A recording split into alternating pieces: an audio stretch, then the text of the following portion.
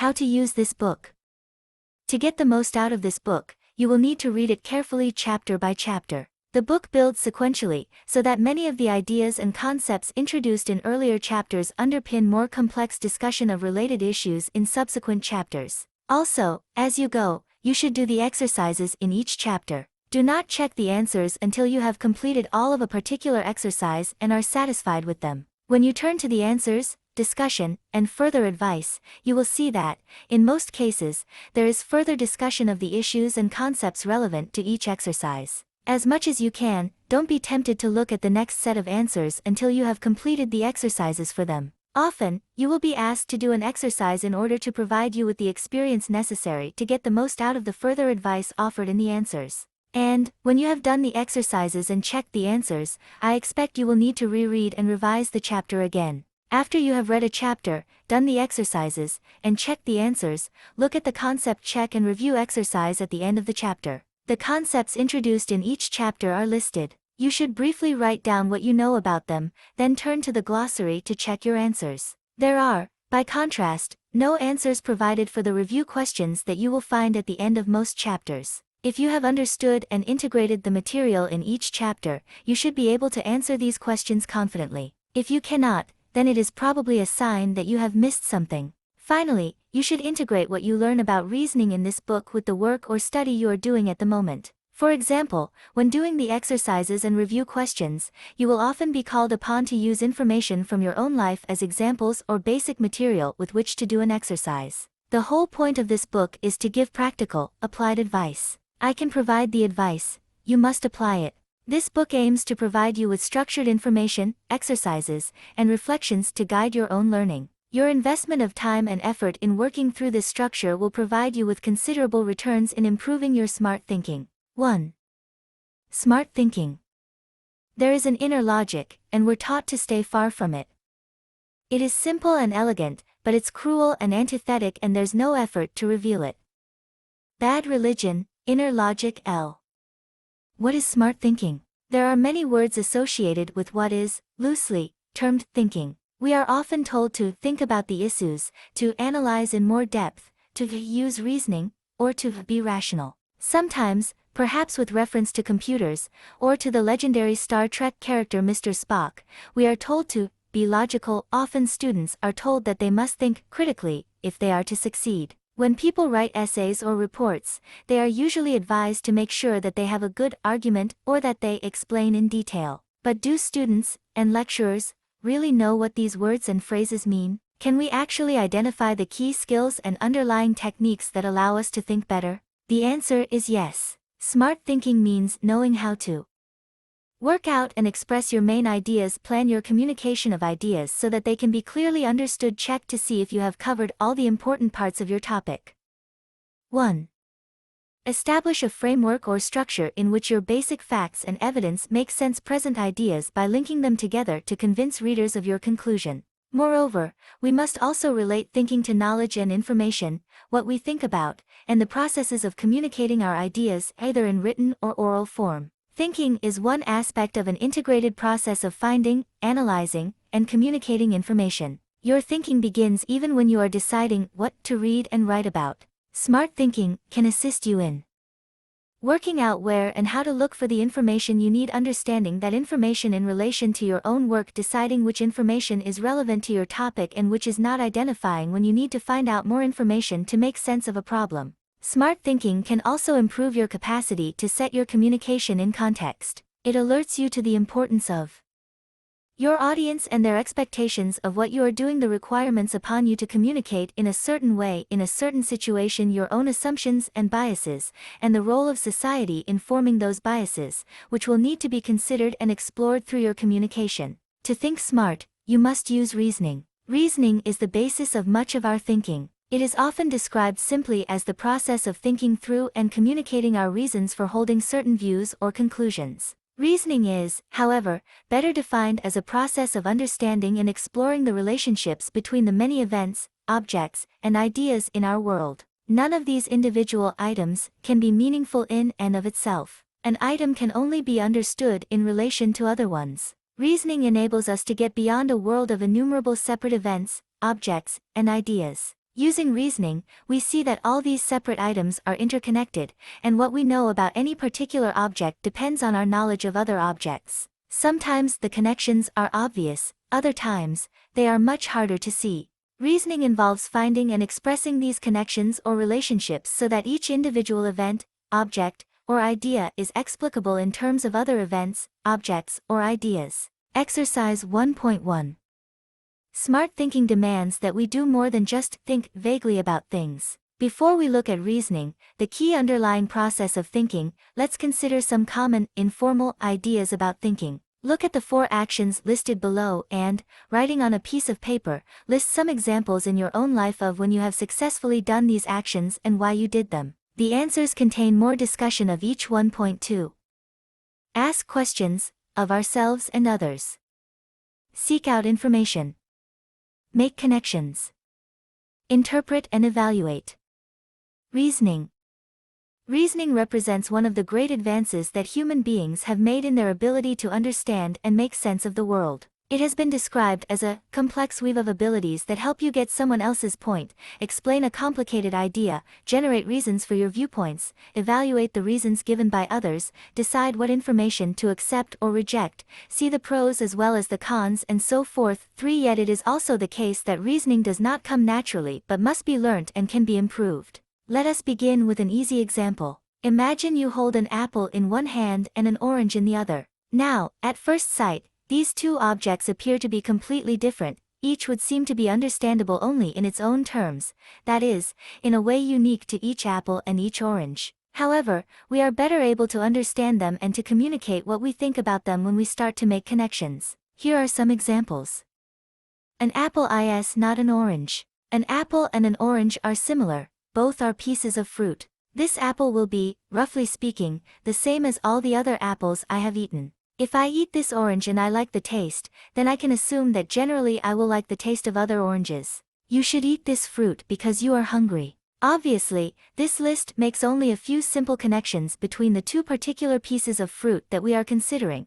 It also makes a few connections between the orange and the apple and other pieces of fruit generally, and the latter connections relate fruit to people. If we did not make these connections, then every time we ate an orange, for example, it would be a new experience. We would not be able to rely on past experience or on our experiences with other things, nor would we be able to make any predictions about future experience. Such a world might be interesting, as each morning you drank your orange juice and had a whole new experience, but it would also be extremely confusing. Moreover, if you think about a more complex example, say, deciding to study for a university degree, you can see that, without the ability to make connections between things, you would not be able to make your decision in the way that all of us take for granted, by thinking, for example, a university degree will help me get a better job. When we start to make connections, we are able to know things of which we have no direct experience, and which may not yet have happened. Of course, since we live in a society in which reasoning is accepted as the main method of processing information,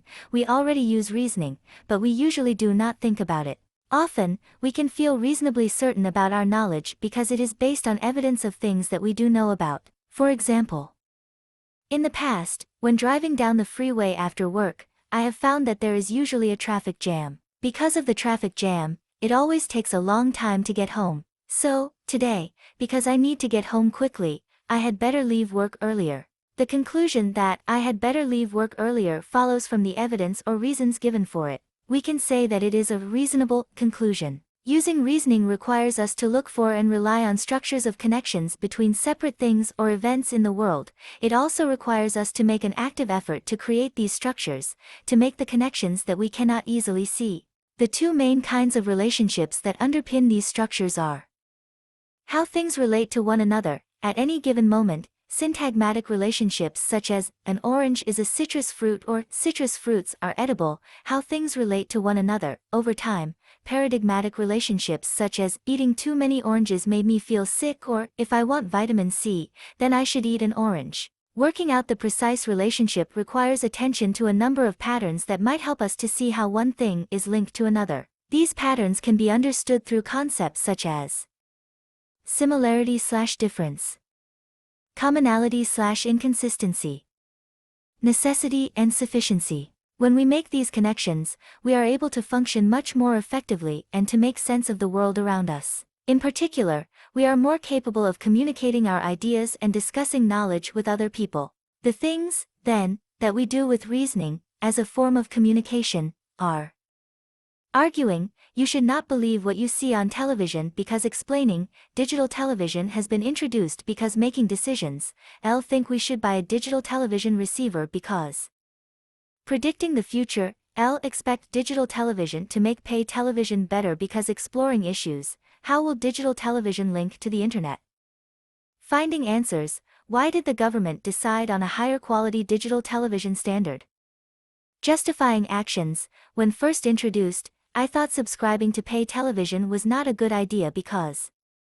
So, smart thinking is about reasoning, which is about the use and communication of knowledge. Researching, reading, analyzing, testing, checking, planning, and writing all depend on understanding those interrelationships. Once you understand that knowledge consists of innumerable interrelations between small bits of information, then you will be able to find, shape, and use knowledge for yourself. But reasoning is also about people, the authors and audiences of arguments, explanations, and so on. And it is in relation to the human, social aspect of reasoning that we must really be smart. Reasoning is not just formal logic, nor is it an abstract way of thinking about ideas. It is always a social act. People always use reasoning for particular purposes, be they economic, political, or whatever. They all have different perspectives on the issues being debated. Their age, class, race, gender, and ethnicity all influence the broad structures upon which they rely in reasoning. If we forget that reasoning has this social aspect,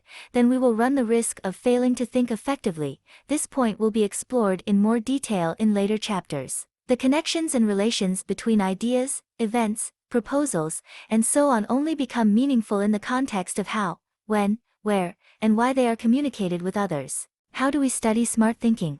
Thinking about thinking. Reasoning is something we already do.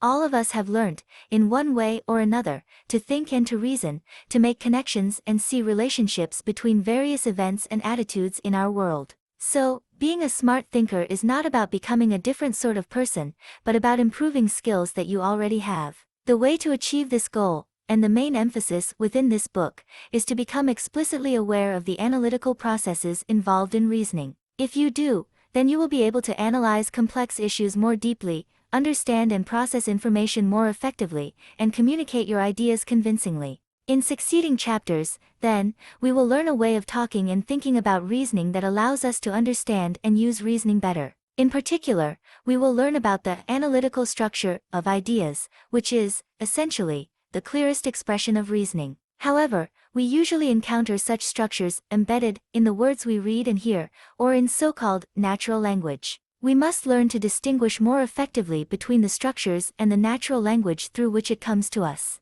We will also encounter the idea of analytical questions, which can guide the way we think about and develop the relationships that comprise our analytical structures. Thinkers with attitude. Remember, smart thinking always has a social dimension. We humans are doing the reasoning. As a result, one of the key ingredients of successful thinking and analysis, and of the effective use of reasoning, is our own attitude. For most, if not all, of us, our knowledge will usually consist of both the basic information or facts we know, as well as a framework or structure of broader ideas with which we interpret these facts. Many of us are quite capable of assimilating and knowing the facts, but smart thinkers constantly assess their structures and frameworks. In the process, they develop a much deeper and more effective appreciation of situations and events. Smart thinkers can be confident in their reasoning, precisely because they do not rely on too many unexamined or unquestioned assumptions. First of all, we should always be willing to reflect on our own views and positions, to scrutinize the way we think about the world. We might ask ourselves, from time to time, are my views consistent with one another? What assumptions underpin my views? Am I open to new ideas and alternative conclusions? Can I look at this issue from another perspective? We should also be constantly asking ourselves, in relation to the issues that matter to us, why did this happen? What should we do next? What does it mean? As we will see, questioning is the key analytical skill that enables us to develop complex knowledge about the world in the form of structures of related ideas, so as to communicate with other people. It is not the answers to these questions that matter, but the very fact that we ask them of ourselves, the willingness not to take things for granted, or to be satisfied with the obvious answer. Indeed, a great failure of our society is that, by and large, we are people who believe that someone has the answer and all we have to do is develop a clever way of finding that answer. In fact, the key skill that you need, to be an effective and thoughtful adult who is able to engage with and understand the world, is not an ability to find the answers, it is the ability to ask the right questions. If you can ask the right questions, then most of the answers will come very easily. Moreover, you will also be able to determine why others do not necessarily accept your answers but have their own views. Questions are fundamental to reasoning. Exercise 1.2.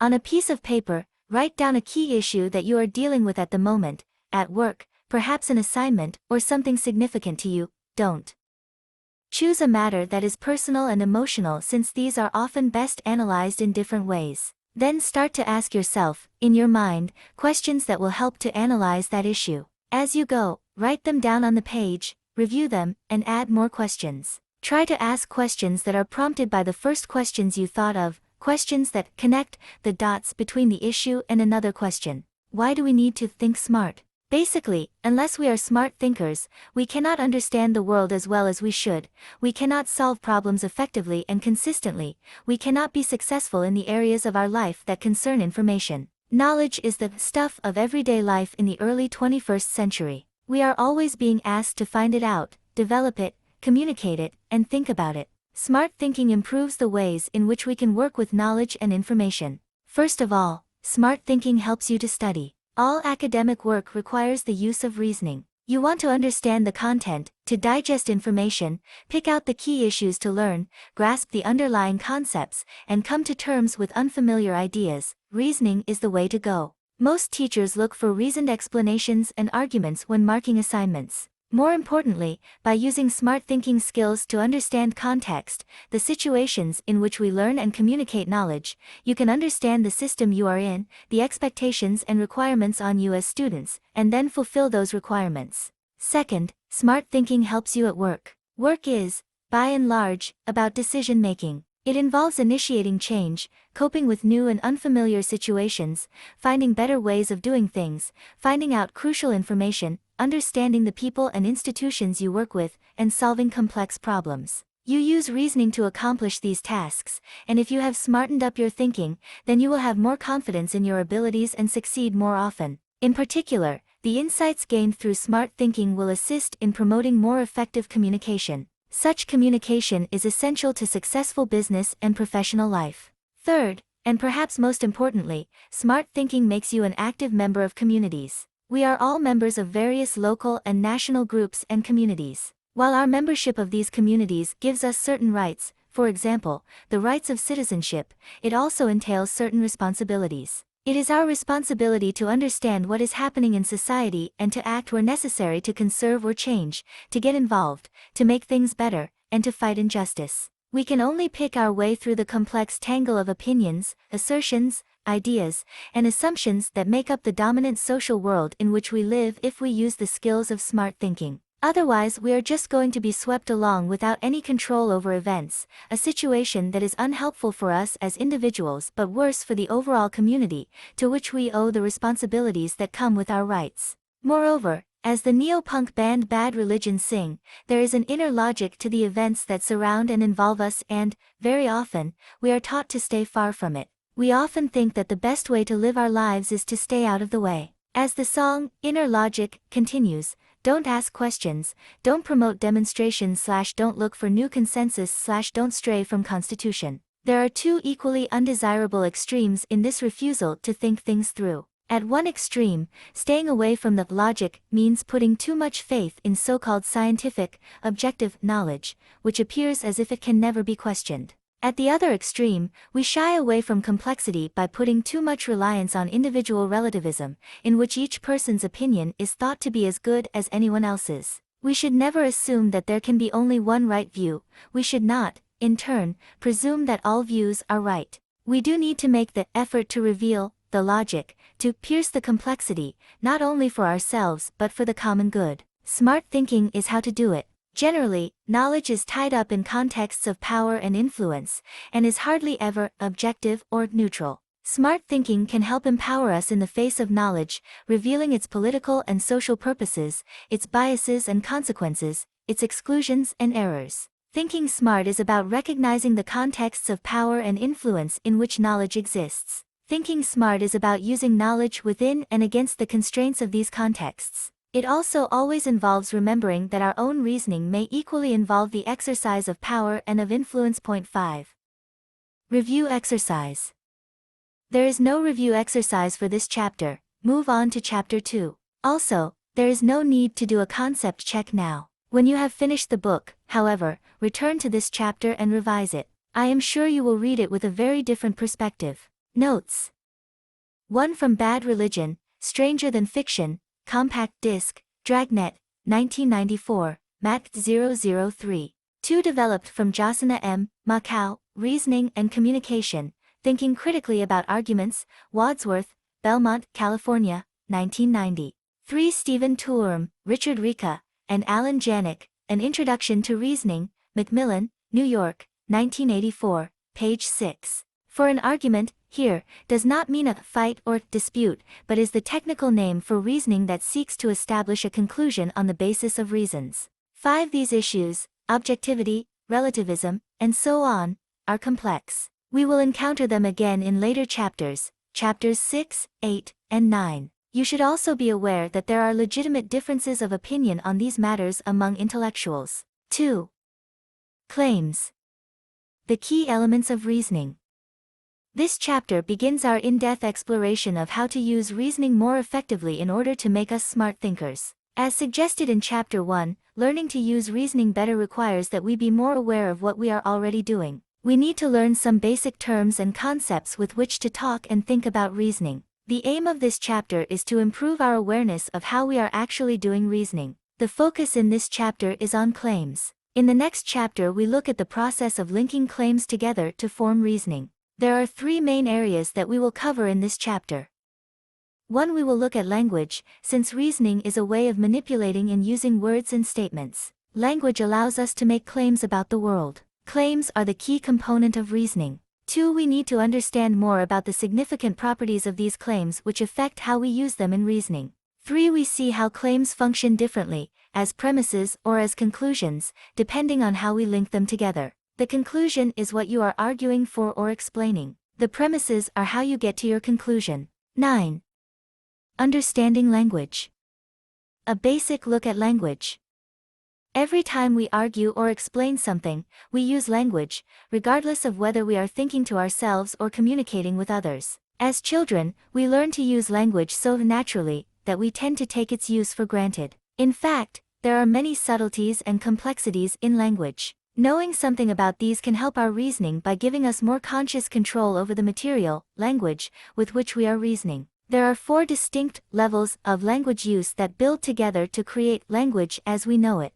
The first level is a word, for example, student, or reasoning, which is the basic unit of language. Words have meanings, usually more than one, and often multiple meanings are denotative, that is, what the word explicitly says, or connotative, the more subtle, hidden meanings of words. We will see, through this book, that definitions of words are important, but, for the moment, we are just interested in words insofar as they can form statements. When we put some words together, we get the second level of language, a statement, such as, there are several hundred students who have studied smart thinking at Curtin University. We probably think of statements as being the same things as sentences, but they are not. In the following example we can see how one sentence can be made up of more than one statement.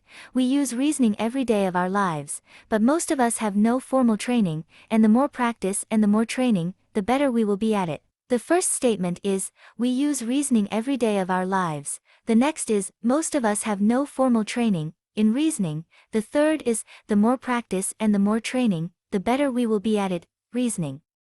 The third level of language use is the text, which is made up of any group of statements, such as the sentence above. Now, usually, the texts we encounter are much longer than just a few statements. For example, this book is a text, as is a newspaper article. But, remembering that we are talking about something different to the natural things we read and hear, we define a text as a group of statements that is of any length, so long as there is more than one statement and these statements are related to one another in some way. Texts are not just lists of statements, they are groups of connected statements. In the example of a multi-statement sentence from the previous paragraph, as well as in single statements, words like but, or, and punctuation like commas and semicolons, are not included in the statements. They act both to distinguish one statement from another and, at the same time, to join together the various statements to make a text. Practical communication via texts depends on the way these words connect the statements. Finally, the last level of language use is the context,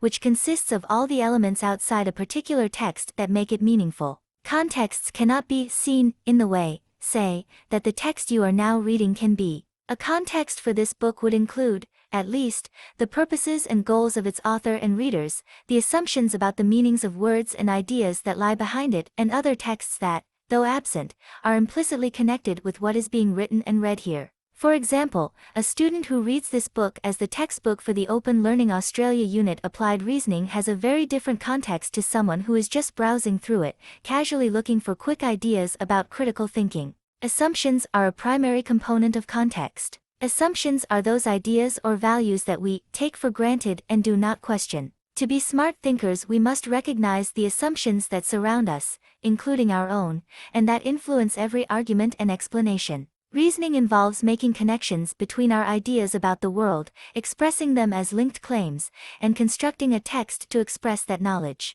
Obviously, this reasoning is a conscious process, but it also draws upon a background of implicit or assumed connections and structures. As we grow up and learn about our environment, from parents, school, and so on, all sorts of connections are made for us and become embedded in our minds, so that we do not even realize we are relying on these structures when we think. For example, in the 19th century, Australian children were often warned that the black bogeyman would get them if they were naughty. This apparently mild threat created an association in children's minds between blacks, Indigenous Australians, and something dangerous. Is it any wonder, then, that when these children grew into adults they continued to act and think about Indigenous Australians in extremely racist ways? What makes assumptions dangerous is not their content. Unlike the previous example, the content of assumptions may actually be correct, but, rather, that they are not consciously considered and tested to see if they are correct. What matters first is to be conscious of the assumption so we can ask, is this true? Smart thinkers must be capable of understanding how each of these four levels of language use relates to one another, and of how to write good statements, link them together to make a text, and consider the contextual factors that bear upon their text. Statements that are claims. Our central focus for the moment is on a particular type of statement, the claim. Here are two examples of claims. Prior to the war on Iraq in 2003, more Australians opposed the war than supported it. John Howard, Australian Prime Minister in 2003, determined that Australian military forces should be deployed to participate in the war on Iraq. Although these statements differ in what they say, each is a claim. More precisely, they claim to represent truly something real about the world. We could test each claim to see if it is true or not, or at least get a clearer idea of whether or not we can accept it as true. For example, if someone claimed that John Howard had supported the war, we could check appropriate newspaper reporting of the time. Opinion polls conducted at the time can test the first claim, to see if there was such a majority. All statements that are claims assert the truth of some information or knowledge about the world. Claims are not, as you might think, the opposite of facts. Nor does a claim become a fact once we know it is true. A claim is always a claim, but the truth of some claims is established. And a claim does not necessarily involve some personal advantage or bias. Although in everyday speech we often use the word claim to try to distinguish between statements whose truth is suspect or that are biased and those statements, called facts, whose truth is established and that are unbiased, these distinctions are dangerously misleading. All the statements that we think of as facts are, actually, claims. They are so widely and clearly accepted as true that they seem different from claims that are not accepted. Put simply, claims are those statements that express beliefs or views about the way the world is or the way the world should be. Whether they are true or not is, of course, important, but it does not determine whether or not they are claims. The reasonableness of claims, What we think of as truth does not change their status as claim or non-claim, but it does help us to decide what to do with claims in our reasoning, as we will see. To emphasize this point, here are 3 statements that are not claims. Do you think Australia should continue to support all American foreign policy decisions concerning Iraq? Tell me immediately what you think about Australia's war on Iraq. Day. None of these statements expresses a view about the way the world is or should be, and hence they are not claims. The first asks for information, a question, the second demands that a person do something, an order, and the third is an exclamation. Note how we do not say G-Day to claim that this day is a good day. We say G-Day as a greeting, as a ritual use of language to begin a conversation. Similarly, orders and questions are ways of initiating or concluding communication. A few statements may fall somewhere between the 2 groups, claims and non-claims, because they might be interpreted differently in different contexts, but generally speaking, all statements can be seen as one or the other. We cannot tell just from the written or spoken expression of a statement whether or not it is a claim. Rather, we must look at the defining property of a claim, that it asserts something to be true. To distinguish a claim from other sorts of statements, we simply need to consider whether it is possible to ask, is this statement true or false? A claim need not actually be true, it need not be false. It just has to be possible to ask if the claim could be true or false. Consider the following 3 statements. Which of them do you think are claims? Is the world round or flat? The world is round. The world is flat. The first statement is not a claim. We cannot ask, is it true or false to say, is the world round or flat? But it is possible to ask, is it true or false to say, the world is round? Similarly, we can ask, is it true or false to say, the world is flat? Hence the second and third statements are both claims, even though one is true and one is false. Claims are about the possibility of truth or falsehood, not about whether a claim really is true or not. Exercise 2.1. Decide which of these statements are claims and which are not. Then write 3 examples of your own of statements that are claims and 3 examples of statements that are not. A. Why did you do that? B. There is a yellow marble on the table. C. Get out of here. D. Somewhere over the rainbow. E. We should always pay our taxes on time. F. Cheese is made from milk. Claims as elements of reasoning. Effective thinking skills can be elusive. Reasoning has a structure and content that can be hard to control, as an author, and hard to discern, as a reader, when it is expressed in normal English, so-called natural language. We tend to assume that claims are indistinguishable from their particular forms of expression, and it may be hard to grasp just what claims do within reasoning unless we shake them loose from their normal modes of expression. Claims may be expressed in natural language. However, claims are better understood as elements of reasoning, the basic units of analysis in our arguments and explanations. Written and spoken English does make claims, but draws them together and expresses them in ways that are stylish, but which also make it harder to identify and understand individual claims. In particular, sentences, which assist in making English easy to write and read, can obscure the more analytical function of the statements that these sentences express. Look, for example, at the following. Many Australians favour making the nation a republic. However, it is unclear just how many Australians there are in favour of this, and until we know and are sure that a very large majority of Australians want a republic, we should not move too quickly to implement this change. How do we identify the claims? In the first sentence, there is just one claim. In the second sentence, though, there are 2 claims. The first is, it is unclear just how many Australians there are in favour of this. Note the use of this to mean making the nation a republic. The second is until we know and are sure that a very large majority of Australians want a republic, we should not move too quickly to implement this change. Note how tricky the process of identifying claims can be. In the second sentence, the first and indicates a break between 2 claims, but the word and is later used differently to combine know and are sure. Similarly, the comma after however in the second sentence indicates that a claim is starting, but later on, a comma proves to be part of a claim. Note, too, the use of pronouns such as this and it, which are used as substitutes for the actual nouns that claims contain. As another example of this distinction between language for expression and language for analysis, claims are sometimes expressed as questions. They appear as that special form of expression known as rhetorical questions, in which the answer to the question is presumed. For example, isn't it obvious that Australia should be a republic? is clearly different from, do you think that Australia should be a republic? The first question, a rhetorical question, is simply a clever way of saying Australia should be a republic, whereas the second question genuinely seeks an answer. Hence, to understand fully how claims are used in reasoning, we need to be aware of the difference between making claims as part of writing or talking, and making claims as part of the process of reasoning. Often, the claims we make in each context will be similar, but we cannot rely on it. Natural language, when properly put together in a narrative sequence, is an excellent tool for expressing our arguments and explanations. A danger, however, is that the requirement for proper, readable expression can confuse and mislead the unwary about the analytical units, claims, and structures, connections between claims, which, actually, constitute the reasoning. Exercise 2.2.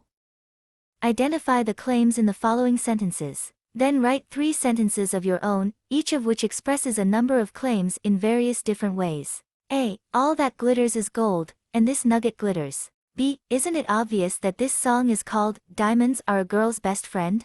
C. Silver jewelry is very common because silver is a cheap metal and it is easily worked. More about claims. Connections within claims. A claim provides an internal connection between at least 2 ideas. For example, the claim that Australia should become a republic provides an internal connection between, roughly speaking, Australia and republic. Similarly, Australia should not become a republic also makes this connection, although the meaning of that claim is completely different. The technical, grammatical names for the 2 components within a claim are the subject and the predicate of the statement. Roughly speaking, the subject is the main focus of the claim, and the predicate is some property or consequence of, or notable point about, that subject, and the way the claim is made is to identify through the verb the link between the subject and the predicate. Hence, reasoning is a skill, uses the verb is to assert that reasoning is a member of the larger set of things we know about called skills. As another example, reading this book on critical thinking is no use if you are not practicing critical thinking exercises is also a claim with a more complicated link between the subject reading this book on critical thinking and a predicate, not practicing critical thinking. Exercise 2.3. Identify the subject and the predicate in the following statements. A. Drinking milk makes some people feel sick. B. I do not drink milk. C. Milk drinking is not recommended for people who are lactose intolerant. This property of a claim, an internal connection between 2 or more ideas, is fundamental. The internal connection underpins the external links between claims that are necessary in reasoning. While reasoning does not consist simply of one claim, it does occur when you take a number of claims and, by varying the pattern of interconnections, produce a link from the first interconnection to the next. Here is a simple example. We will be doing much more on this concept in later chapters.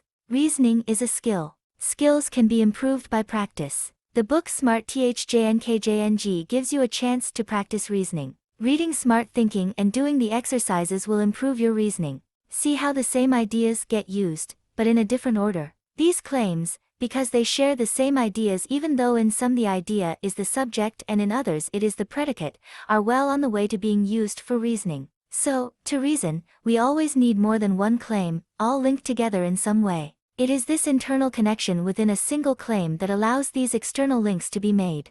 Claims that include claims. One example of the importance of grasping this process of internal connection is provided by a special kind of claim in which an entire claim serves as one element of another claim. We find 2 main uses of this kind of claim formation. First, there are claims such as, George W. Bush said that Saddam Hussein was an evil dictator. In this claim, what is being asserted is that George W. Bush has said those words, and not that Hussein was such a person. The claim, Saddam Hussein was an evil dictator, here serves as the predicate to the subject George W. Bush, connected with the word said. Thus, if we were to assess the truth of the claim, it would do no good to see whether or not Hussein was a dictator or evil, even though we probably could find much evidence to support that point, because the claim is about what Bush said. These claims, which are essentially concerned with what others have already claimed, are vital.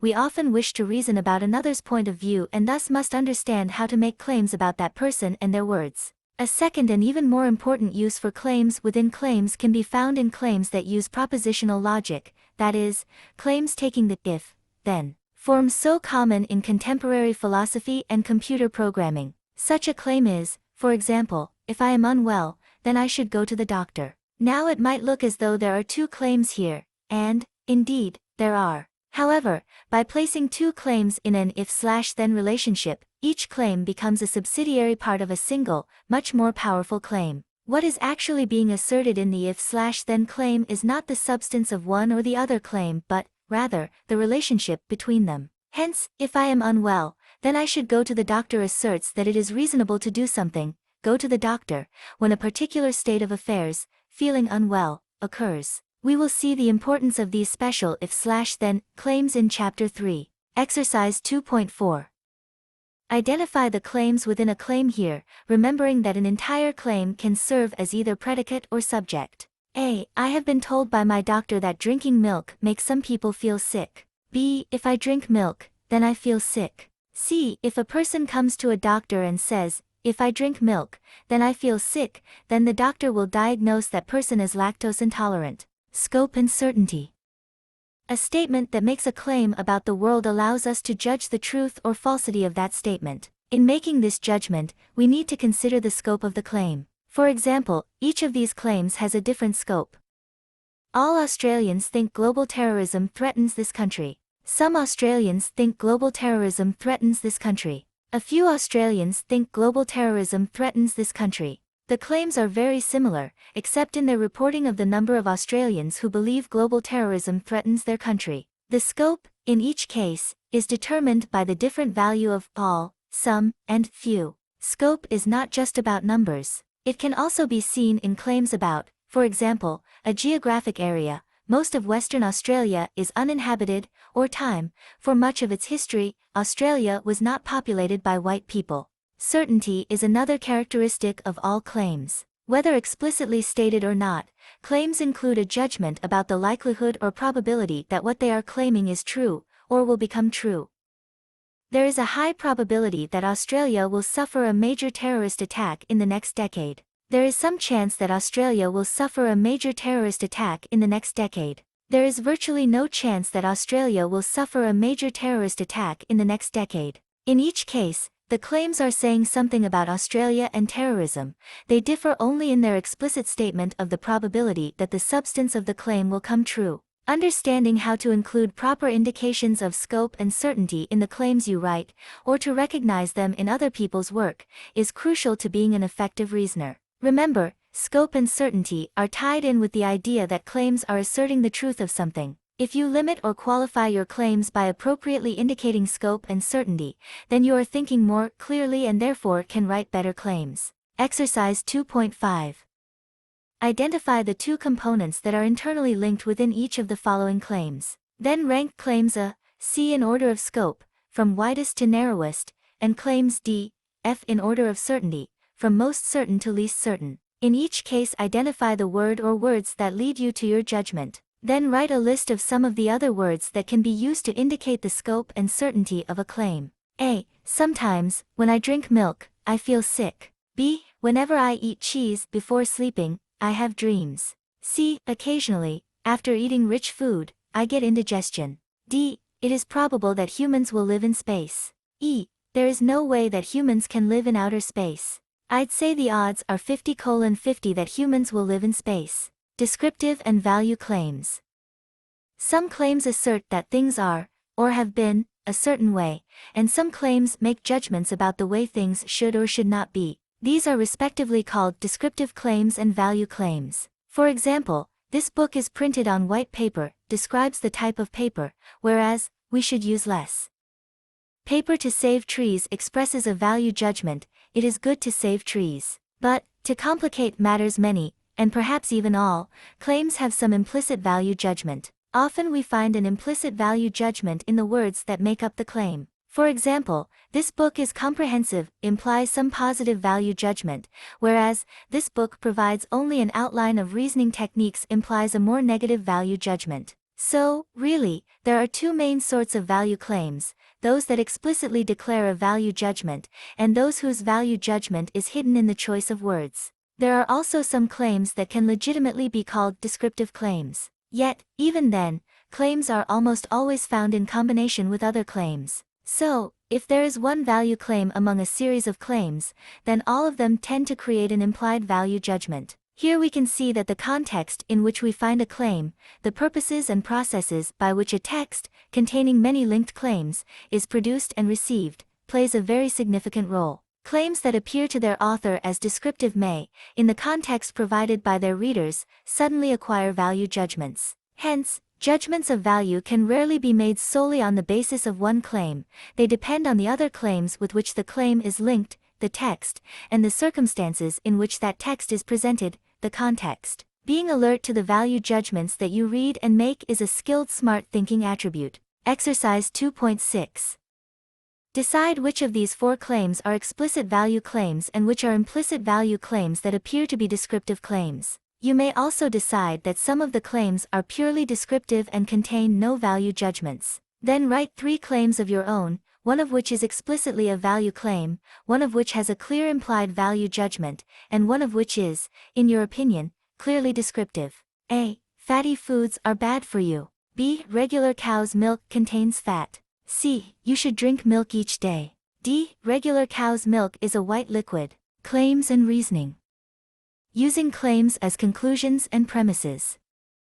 We know that reasoning is, put simply, giving reasons for one's views. We reason, therefore, by linking claims together to form a text in which most of the linked claims provide a reason or reasons for accepting another claim, or the linked claims explain why another claim can be made. For example, if I said Australia should become a republic, it would only be natural for you to ask, why, which would prompt me to give you a reason, that Australia's economic relationship with Asia would be strengthened if Australia declared its final independence from its European origins by becoming a republic. The claims that act as reasons are premises, and the claim that is being supported or explained is the conclusion. When reasoning, we will always be dealing with at least 2 claims, the claim we want people to accept and the claim we are using to support the first claim. Almost always there are a number of premises supporting one conclusion, but the minimum requirement is one premise and one conclusion. A fundamental skill in reasoning is to be able to identify, in our own and in others' work,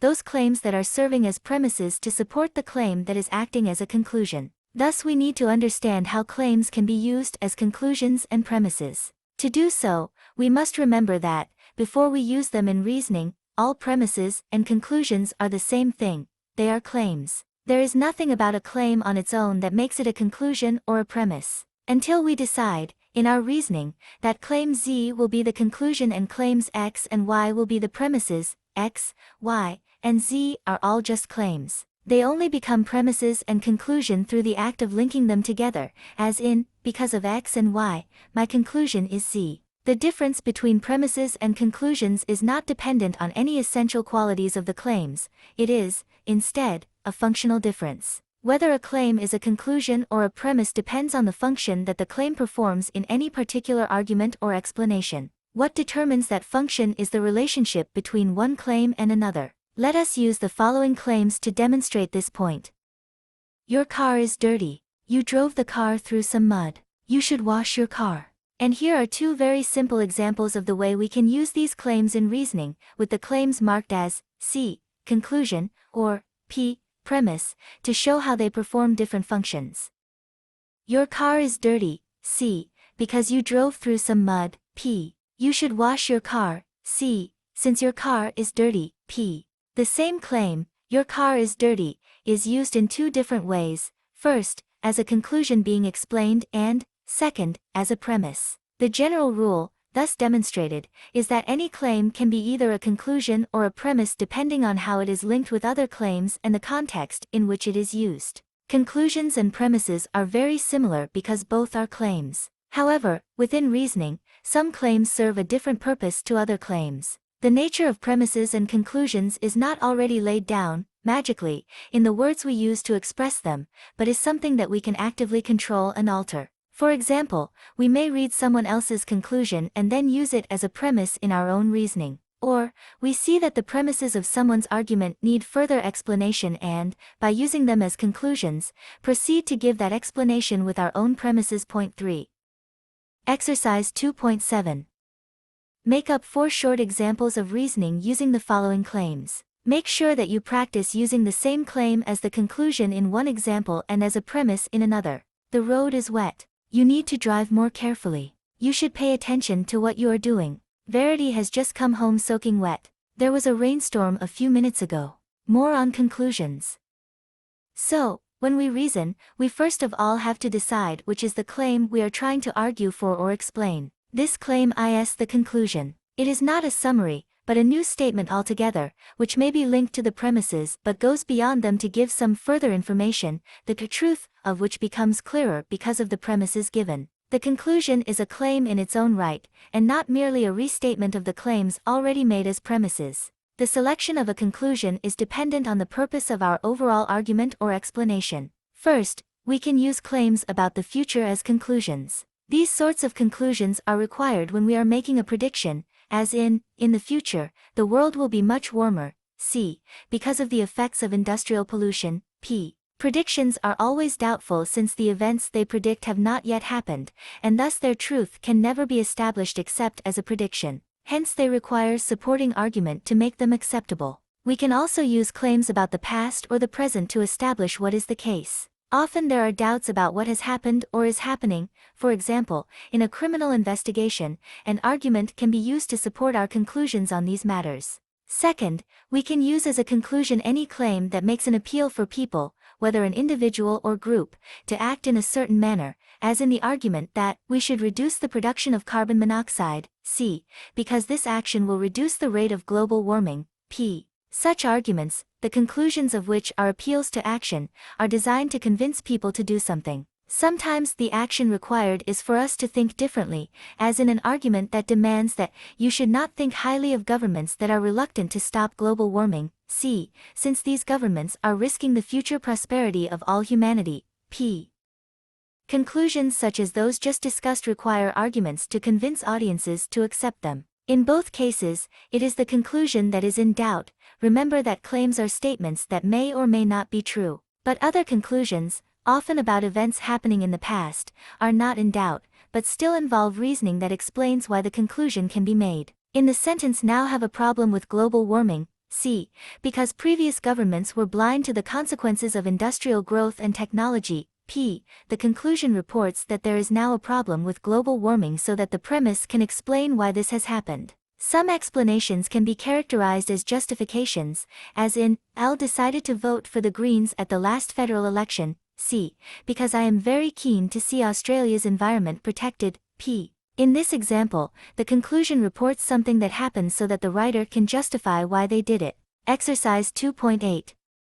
Try to work out what sort of conclusion is used in each of the following. Remember to think about the purpose that the conclusion is designed to fulfill. In each example, the conclusion is the second claim in the sentence. A. Since the bushfire threat is high in the next 3 months, we should improve our firefighting service. B. Since there has been no rain recently, I forecast that there will be a high bushfire threat this coming summer.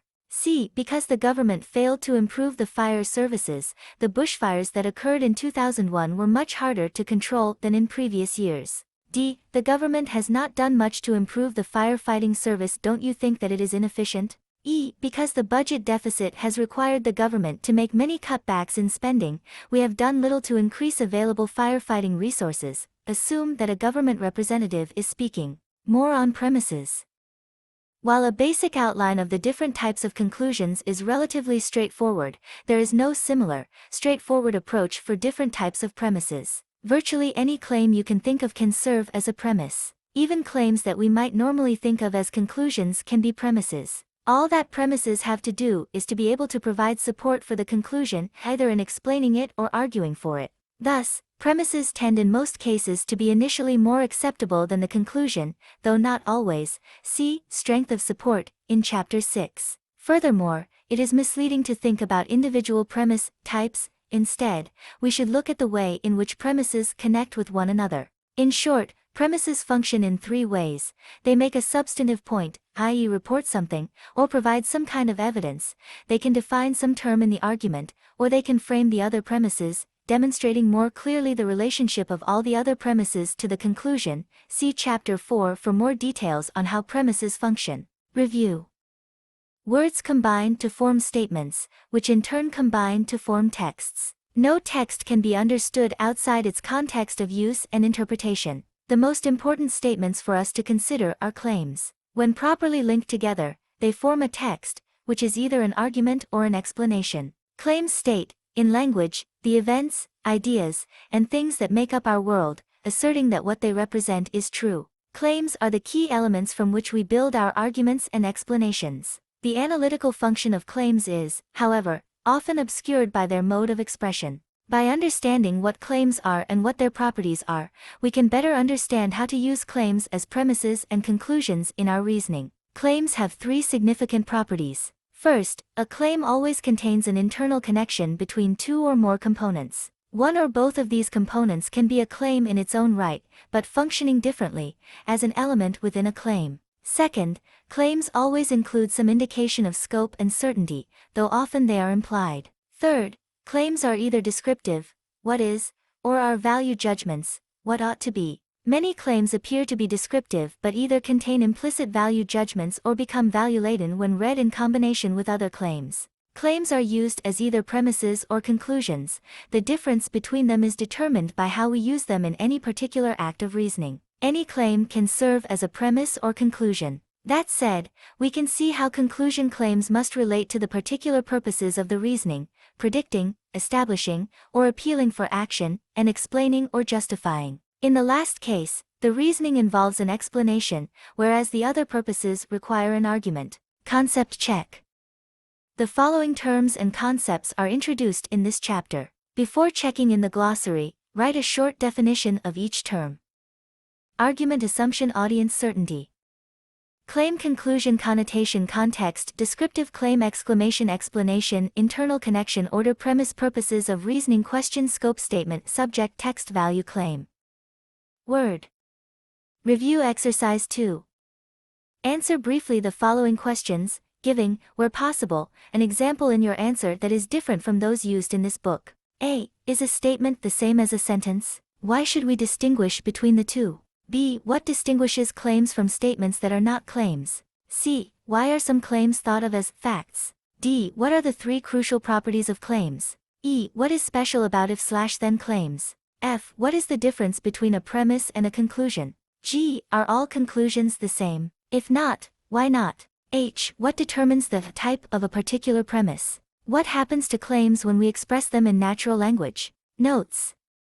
As we will see in Chapter 8, questions can also be thought of as potential claims or claims in question. Here, for example, the claim Australia should continue to support all American foreign policy decisions concerning Iraq has been put under scrutiny by turning it into a question. 2. There is considerable philosophical argument concerning the notion of truth. Some philosophers might wish to substitute words such as valid or sound in this test of a claim, but for the practical purposes of this book, truth will suffice. In particular, however, we should recognize that value claims, described a little later in this chapter, cannot really be true or false, but they can be judged in terms of whether or not they are reasonable. 3. We cannot simply interchange conclusions and premises as we like and still be confident of being correct. It would, for example, be incorrect to say that, because you should wash your car is dirty. We need to think much more carefully about the relationships we are asserting to be true when we decide just what exactly our premises and conclusions are. For example, the following would be good reasoning. Know that if you are told to wash your car, then it is more than likely that the car is dirty. I have just heard someone tell you to wash your car, therefore I can infer that your car is dirty, otherwise that person would not have told you to wash it. We should note here, too, that giving premises to explain a known conclusion is contextually different from giving premises to establish by argument the soundness of an unknown or doubtful conclusion. The term conclusion here merely indicates the logical function of the claim we are explaining, and not its importance or significance. In an explanation, and from the point of view of our audience, our premises, and how they explain the conclusion are more important than the conclusion itself. For because group and individual decisions carry with them the requirement that we be able to justify and explain our decisions to others, decision-making also involves reasoning. 3. Linking. The key process in reasoning.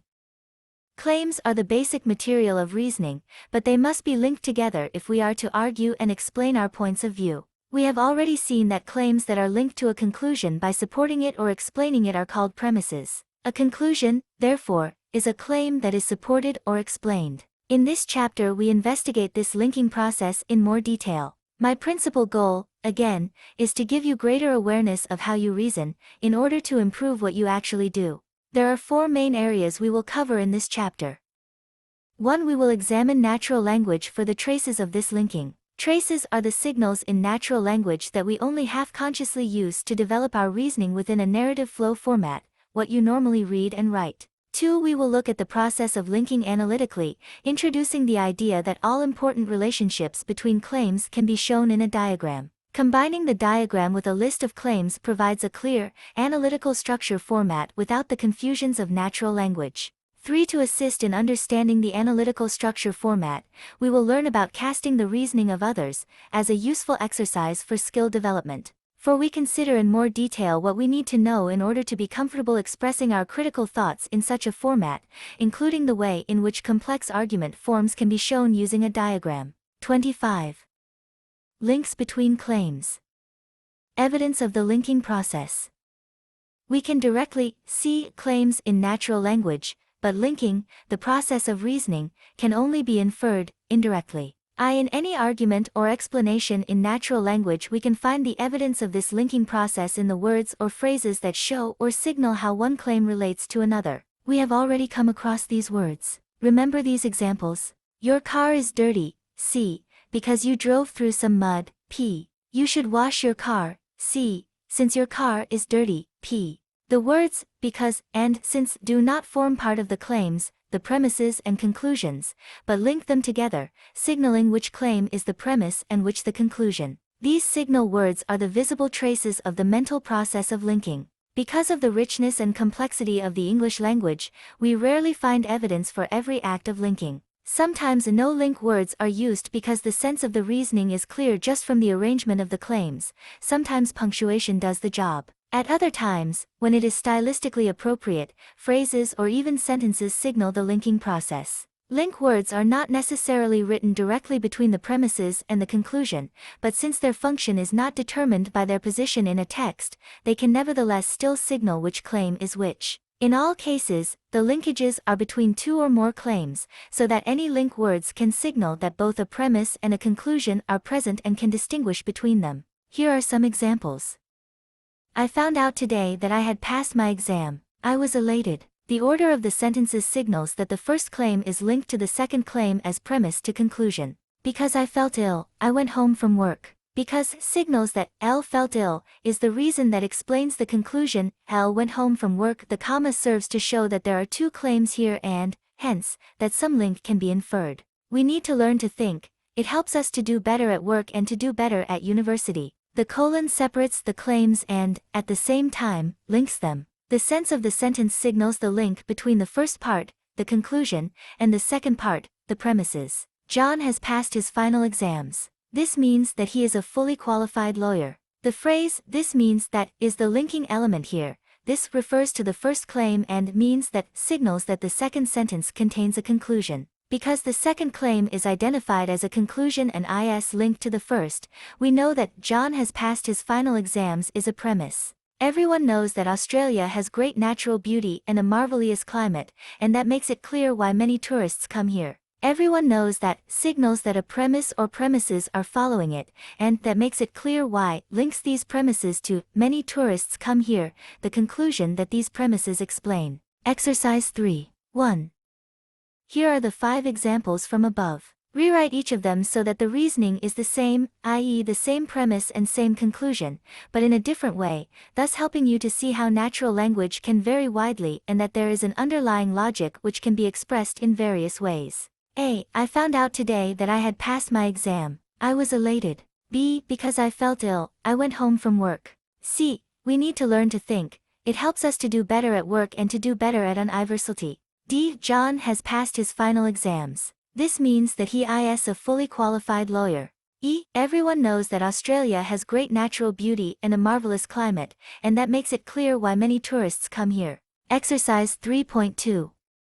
Here are 3 claims. Using the last claim as your conclusion and the first two as premises, write 3 different arguments in natural language and using a variety of different linking formations. Monitor the way in which the words reflect and signal your mental processes of linking premises and conclusions. The road is wet. Wet roads increase the risk of accident. You should drive more carefully. The problem of understanding linkages. There are many different words and phrases that appear in natural language to link claims together explicitly. There are also many ways of writing claims so they are clearly linked. But the linkages are not dependent on having the link words there in your writing. If you think, for example, that Australia should become a republic because this change will make Australia a more independent nation, then the linkage of this conclusion with this premise occurs because you think it is so long as you have sound reasons for that thought. Link words such as because are very useful as signposts, which you can use to help others follow your reasoning, but they are the result of your thought processes. Simply putting in a word such as thus or because cannot make unlinked claims magically become an argument. In other words, we must think through the analytical structure of our ideas before we express them in words. If we do this, and have some proficiency in writing, then the proper signals and traces of our analysis will emerge through our texts. If we simply learn to write, rather than think, then it is unlikely that our analysis will improve. No matter how hard we try to write better, we will often fail. 2.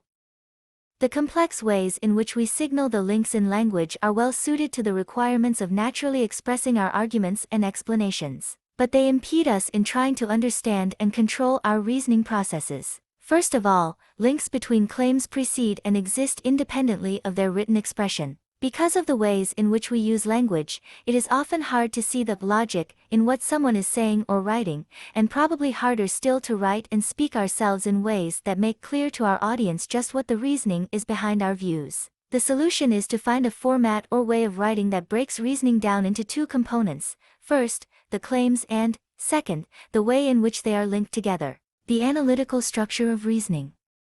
Representing the analytical structure. There are 2 ways of understanding what we read and write. First, there is what I am calling the narrative flow, that is, words arranged into sentences, and then divided into paragraphs. Second, there is the analytical structure, which is expressed in a list of claims and a diagram or picture showing how they are related to one another. Imagine that we have been asked to give our views on the environment by stating one action that people should take to help improve the world's environment. The following is an argument on this topic in the narrative flow format. All motor cars should be fitted with devices that reduce the pollution caused by their exhausts. My reasoning for this view is as follows. Car exhaust emissions are one of the most significant causes of air pollution, and if we are going to tackle the problem of improving the environment, we should concentrate on the major causes of pollution. Also, it is relatively simple to fit the appropriate anti-pollution device and will not cause dramatic social and economic upheavals in the way people live. But there is another way to express the argument, picking out the key claims and the links between them. All motor cars should be fitted with devices that reduce the pollution caused by their exhausts. 2. Car exhaust emissions are one of the most significant causes of air pollution. 3. If we are going to tackle the problem of improving the environment, we should concentrate on the major causes of pollution. 4. It is relatively simple to fit the appropriate anti-pollution device. 5. Fitting appropriate anti-pollution devices will not cause dramatic social and economic upheavals in the way people live. Can you see how the 2 forms, narrative flow and analytic structure, say roughly the same thing? In the narrative flow, the linking phrase, my reasoning for this view is as follows signals that the following claims are premises for the conclusion before them. In the diagram, this connection is indicated by the arrow symbol, J, connecting claims 2, 5 with claim L. In such a diagram we always put the conclusion claim at the bottom, no matter what number we give it. We do this because, logica, why, the premises lead to the conclusion, and positioning the conclusion at the bottom reminds us of this crucial process. So, obviously, the premises go above the conclusion.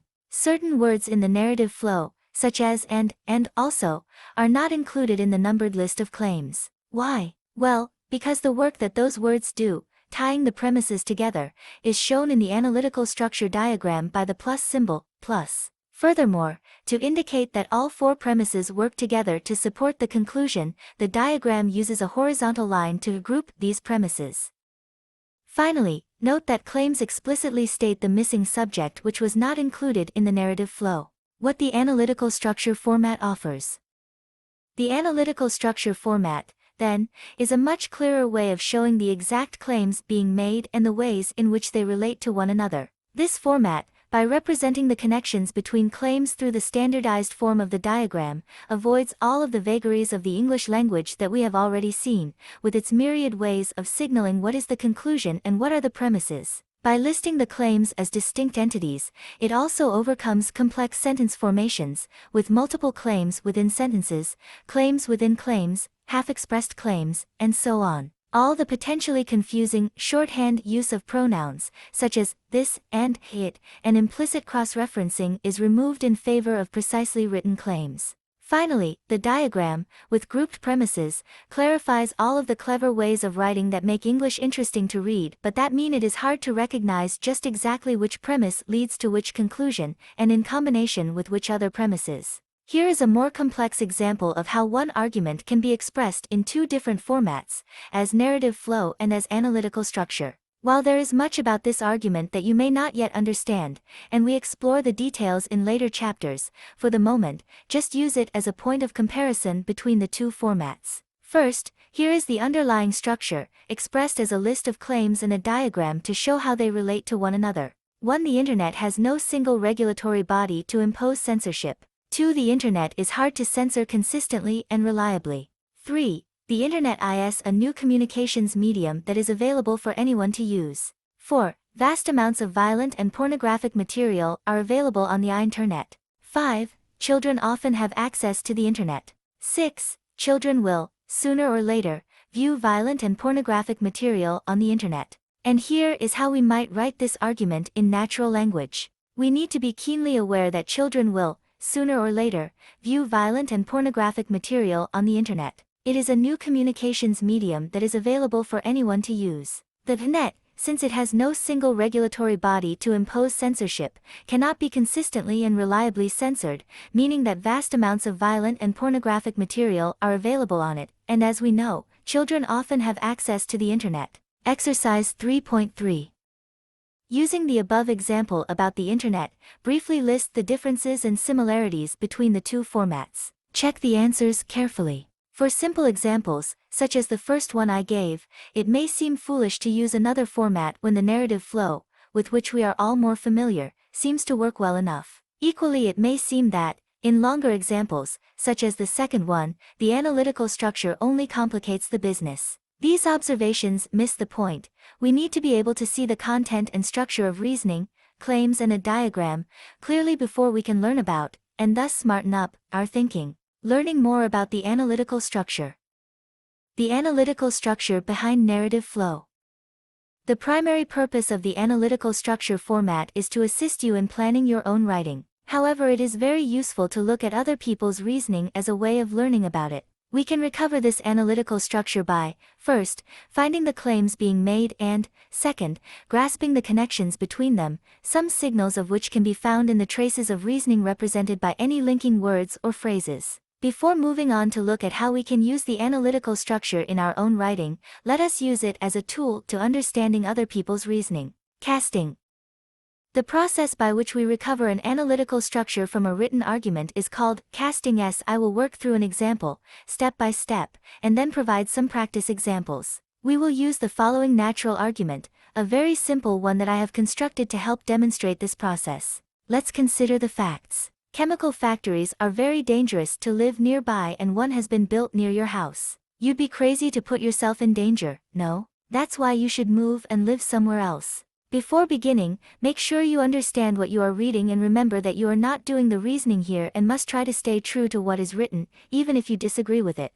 So, what is the first step? Earlier in this chapter, we looked at how natural language contains traces of reasoning, words that are not part of the claims, but which represent the way the author is linking those claims together. I will underline the words that signal reasoning. Let's consider the facts. Chemical factories are very dangerous to live nearby, and one has been built near your house. You'd be crazy to put yourself in danger, no? That's why you should move and live somewhere else.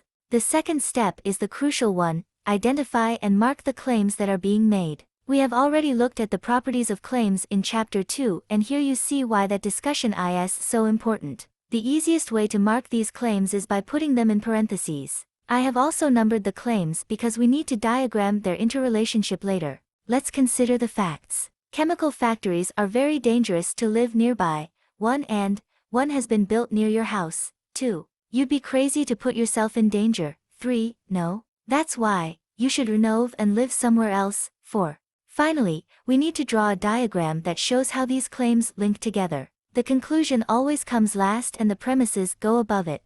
How did I work out what the conclusion was? Look at the linking phrase, that's why, in the last line. That refers to all the things previously said, and why here means these are the reasons that explain or justify why something else is reasonable. So, on that basis, I have determined that the author intended the last claim as the conclusion, with the other claims being the premises that form one reason why that conclusion is justified. Also, note that I have had to deal with a contracted claim, 1 has been built near your house. If we were writing this claim out formally, it would be, a chemical factory has been built near the house where you live, but, in natural language, the narrative flow means the author instead has written, 1, referring back to a chemical factory, in the first claim and, your house, implying a connection to live in the first claim. A key part of good casting, and indeed good reading, is to be able to see the contractions necessary for good narrative flow and yet recognize the substance of the analytical claims being made. Exercise 3.4.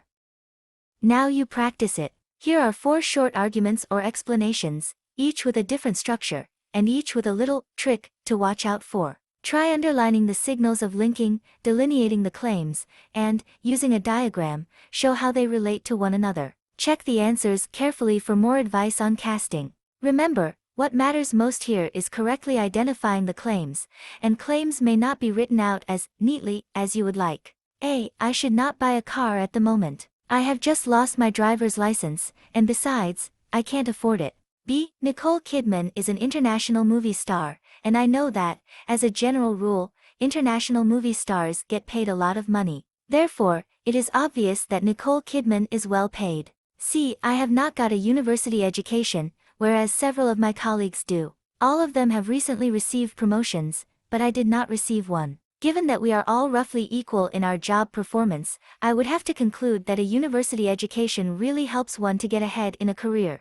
D. What was the explanation for Sydney beating Beijing for the 2000 Olympics? There were 2 main reasons. The Sydney organizers did a better job of lobbying the International Olympic Committee delegates and, because of political crises in China at the time and perceived doubts about Beijing's quality of services and venues, Sydney offered a much safer venue for a successful Olympic Games. If you have checked the answers to these 4 problems, you will realize that there is a lot more to learn about exactly how reasoning works in linking claims together. It is not simply a matter of working out which claims are the premises and which are the conclusions. You should also realize that casting is not an exact science. It is a tool to help you unpick the reasoning of others and, for our purposes, is mainly designed to help you get better at your own use of analytical structures. Using the analytical structure for planning.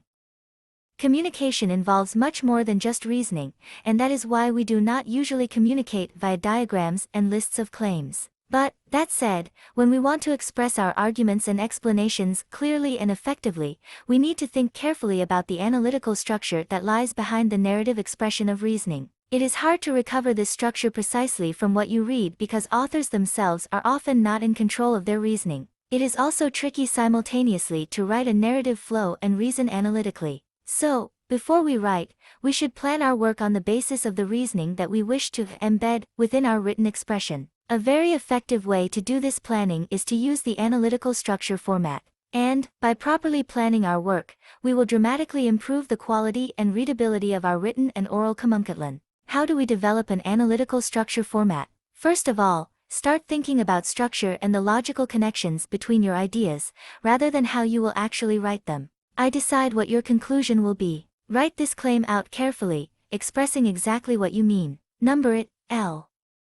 2. Then think about the reasons that you are giving for this conclusion. These reasons must be written as proper claims, this time serving as premises that either explain how that conclusion comes about or show why it should be accepted. Try to keep related premises together, but as the diagram will show these relationships clearly, it is not essential to group them perfectly. Write them out, making sure that you do not use pronouns but express each claim so that it makes sense in and of itself. Number them from 2 onwards. Focus on giving the main reasons for the conclusion at this stage.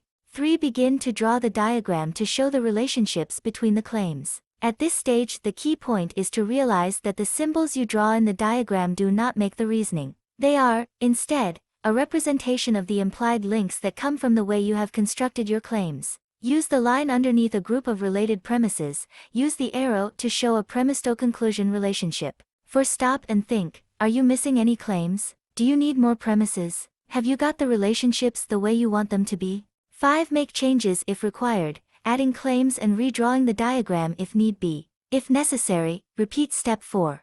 Here are 5 important points to remember when doing this process.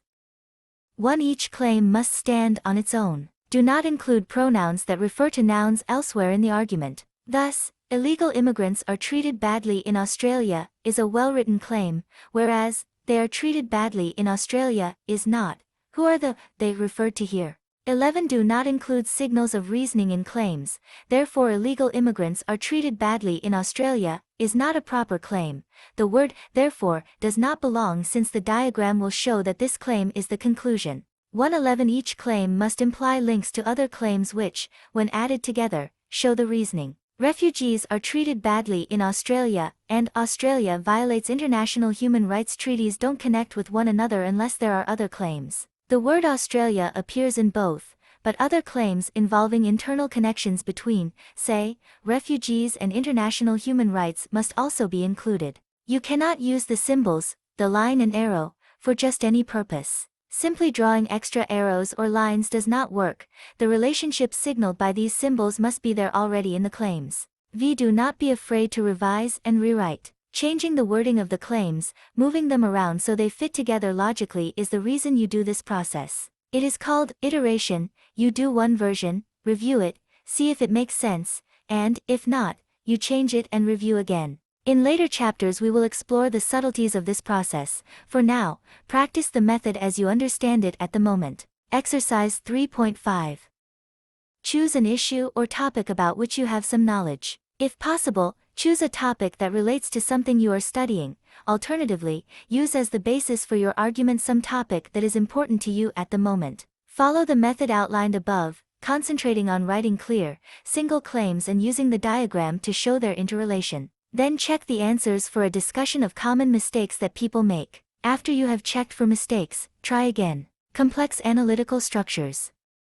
A simple argument or explanation is one in which one layer of claims, the premises, links to another claim, the conclusion. In a simple argument, the premises are on one level and the conclusion on a second. There may be more than one arrow in the diagram for a simple argument, but each arrow marks out a separate reason that is directly connected to the conclusion. A complex argument or explanation, such as that in exercise 3.3, on the other hand, has an analytical structure with more than 2 levels of connection. The purpose of each layer of claims is to show or explain the claim to which they lead via the arrow. As we will see in Chapter 5, such structures make our reasoning more effective. A complex structure is easy to understand once we realize that it is built up from a group of simple arguments. Here are 2 simple arguments. The important thing to note is that they share a common claim. Australia is a multicultural society. 2. There are people from many different ethnic communities living in Australia. 3. Different ethnic and racial communities contribute different cultures to a society. 4. Government policies and widespread community attitudes encourage these different cultures to mix together and flourish. And 5. Australia is a tolerant and interesting nation. 6. Multicultural societies show more tolerance towards different groups. 7. Multicultural societies are more interesting than those in which one culture dominates at the expense of other possible cultures. 1. Australia is a multicultural society. Claim I appears twice. In the first example it is being used as the conclusion, and thus will come below claims 2, 4 in the diagram. In the second example, claim I is functioning as a premise and, thus, goes with the other premises above claim 5. Because of the common claim, we can combine the 2 simple examples to produce a more complex structure, whose relationship would be easily diagrammed. Because the first layer of the diagram does not lead directly to the conclusion, but instead to claim 1, we can call the argument supporting claim I a subargument. It is subsidiary, though still important, to the main argument for claim 5. We just add one diagram to the other, overlapping the common claim. Theoretically, there is no limit to the ways that simple arguments can combine in this manner, but for practical purposes, we may want to limit ourselves to no more than 3 or 4 levels of claims, so that the process does not become unwieldy. But it is crucial that we understand the basic idea behind complex structures. Any conclusion is, at base, a claim for which premises are being given. There is nothing to stop that claim from simultaneously serving as a premise itself, which leads to another conclusion. Exercise 3.6. Let us return to casting to assist our examination of complex structures. To help you understand them, work through the following exercise and then refer to the answers. There is more guidance there about how to cast, but, until you have tried it yourself, you will not be able to understand that assistance. You must cast this argument, realizing that it has a complex argument structure. The current Australian government is, in many ways, challenging the role of the United Nations as a body that promotes action by member nations to maintain and extend human rights within those nations' own jurisdiction. This challenge has a distinct and dangerous consequence for Australia, quite apart from arguments about its dubious morality, because the challenge puts Australia in conflict with most other nations of the world over human rights, and Australian trade and foreign relations are likely to suffer in the long run. By definition, this long-term result is dangerous. I believe that the government's role should be to work to avoid danger and, therefore, believe the government's current approach to the UN over human rights is incorrect. Review. In this chapter we have looked at the key process of reasoning, linking. When developing arguments and explanations, we link information expressed as claims. In naturally expressed reasoning, the evidence for this process can be found in certain words and phrases, or even in the arrangement of the claims. But, to understand and control reasoning better, this natural expression is inadequate. It is better to work with a format that shows the analytical structure of reasoning more accurately and consistently. This format may not be suitable for communicating, but it is a tremendous tool for understanding and controlling reasoning in our minds. The analytical structure of reasoning can be shown by separating an argument or explanation into a list of claims, the interrelationships of which are represented in a diagram using standardized symbols. We can combine a number of simple structures into complex, overlapping, and more effective reasoning. All the intricacies of reasoning can be reduced to a much simpler format. Our initial puzzlement results, not from the complexity of the structured format, but from our unfamiliarity with it. The analytical structure of other people's arguments and explanations can, if we wish, be recovered by casting them into the structured format. However, the analytical structure format is more useful as a tool for planning and thinking about our own reasoning than as a means of direct communication. Concept check. The following terms and concepts are introduced in this chapter. Before checking in the glossary, write a short definition of each term. Analytical structure, casting, complex structure, link, words, list of claims, narrative flow, simple structure, structured diagram, subargument. Review exercise 3. Answer briefly the following questions, giving, where possible, an example in your answer that is different from those used in this book.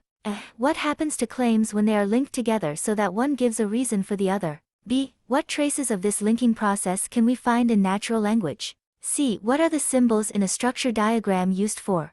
D. Are claims, when written in the analytical structure format, expressed differently from those in natural language? E. What are the similarities and differences between narrative flow and analytical structure?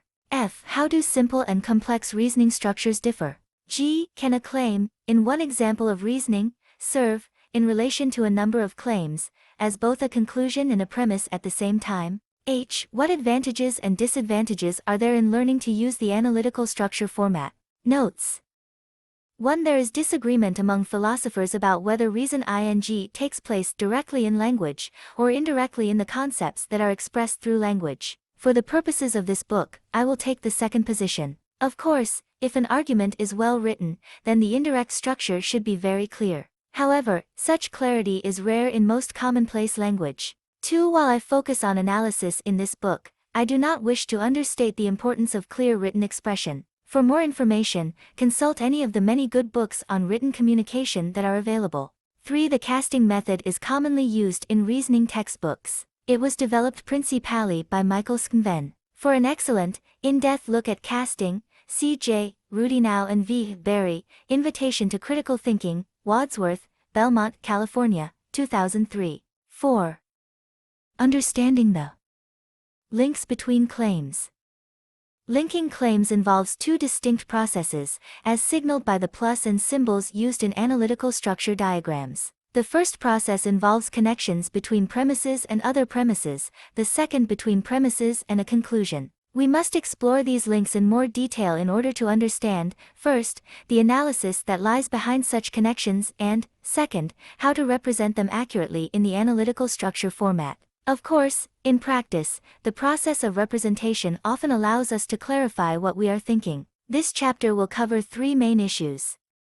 1. We will look at the way premises almost always work with other premises in providing a reason for a conclusion. What we think of as a reason may, in the analytical structure, require many claims to express all its complexities. These claims add together to form a chain of dependent premises. 2. We will extend this discussion by exploring the way in which, within a group of premises, there can be a premise that links the rest of the premises to the conclusions, and/or a premise that states a definition, making the other premises explicable. 3. We will look at the way links are made between premises and conclusions to better understand the process of making premises support a conclusion. Dependent premises. Using a group of premises. A reason for a conclusion usually involves many complex ideas. It will probably require more than one premise to express all of these ideas. All such 39 premises relating to a particular reason are dependent on one another and thus are shown, in the diagram, as being linked along the same line. Dependency involves one of the key qualities of claims that we looked at in Chapter 2, that within a single claim there is an internal connection between two, and, occasionally, more than two, ideas. In the following claim, the two component parts are A and B. The Internet, A, has greatly increased the amount of information readily available to researchers, B. Imagine we are using it to argue for another claim. The Internet, A, has increased the amount of work that researchers need to do, C. The first claim only relates to the conclusion via a third claim. The more information available to researchers, B, the more work they must do, C. By adding these two claims together, the internal connection between the Internet and more information, B, is combined with the connection between more information and more work, B, C, to establish the conclusion's claim that the Internet leads to more work, C. The significance of these two premises working together is clear. Most people would assume that the likely conclusion to a claim that the Internet has greatly increased the amount of information readily available to researchers is that it has made their job easier. Only by combining premises can we support the opposite view. Here is another example, this time written in the analytical structure format. L. Australia's natural environment should be protected. 2. The Australian natural environment is very beautiful. 3. Beautiful natural environments make a country a popular site for international tourism. 4. International tourism is very beneficial to a nation's economy. 5. If something is of benefit to the national economy, then it should be protected. Understanding.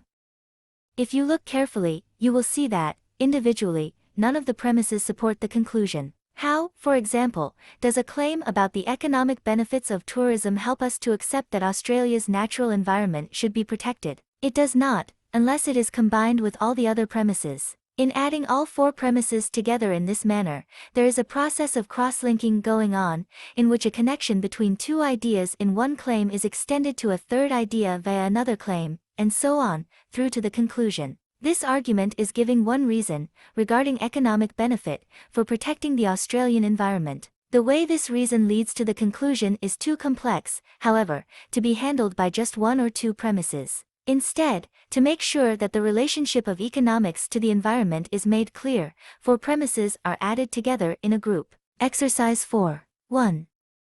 Write two arguments or explanations, expressed as a list of claims, that match the following generic argument structure. Choose issues about which you have some knowledge or that are important to you at the moment. Using independent premises.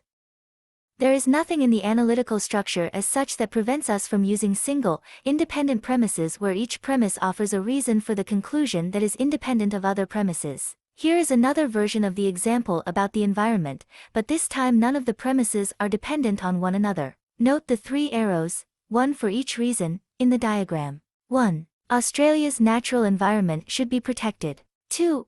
environmental protection improves the quality of life for all Australians. 3. Protecting the natural environment will benefit the economy. 4. If Australia's natural environment is looked after, then other countries might follow our example. While, obviously, these three reasons are broadly concerned with the same issue, in this argument they are offered independently. No one claim needs any of the others for the argument to make sense. I could, quite legitimately, find out that claim 3 is wrong and yet still be convinced by claims 2 and 4 to accept claim L. In a dependent chain, if one of the three claims were to fall out in this way, then the entire reason expressed by that chain would be invalidated. Now compare the previous example to the following variation on our argument, which demonstrates how to use, in one analytical structure, a combination of dependent and independent premises. 1. Australia's natural environment should be protected. 2. Protecting the natural environment will encourage tourism. 3. Increased tourism will benefit the economy. 4. Environmental protection improves the quality of life for all Australians. 5. If Australia's natural environment is looked after, then other countries might follow our example. 6. It would be very good if other countries also protected their natural environments. Exercise 4.2.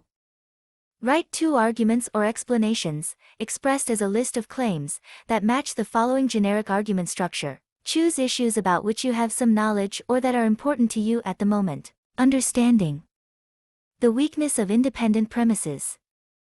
Independent premises are easier to generate because we can quickly think of a reason for our conclusion and then jump to expressing it as a single claim. But the resulting independent premises are not strong. They reflect either a lack of insight into the complexity of most problems or a failure to recognize that our audience may not be as clever as us at grasping these complexities implicitly. Indeed, there are no genuinely independent premises. What we tend to think of initially as being a single, independent premise is often two, or more, dependent claims.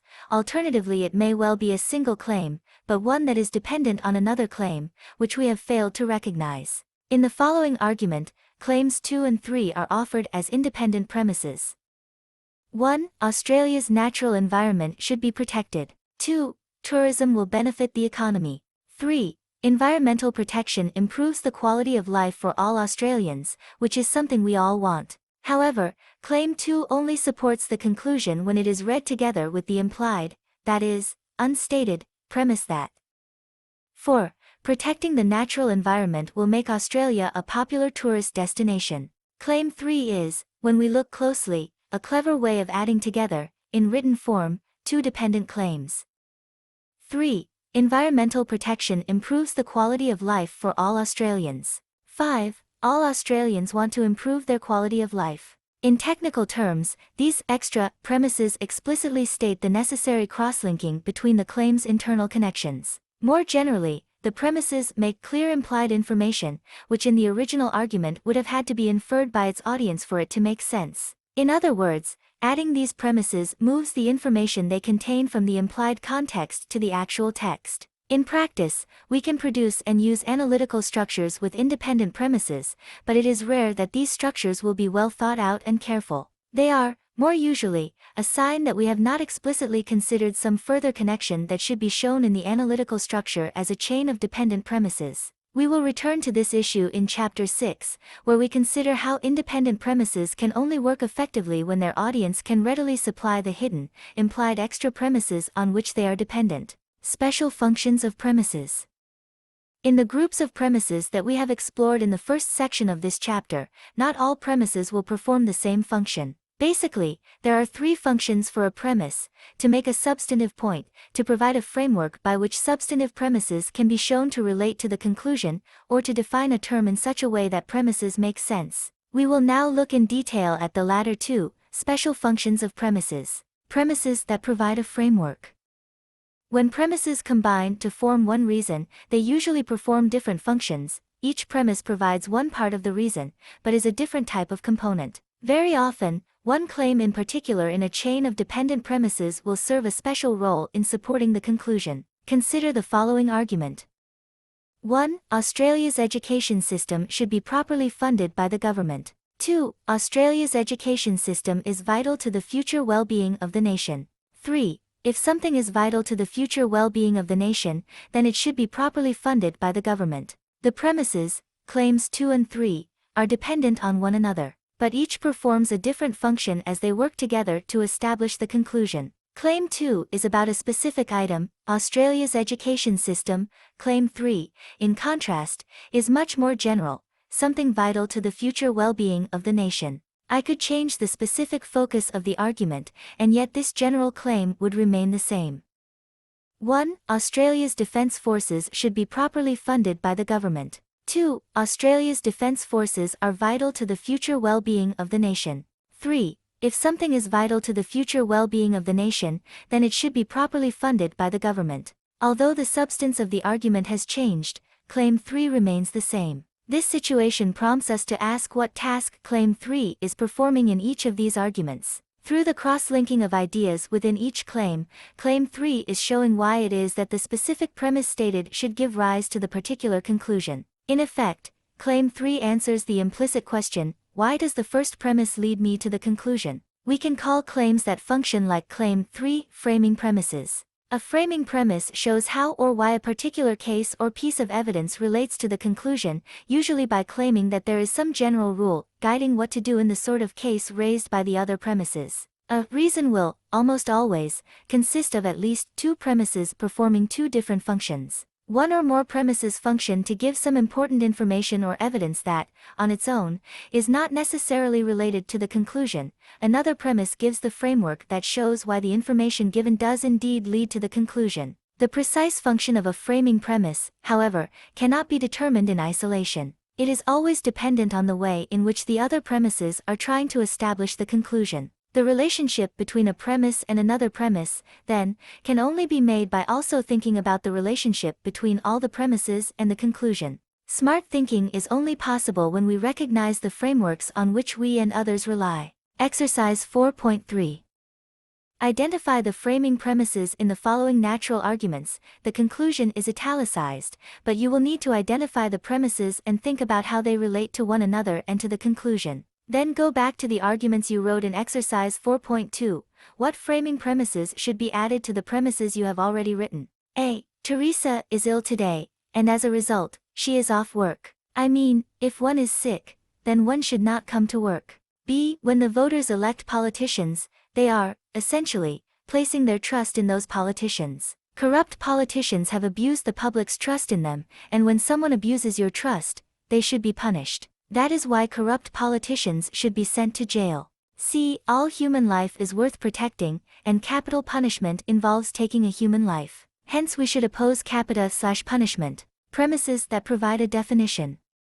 In a dependent chain, we sometimes need to include a premise that provides a definition. Definitions tell the audience the meaning of a particular word or phrase found in the other premises and/or conclusion. Definitions are only meaningful in concert with the other claims in the argument or explanation, the ones that actually use the term being defined by the definition. There is little value in simply giving a definition for its own sake. It must be linked in with other premises that depend on that definition. For example, L. Australians are likely to win more Academy Awards in future. 2. Australians means actors, writers, directors, and so on who have lived and worked in Australia, even if they now live overseas. 3. Australians are increasingly involved in making successful films. 4. Successful films attract the most Academy Award nominations. Claim 2 provides the definition. It is necessary to give it in this argument because many people might imagine that Australians means people actually living and working in Australia, whereas the person making this argument is simply talking about a more general category of Australians, for example, the actor Nicole Kidman or the director Bruce Beresford. Claim 2 is only meaningful as a definition because of the way it relates to the other claims. Definitions are often crucial in reasoning. While many words that we use are obvious in their meaning, others are more complex. Sometimes we want to use words that have a common-sense meaning that is different from the meaning we want to convey in our own argument or explanation, like claim in Chapter 2. Good definitions ensure that the other premises relying on a definition can be understood by our audiences when, without the definition, there would be a risk of the premises being misinterpreted. There are 4 types of definition. Here are some examples. By regulate the free market, I mean Action taken by the government, such as requiring that accounts be lodged with the Australian Securities and Investments Commission, something like placing a speed limiting device on an engine to stop it going too fast. Government actions requiring businesses to perform according to policy rather than market forces, the opposite of letting innumerable individual decisions about demand and supply determine market interactions. The first case is a definition by example. Such definitions are useful only where the audience will understand the connection between the general definition and specific situation in the example. In the second case, the definition becomes clear via a comparison to a similar situation. These definitions are very useful where the intended audience does not know enough about the topic to be given an example but can, through an appropriate comparison, draw upon their knowledge of other topics. The third case gives an analytic definition, which uses many words to define some smaller phrase. Here the advantage is that you do not need to keep repeating the longer and more precise definition, instead you can rely on the smaller phrase. The final definition is by negation, in which a term's definition is established simply by saying what it is not. Exercise 4.4. Use each of the four methods to provide a definition for the phrase, studying critical thinking, in the claim, studying critical thinking should be part of all university curricula. The link from premises to conclusion. In Chapter 2, we identified a number of properties of claims that help us not only to determine what a claim is, but also then to write them properly. We have already seen how, in forming groups of dependent premises, what makes these groups work are the similarities and differences in the way we can form claims with these internal connections. We will in this section continue to look at this property of claims, as well as return to a consideration of questions of scope and certainty, and also of value judgment, so as to learn better how to make a good link from premises to conclusion. In this section, I will try to model for you the process of writing an argument in the analytical structure format so that you can see how understanding the links between claims also depends on understanding what those claims are saying. The importance of internal connections. Let's begin by thinking about the following simple claim, which we will use as our conclusion: Australia is a good country in which to live. Now the reason I am asserting this conclusion is that I believe countries that permit freedom of religious expression are good places to live. So, in theory, I could create a structure like this. 1. Australia is a good country in which to live. 2. Countries that permit freedom of religious expression are good places to live. My knowledge that independent premises are a sign that another, dependent premise is needed cues me to think, what is missing here? The answer comes from the fact that claims I and 2 both share the same predicate, good places to live, but have a different subjects, Australia, 1, and countries that permit freedom of religious expression, 2. While it might seem obvious, the problem here is that you cannot move from claim 2 to claim I logically without providing an additional claim in which the 2 different subjects in claims 1 and 2 are themselves placed in a relationship. Such a claim would be Australia permits freedom of religious expression. Thus, by thinking about the internal connections of the claim that is my conclusion, and the first premise I thought of, I have identified an extra premise that is needed in my analytical structure, which now looks like this. 1. Australia is a good country in which to live. 2. Countries that permit freedom of religious expression are good places to live.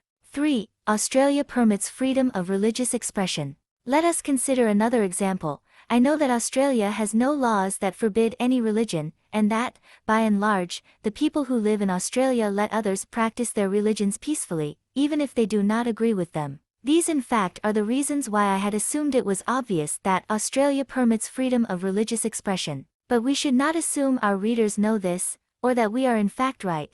We better write in those ideas to make sure the logic is correct. So, now, I am constructing a different argument.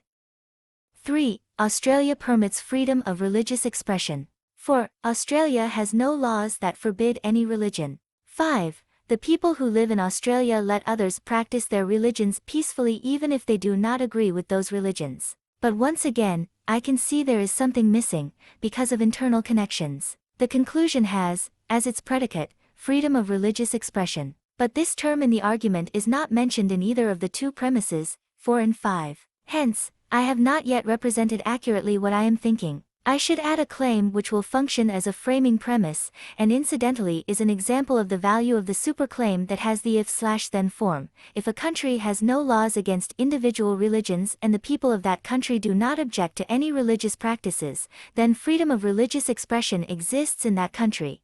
3. Australia permits freedom of religious expression. 4. Australia has no laws that forbid any religion. 5. The people who live in Australia let others practice their religions peacefully even if they do not agree with those religions. 6. If a country has no laws against individual religions and the people of that country do not object to any religious practices, then freedom of religious expression exists in that country. As we can see here, the very fact that you could probably guess what was missing is a sign that the pattern of interconnections in premises and conclusions is important. We are able, often, to see what is missing but should, always, make sure that it is written in explicitly when we are constructing these claim/diagram structures, making a real connection. There are times when people make the mistake of circular reasoning. That is, they provide a premise or premises that are, effectively, the same as the conclusion. A very obvious example is, I have failed my exams because I have failed my exams. No one is foolish enough to actually use such an example. However, we can use different words to say the same thing. Hence, sometimes, people argue in ways that are circular because they present as their conclusion a claim that is the same, logically, as their premise, even though the wording is different. For example, socialism is not a workable economic system, because an economic system in which the means of production is collectively owned cannot work is circular because the claim, socialism is not a workable economic system means the same thing as, an economic system in which the means of production is collectively owned cannot work. You can substitute the word socialism for an economic system in which the means of production is collectively owned, and not change the meaning of the second claim. When making your link from premise to conclusion, you are relying upon the internal connection between subject and the predicate in the conclusion claim, but you must not have the same connection in a single premise. Instead, you must have the separate elements of the conclusion, the subject, and the predicate, each appearing in different claims that serve as premises. Basically, you can only use a claim once within its own argument, not twice, but the constituent components of each claim can appear, and indeed should appear, more than once. Covering scope and certainty. We also know that claims always imply or state their scope and certainty, and attention to this point will permit us to avoid one of the great errors in reasoning, the sweeping generalization. Often people will make a conclusion that is far too general, or definitive for the reasons they are presenting to support it. An example would be, Australia has a good education system with strong programs to teach literacy, and thus all Australians know how to read and write. It is true that Australia has a good education system with such programs, but it is not true, consequentially, that all Australians know how to read and write. First, some Australians have learning difficulties or other impairments that prevent them from benefiting from those programs. A few Australians, usually those from disadvantaged backgrounds, face problems in attending school, being able to function effectively there, and so on that again vitiate the impact of those programs. But, logically, the mistake made here is that the scope and certainty of the conclusion is not in step with the scope and certainty of the premise. Therefore, when making the link between premises and conclusion, we need to align the scope and certainty so that one can support the other. A better argument would be, Australia has a good education system with strong programs to teach literacy, and thus it is very likely that Australians will leave school knowing how to read and write. The change is in the claim that serves as the conclusion, but the consequence of the change is in fact to strengthen the link between the claims. Thinking about values.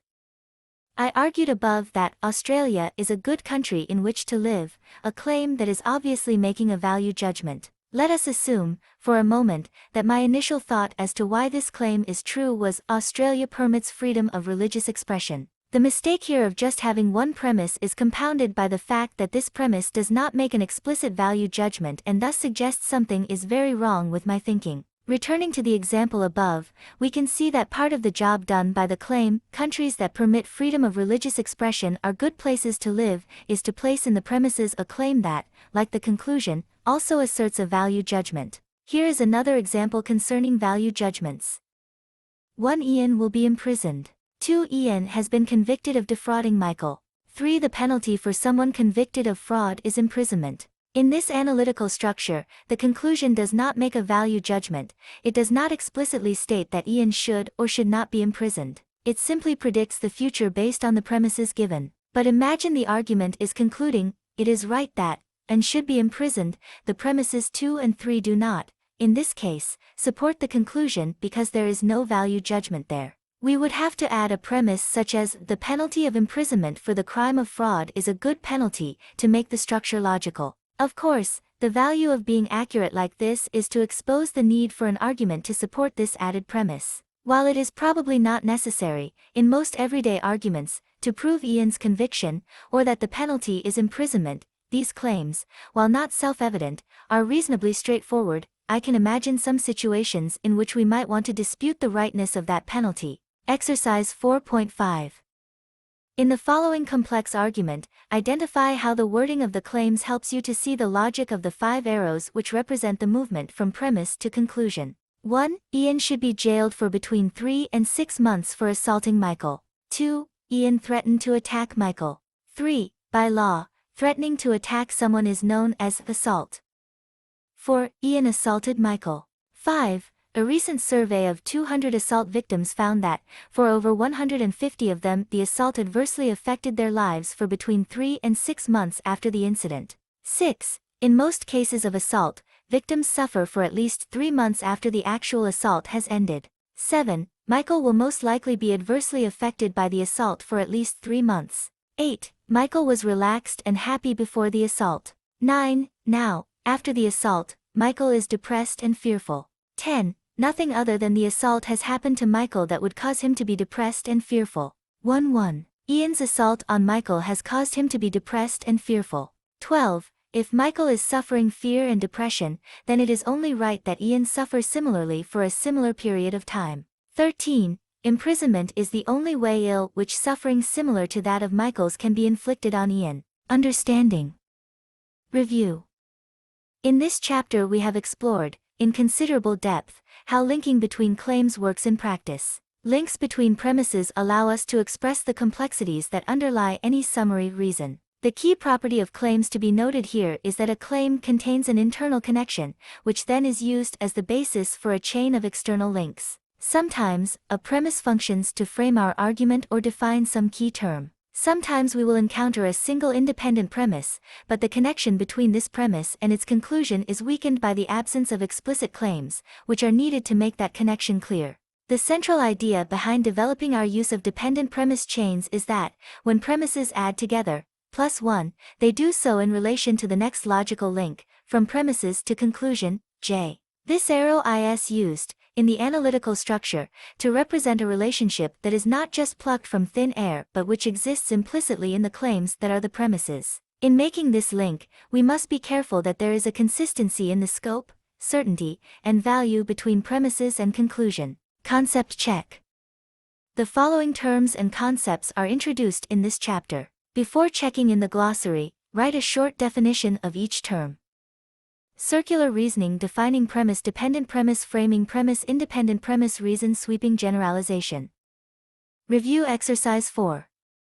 Answer briefly the following questions, giving, where possible, an example in your answer that is different from those used in this book. What distinguishes a reason from a premise? B. What is the difference between a dependent premise and an independent premise? C. Why should we avoid using independent premises? D. What does a framing premise do? E. Why are definitions important? F. How do we use internal connections to make sure we have the right claims in our structure? G. How do scope and certainty matter in an argument, not just in a single claim? H. How do conclusions that make value judgments need to be supported by their premises? 5. More effective reasoning. L. Better claims. We have not yet discussed the question of how to reason more effectively. The analytical structure format allows us to see more clearly what we are doing and, thus, give some basis for improvement. But of itself, the format is not really much help. We must also know how to make our reasoning strong and effective while planning and revising our work. This chapter and the next discuss the ways in which we can avoid errors in reasoning, both initially, in developing our ideas, and then when planning them using the analytical structure format. This format, therefore, can be regarded as a checkpoint at which we can stop and evaluate the strengths and weaknesses of our own arguments and explanations, and then improve them, before fully expressing them in a narrative flow. Remember, the analytical structure itself does not make the reasoning work. It is simply a way of putting your ideas on paper, logically, so you can check and revise them. This chapter will cover 2 main areas. 1. We will learn that the claims in our arguments and explanations need to be well-formed. A well-formed claim clearly states what it means in a way that allows its truth to be evaluated. A poorly formed claim may or may not truly state something about the world, but its weakness is that we cannot judge its truth. 2. We will look at well-founded claims. Such claims are likely to be accepted as true by people reading or hearing them. As we might expect, we need to be sure that the claims we are using are true. However, an effective argument is based as much, if not more, on whether such claims are demonstrably true. Poorly founded claims may 55. Be well-formed, but they make claims about the world that our audience finds hard to accept precisely because they appear to have no foundation. Well-formed claims. Writing clear claims.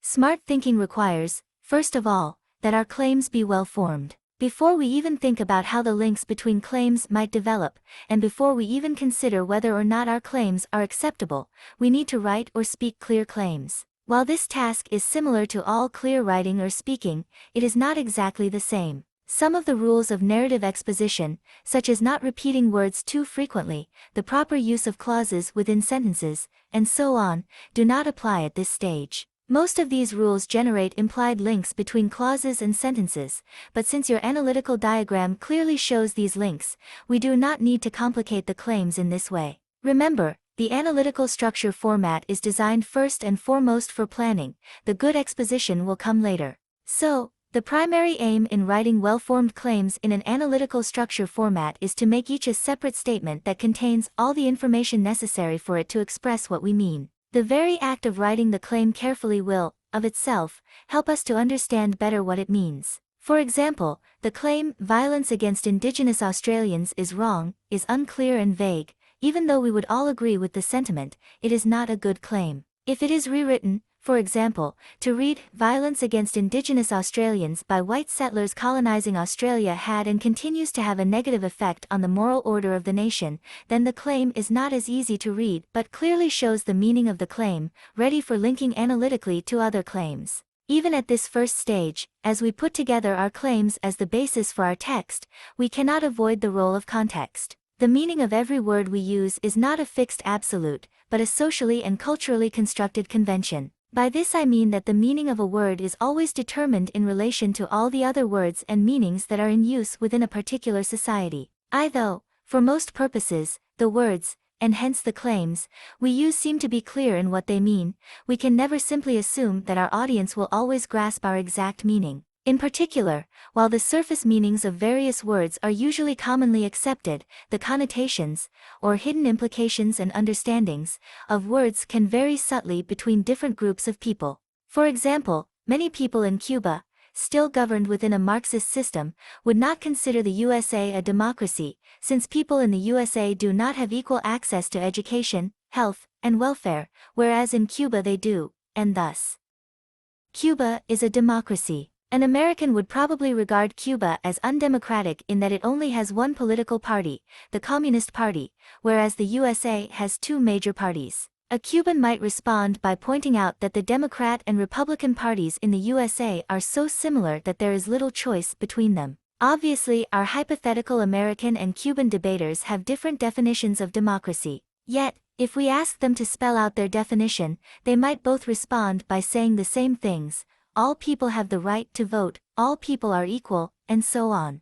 The meaning of the word democracy simply depends on more words, which themselves require definition. What do we mean by all people, for example? In the USA, most poor African American and Hispanic citizens do not vote because they believe it will not change the system that, by and large, has failed to benefit them. Do they fall within the definition all people? Hence, writing well-formed claims will always require some consideration of both the surface and hidden meanings of the words from which these claims are constructed, meanings that are created differently in different contexts. Connotations can never be controlled completely. We could try to use definitions, but definitions themselves give rise to even more connotations, since they, too, are made up of words. One trick is to align your choice of words with the understanding of the intended audience so that you can be confident that what you mean will be reasonably similar to what your audience might think. And, to be even safer, you can actually discuss possible conflicts of connotations. Alternatively, you can establish to a large extent, the interpretive context within which you want the meaning of your words to emerge. Either way, you need to consider the possible interpretive contexts that affect your choice of words. Controlling the key properties of claims. Because a claim makes an internal connection between two ideas, we need to make sure that this connection is expressed as we want it to be. Again, by writing carefully, we also improve our analysis of the issues. Look at the following claims. A. Many colonial Australian settlers took part in military-style operations against Indigenous Australians throughout the 19th century, in different parts of the country. B. The violent conflict between white settlers and Indigenous Australians was wrong. C. Some Australian political and religious leaders in the 19th century wrote at the time that the violent conflict between white settlers and Indigenous Australians was wrong. D. Historians should continue to debate the extent to which Indigenous Australians fought back against the process of European settlement. If Australians do not come to terms with the violent events associated with the nation's colonial foundation, then Australians today will continue to experience unease and guilt about race relations with Indigenous Australians. F. The history of the war against Indigenous Australians continues to be a political issue in the current era. These claims might all concern the broad topic of the violence attendant on the arrival of European settlers in the country we now call Australia, but in each case, the primary focus of the claim is different. Claim A is about the actions of white settlers in the 19th century. Claim B is about the conflict between settlers and Indigenous Australians. Claim C identifies the views of some Australian political and religious leaders in the 19th century. Claim D concerns what historians should be debating. Claim E predicts the consequences that will flow from some action concerning the history of violence in Australia, which may or may not happen, as indicated by the if. Claim F concerns the current status of the history of the war against Indigenous Australians, about which many of the other claims might be made. The differences also show us that there are a variety of different uses for claims. Claims A and B are direct claims, in the first case describing some event and in the second case directly expressing the author's own moral judgment. However, some Australian political and religious leaders in the 19th century wrote at the time that the violent conflict between white settlers and Indigenous Australians was wrong, is indirect, for it concerns what other people think. There is no indication that the author of the claim either agrees or disagrees with the political and religious leaders who thought this way. Arguments and explanations often require not just our own views on a particular issue, but also our analysis of others' views. We need to make sure that our claims are well formed so that there is no confusion between what we are directly claiming and what we are reporting about other people's views. Claim E demonstrates another crucial type of claim, often used in hypothetical reasoning about a possible future event. To argue in this manner does not necessarily imply that the effect, the then part of the claim, has happened, but simply that it probably will happen in the future. It may even be part of an argument aimed at stopping some action from happening. We might also find such hypothetical elements in claims such as, let us assume for a moment that the violence between whites and Indigenous Australians did not occur. Such claims do not propose that it did not happen, but simply develop a hypothetical situation that might enable a clearer analysis to proceed. The key point here is to recognize that claims can say and do all sorts of things, and if you are not careful in how you write them, then they will provide a very weak foundation for your analytical structure. Making claims also involves deciding between values and descriptions. We can think about the 6 examples just given from this perspective. Claims A, C, and F describe some state of affairs, whereas claims B and D make explicit value judgments about the goodness or otherwise of some state of affairs. Claim E sits uneasily between these two alternatives, and while claim E appears to be free of values, most of us would probably see in it some implicit value judgment, probably because of the implication in the first half of the claim that we should do the opposite of the if. Yet it is unlikely that we will ever be able to write many claims that are completely free of value judgments. An individual claim may be descriptive, but it can only be understood in relation to other claims and other words. What appears, to us, to be a description will, necessarily, appear to others as a judgment of value. For many years, the word violence was never used to describe white settlement in Australia. Thus, when historians began to uncover the evidence of violence, their claims appeared in comparison to be distinctly value-laden. So we must simply be aware of the value judgments in our claims in order to understand what we are saying. Claims always involve, implicitly or explicitly, some statement of the scope and certainty of the information they contain. Well-formed claims always state their scope and certainty explicitly. For example, Australians took part in military-style operations against Indigenous Australians is unclear. How many? All of them, some, a few. Where did this occur? And for how long? Whatever you wish to say about this issue, and there are competing views among historians, a well-formed claim should try to make clear what you are asserting. Hence, for example, many colonial Australian settlers took part in military-style operations against Indigenous Australians throughout the 19th century, in different parts of the country, is a better-formed claim. Exercise 5. 1. Identify, in the following claims, the two components of the claims, paying particular attention to claims that state someone else's views or that employ the if-then form. 2. The value judgments that some of them are making, explicitly or implicitly. 3. The explicit or implicit markers of scope and certainty that are essential to the claim's proper functioning. And 4. Any words that might appear to have interesting connotations. Some years ago, the Northern Territory passed legislation allowing some people to commit voluntary euthanasia.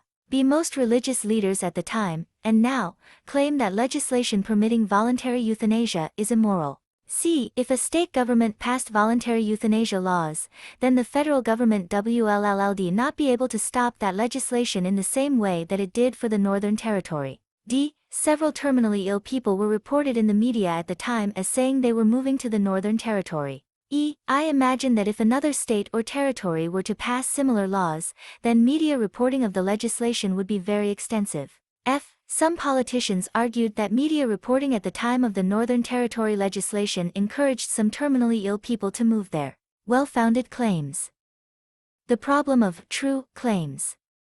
A claim, whether it is a conclusion or a premise, has one essential property, that it claims to be a true statement, either actual or possible, what is or what ought to be. Hence, while claims must first be well-formed, so that we can express this state of affairs precisely, claims must also be well-founded, so that their truth is not too easily called into question. If I were to say, this book will totally change your life, you would probably not accept this claim, because as it stands, this claim is unfounded, not based on believable intellectual foundations, and is thus of doubtful truth. The whole purpose of using reasoning is, in fact, to give foundations, via the premises, for the conclusion, to show that it is acceptable, or to establish an acceptable explanation of it. Obviously, then, the well-foundedness of the premises becomes equally, if not more, important than the well-foundedness of the conclusion. How can an audience assess our conclusion except by first considering the premises? Indeed, for any claim to be well-founded, whether it be conclusion or premise, there must be some reasons for the audience accepting it. Every claim, in this sense, must be treated as a conclusion in need of premises. Every argument or explanation in which we use premises to prove a conclusion depends, therefore, on other arguments or explanations, which establish those premises. We have seen this situation in some of the examples in previous chapters, in which a conclusion is reached only after a series of arguments, arranged in a complex structure, have been developed. Here is an example. 1. Australia is a good country in which to live. 2 countries that permit freedom of religious expression are good places to live. 3. Australia permits freedom of religious expression. 4. Australia has no laws that forbid any religion. 5. The people who live in Australia let others practice their religions peacefully even if they do not agree with those religions. 6. If a country has no laws against individual religions and the people of that country do not object to any religious practices, then freedom of religious expression exists in that country. Claim 3 is being supported by an argument provided by 4, 5, and 6. Of course, we might also ask what claims should be there to support 4, 5, and 6. Theoretically, if all claims must be supported by reasons, then there would be no guaranteed starting points to any process of reasoning. In structural terms, every claim that we use at the top of a diagram would always appear to need a further argument above it to show why that claim was acceptable. In such a situation, reasoning would be impossible, the very ideas of foundations would go out the window. In practice it is much simpler. We take for granted that many, perhaps most, claims we use are not going to have explicit reasons, but instead will be presented as being self-evidently acceptable, that is, without any evidence but themselves. Societies, and particular knowledge groups, such as a profession or academic discipline, within them, have many agreed conventions and assumptions that short-circuit the need to justify in detail every single claim they use. There are also many legitimate, accepted starting points provided by claims for which no further reasoning is required, because the argument for them exists implicitly in the surrounding context of knowledge and audience. Now, strictly speaking, very few claims are logically self-evident. One that is, for example, would be the claim that either you are pregnant or you are not. No matter who this claim is applied to, no matter what the situation, it is self-evident. There is no category of a little bit pregnant. But such claims are actually quite rare. Their function in argument is simply to define a term in such a manner as to make clear its exclusivity. Such claims do not actually refer to the world, but to the words we use in the world. The claim, "My sister is pregnant," is not self-evident. However, many claims which are not self-evident are treated as if they are self-evident, revealing the social dimensions of reasoning. In the world of strict logic, outside of common practice and normal human interactions, virtually every claim must be supported by evidence. In the everyday world of reasoning, many claims are assumed to be self-evident. They must be regarded as such. There would be no way for reasoning to proceed if we did not make these assumptions of self-evidence. Arguments begin with claims that are more acceptable, that is, well-founded without the need for argument, and move onwards to claims that are less acceptable, that is, most in need of an argument to justify them. An explanation may end with a well-known claim as its conclusion but should begin with the more readily accepted explanatory premises. Not only must the starting claims be well-founded as far as we are concerned, but we also need to be reasonably sure our audience will concur with us. Some claims, perhaps even just one, will need to be presented as self-evidently well-founded, but many other claims will only become effective when properly founded by something we do to support them, showing our audience why and how they are well-founded. Let us then look at the ways in which we might do this. First of all, we will consider why it is that some claims can appear, on their own, as well-founded, and then examine two ways in which we can present extra information to our audience to support those claims that cannot stand on their own. Claims whose truthfulness is not in question. An example of a claim that we might expect to use self-evidently is, "The Earth orbits the Sun." But, if we are to be sure that the claims in our arguments and explanations are well-founded in the context of their audience, we cannot simply assume that they are self-evident. For example, a group of young children would, probably, need to be convinced that the Earth orbited the Sun since, just on the basis of their observation, the Sun goes around the Earth. But, we can assume, a group of adults would not require any such convincing. They will have already come to accept that the Earth orbits the Sun is a true claim. The difficulty, of course, is that apart from some obvious claims, such as the example just used, most claims are in doubt to some degree or another, or for some audience or another. And there is another category of claim that poses an even more difficult problem, claims whose truthfulness is not in doubt, but should be. Here is an example of this dual dilemma. If someone claimed, without giving a foundation, that citizens of Singapore enjoy considerable freedom, then many Australians, and Singaporeans, might doubt the truth of this claim. In doing so, they would be drawing on existing, that is, contextual, knowledge of, say, the limitations of free speech in Singapore, the many restrictions on what one can and cannot do, and the fact that Singapore has always been governed by the same political party since gaining independence from the United Kingdom. To establish the truth of the claim, its author would have to somehow overcome the audience's initial skepticism. Such a claim might well be true if we understand that freedom can mean both freedom to do some positive act, that is, the freedom to voice critical opinions of the government, and freedom from some negative circumstance, that is, freedom from hunger and poverty. Hence, although the author of the claim is convinced that it is well-founded, if the author were to propose that citizens of Singapore enjoy considerable freedom, without carefully arguing or explaining what was meant, the audience might well refuse to accept the claim. Equally, people often believe claims about which there is considerable doubt. For example, most Australians would not think twice before accepting that citizens of Australia enjoy considerable freedom was a true claim. In doing so, they would draw on existing knowledge, as in the first example. But, obviously, when we consider the negative freedom definition, we might think that the claim was more doubtful. Such doubts might readily spring to mind for Indigenous Australian people, whose capacity to enjoy the positive freedoms of Australian citizenship is seriously constrained by inequities in, for example, housing, health, and employment. At some point, of course, we have to use claims that, since we are giving no argument or other support for them, are presented as self-evidently true, or that are so widely accepted to be true, by our audience, that they do not require further justification. We must also rely on the fact that, as authors, we are presumed by our audience to have some knowledge about our subject and can thus be trusted to make acceptable claims. Obviously, certain authors, experts, renowned scholars, and so on, can rely on this trust a good deal more than others. Such trust is clearly a contextual component of the overall text. In this way, we are ourselves involved in creating the context in which our reasoning exists. But we need to consider many other contextual factors so that, in the end result, our self-evident claims do indeed turn out to be acceptable to our audience. We must, in effect, judge in advance the likelihood that someone reading or hearing our reasoning will doubt that a claim is true. If it is possible that this situation will occur, then we must counter this doubt in advance. While the basis for our judgment must include attention to the claim itself, we can only argue and explain the claim effectively if we also judge its acceptability in relation to our audience. Finally, more pragmatic issues emerge from a consideration of context.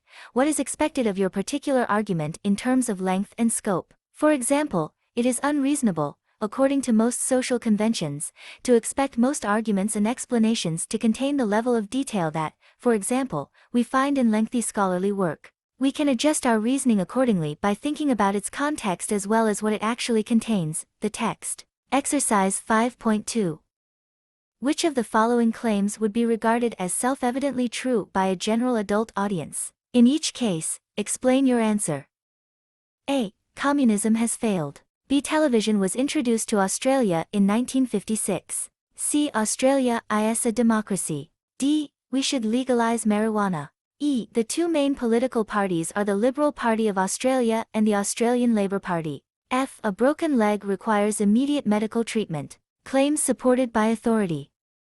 Perhaps the most common way of overcoming this problem, the risk that our claims may not be accepted, is to support them by an appeal to authority. This is a very special form of reasoning that, to establish the acceptability of a claim, does not give an argument but makes reference, in one or more ways, to an expert. In this reference, an appeal to authority indirectly points to arguments or explanations that would, if checked, support the claim. There are many conventional forms of reasoning in which we come across claims supported by authority. Here are some examples. The words that provide the reference to a particular form of authority are italicized. A. Gender and sexual definitions have become the focus of intense cultural negotiation. Gleddy/1 1992, page 201. B. Australian history is marked by considerable conflict and tension over the competing interests of labour and capital. See Ricard 1992. C. According to Dr. Jane Long, who has studied this topic in detail, poor women in 19th century England were, by and large, worse off than poor men. D. In my 20 years' experience as a High Court judge, I have come across few cases as complex as this one. Look back on my childhood and recall that I was always encouraged to ask, why? By my parents. F. The experiments have conducted show that many cleaning products induce allergic reactions in humans. You should be reasonably familiar with the type of support offered in claims A and B. Here the claims are stated and a reference given to the book, chapter, or article from which they are drawn. In the first, the reference is direct, Gledhill's actual words are quoted, and the reference would be given in full in the bibliography. In the second, the reference is indirect. The claim given summarizes a discussion in Ricard's book. References such as these acknowledge the source of ideas and evidence, but also provide support for the claims. In effect, they say, this claim I now make is well-founded because it has been previously established by someone else, and here is the reference to that person's work so you can go and check for yourself. The insistence in academic work on proper referencing is, therefore, not simply a tedious necessity but a significant part of the main purpose of writing, the clear expression of good arguments or explanations. Claims C and D are slightly different. They are similar in that the acceptability of the claim in each case is founded on the authority of an expert, but there is no source to check up on. In Claim C, the authority is that of someone who has studied a subject and is, presumably, an expert on such matters. In Claim D, the authority comes not from study, but from relevant personal experience, that is, experience that does, in fact, help to establish the claim. Claim E provides another significant type of authority, the authority of personal experience in relation to one's own life. One is usually an expert on one's own life, though not always. Claim F is different again, and a significant form of authority in most scientific and social science research. As noted above, authors can present claims as being self-evidently true via the audience's trust that they are accurate researchers, investigators, and thinkers. In this case, we simply find an explicit statement that calls upon that trust. But, in each case, the inclusion of some reference to authority functions to support the truthfulness of the claim, and in that respect, there is more similarity than difference between the 5 examples. Exercise 5.3. For each of the following, indicate an appropriate authority to whom you might refer if required to establish the foundation of these claims. Remember, you are not reasoning here but are referring to Soren's source of reasoning about the claim. A. Communism has failed. B. Television was introduced to Australia in 1956. C. Australia is a democracy. D. We should legalize marijuana. E. The two main political parties are the Liberal Party of Australia and the Australian Labor Party. F. A broken leg requires immediate medical treatment. Let us at this stage return to the analytical structure format to show how we might represent these calls to authority. First of all, think about the way that the list of claims is designed to express clearly what we mean. Imagine we wish to claim that Australian history is marked by considerable conflict and tension over the competing interests of labor and capital, and use as support the fact that a competent, respected historian such as John Rickard has also made this claim in his book Australia, A Cultural History. We would write 1. The Australian government should continue to regulate industrial relations practice and policy. 2. Australian history is marked by considerable conflict and tension over the competing industrial interests of labour and capital. 3. Rickard, Australia, A Cultural History, 1992, asserts Claim 2. 4. These conflicts and tensions have been resolved, by and large, by government intervention. 5. It is unlikely that, in future, the conflict that results from the competing industrial interests of labor and capital will decline. Note that, in this example, we are not engaging in an analysis of the fact that Rickard has made this claim. That is why we separate the authority from the substantive claim it is supporting. If we were trying to show why Rickard was right or wrong to make it, then we would combine the claims together and write, Rickard has argued that Australian history is marked by considerable conflict and tension over the competing interests of labor and capital. By doing so, we would be starting to analyze the fact that Rickard has made that argument. In simple use of authority, by contrast, the authority and the claim that is relying on it have the same logical connection as that by which claims prove or show another claim. Hence it is appropriate to diagram the relationship using the arrow. Claims supported by reasoning.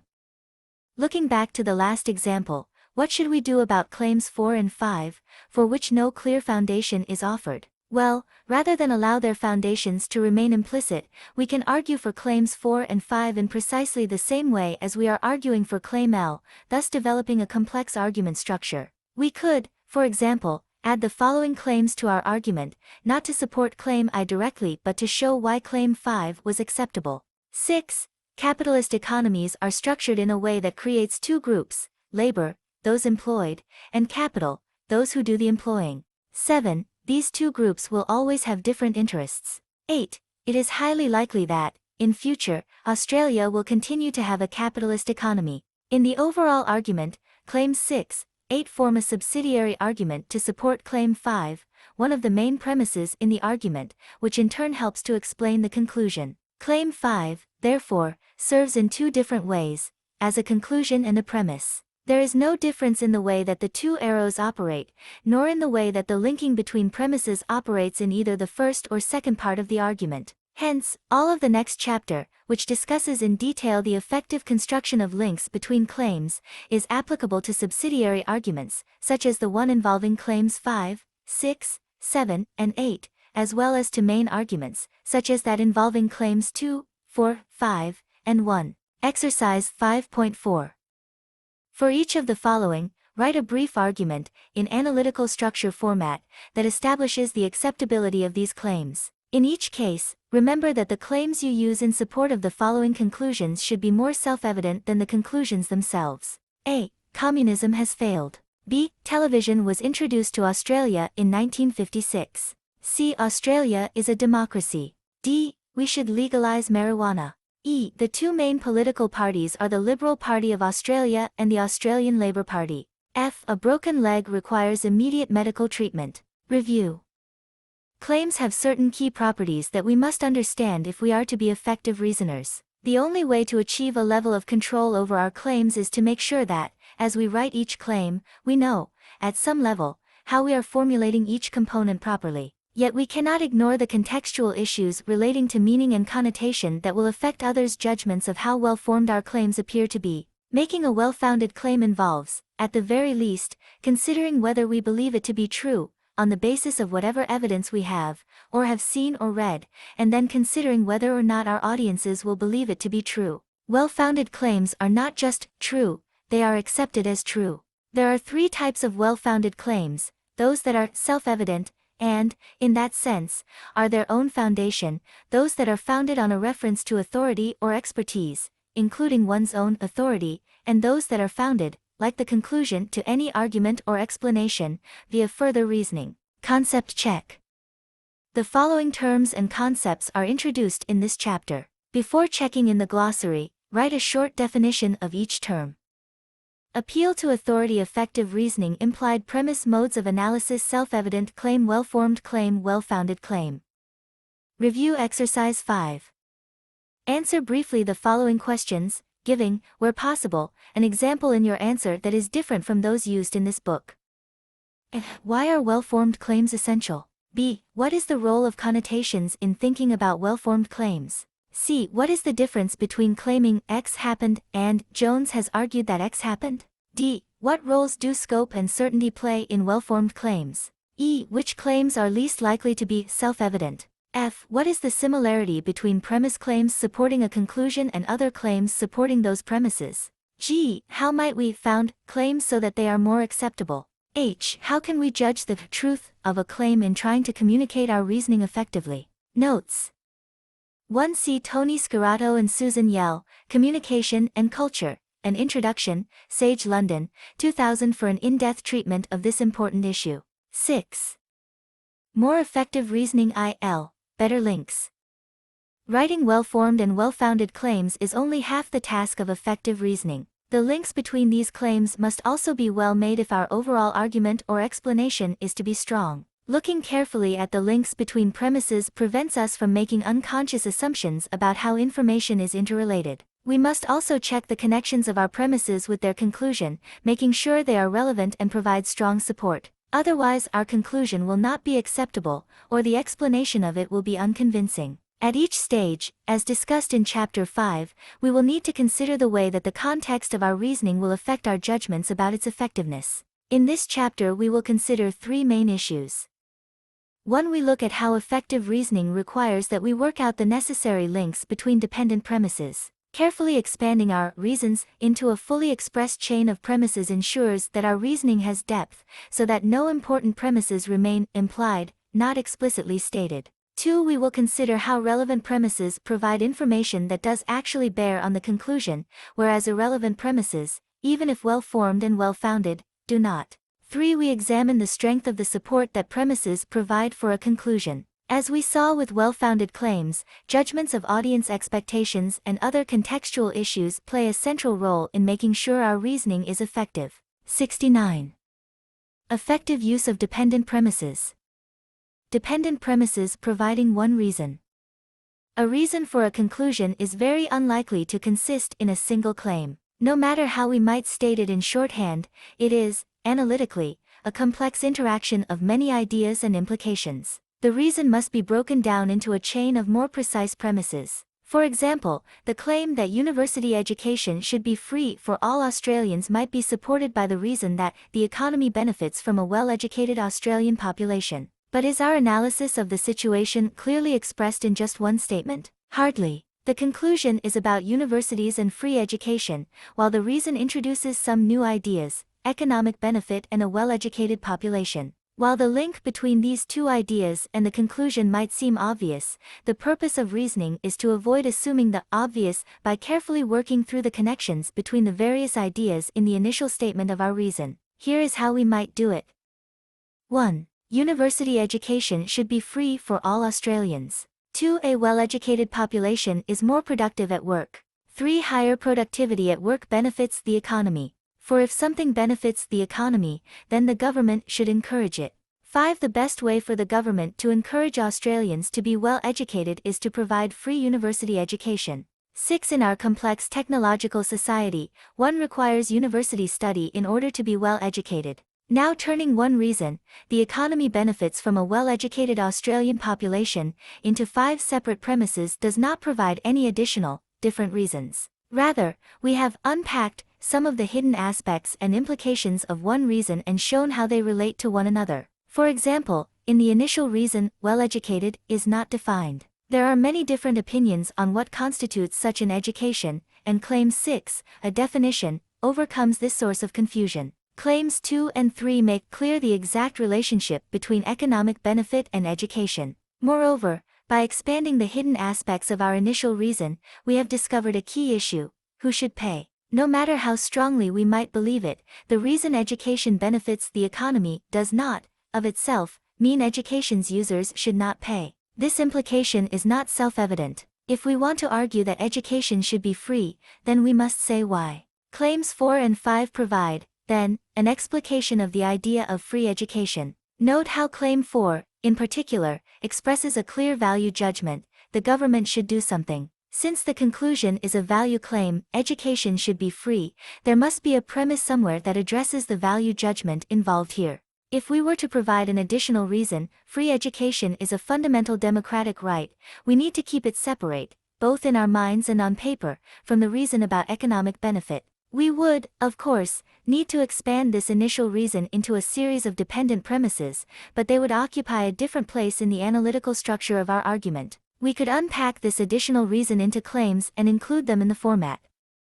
7. Free education is a fundamental democratic right. 8. Australia is a democracy. 9. Education includes all levels from primary to tertiary. In this process of unpacking or expanding a basic reason for a conclusion, we should carefully distinguish between the internal complexities of that statement, which become a series of dependent claims, and any new claims that we introduce to make a dependent claim well-founded. One of the claims resulting from our expansion of the economic benefit reason was, the best way for the government to encourage Australians to be well educated is to provide free university education, Claim 5. We could show why Claim 5 was true by including the following claims.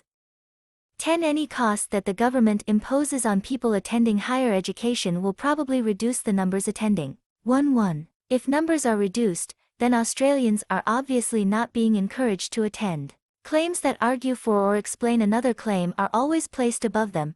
Claims that work together to form one reason are placed alongside one another, as a chain of dependent premises. Getting the diagram right doesn't make this happen, it is a way of representing, in a structured format, what is happening in our minds. We tend to imagine that strong reasoning involves understanding and using a number of different reasons for our conclusion, giving our arguments and explanations intellectual breadth. This view has considerable merit, and we examine it in more detail in the next section, but it does not mean that we can ignore the requirement to argue and explain in depth. Learning to unpack what we initially think of as a straightforward, simple reason and to express it as a number of distinct, but dependent, premises is the only way to make sure our reasoning is not too shallow. For example, in relation to higher education, deep reasoning will bring out the current debate about whether education is vocational, training for employment, or liberal, education for the individual's own life. It would engage with the complex issues of who pays, against a background of reduced government spending and increased personal wealth for some Australians. It would engage with the social purposes of education, education for individual benefit or for social improvement. Each of these issues is worthy of significant argument and explanation in its own right. Such an approach ensures that our reasoning addresses all the issues raised by the conclusion, the meaning of certain words, the values that we are seeking to express, the exact way in which certain situations come about, and so on. Avoiding implied premises. If, in unpacking our reason and turning it into premises, we leave out a premise that should, analytically speaking, be there, then we have made a serious error. Such a claim would not be missing, exactly, but rather would be implied by the connection between the claims that are explicitly stated. That we do often leave out some of these premises is a reflection of the difficulty of thinking deeply enough about complex issues. When we do, it is usually because we have unconsciously assumed some complex relationship that, in fact, needs more open analysis. Here is an example. Imagine we reason that the economy is growing strongly at the moment, so employment will also grow strongly. If we look closely, this explanation does not represent a clear analysis. The first claim puts together two components, economy and growth. The second, the conclusion, puts together employment and growth. What has been implied? We do not have to guess because, from the available information, we can infer that the implied claim is a premise that connects economy with employment. Such a premise might be, economic growth is necessarily a cause of employment growth. And, from this example, we can extract a general rule. When deciding what the implied premise might be, ask on what basis, according to what other piece of information, does the stated premise, or premises, provide a reason for accepting the conclusion. If the link between the premises and the conclusion is unclear, then there is probably an implied premise. The original explanation about the economy contains an implied premise because the initial reason had not been unpacked, allowing each necessary element to be written as an explicit claim. Failures to expand reasons properly lead to implied premises and reflect assumptions made by the person arguing or explaining, which interfere with smart analysis. Historically, economic growth has caused employment to grow, but as is evidenced by the past decade in Australia, the new shape of capitalist economies in the 1990s and the new century means that this old idea is no longer valid. This mistake, of assuming it is true to say economic growth means more jobs, has been common in recent years. Because the reason was not unpacked properly and the analytical relationship made explicit, the original explanation did not provide a clear opportunity to analyze this assumption and check to see if it was true. But it is also wrong to rely on implied premises, that is, those that are analytically necessary but have not been clearly stated, even when such premises are true. Look at this example. A computer technician is called out to look at a personal computer that is not working very well. The technician knows perfectly well what is wrong. The computer has only got 256 megabytes of random access memory, RAM, and its owner is trying to run programs that require at least 512 megabytes. So, she explains to the customer, your computer is not working well because it only has 256 megabytes of RAM. What the technician has done, though, is to rely on the implied premise that, if you wish to run the programs loaded on this machine, then you must have at least 512 megabytes of RAM. The relationship between memory, the computer, and the problem is so obvious to the technician that she has not clearly explained it. Yet, the customer may not know enough about computers to fill in or infer the implied premise from the stated explanation. The implied premise here is true. What has been assumed is that the relationship between the premises and the conclusion is obvious. In fact, from the point of view of the customer, it is not, and thus the reasoning used by the technician is ineffective. By definition, all reasoning depends at some point or another on assumptions that give rise to implied claims. So, practically speaking, effective reasoning does not require that there be no implied premises, but it does require that we be well aware of the claims that we do leave out. First, if we do not recognize our own implied premises, then we may fail to judge accurately if they are true or not. Second, we may fail to communicate our message to someone else who does not share our assumptions. This last point is particularly important. Our decisions about using implied premises can only be guided by what we expect our audience to know, and what we know about the context of our reasoning. For example, academic essays and reports are usually designed precisely to test students' abilities to avoid making assumptions, and so, we would not want to leave many implied premises in this context, even though we might assume our audience, the assessors, do know the claims we are making. Exercise 6.1. Think of two completely separate reasons for each of the following two conclusions. Write these reasons down, and then analyze their relationship to the conclusion, expanding each into a chain of dependent premises. In the first case, you are explaining why the conclusion is happening. In the second case, you are arguing for it to be accepted. A. I am reading a book on reasoning. B. There are considerable benefits to be gained from studying how to think better. Relevance. What is relevance? Here is a simple example of relevance and irrelevance concerning the conclusion, Smith is physically unhealthy. A. Smith has pains in his chest, he coughs a lot and is short of breath walking upstairs. Clearly Smith is physically unhealthy. B. Smith wears green trousers and a pink hat and has no shirt on. Clearly Smith is physically unhealthy. In argument A, the relevance of the premises is clear. They all report physical symptoms that are routinely recognized as evidence of poor health. In the second case, these premises are irrelevant because they give us no indication of physical health. Note that it is impossible to determine the relevance of the premises by themselves.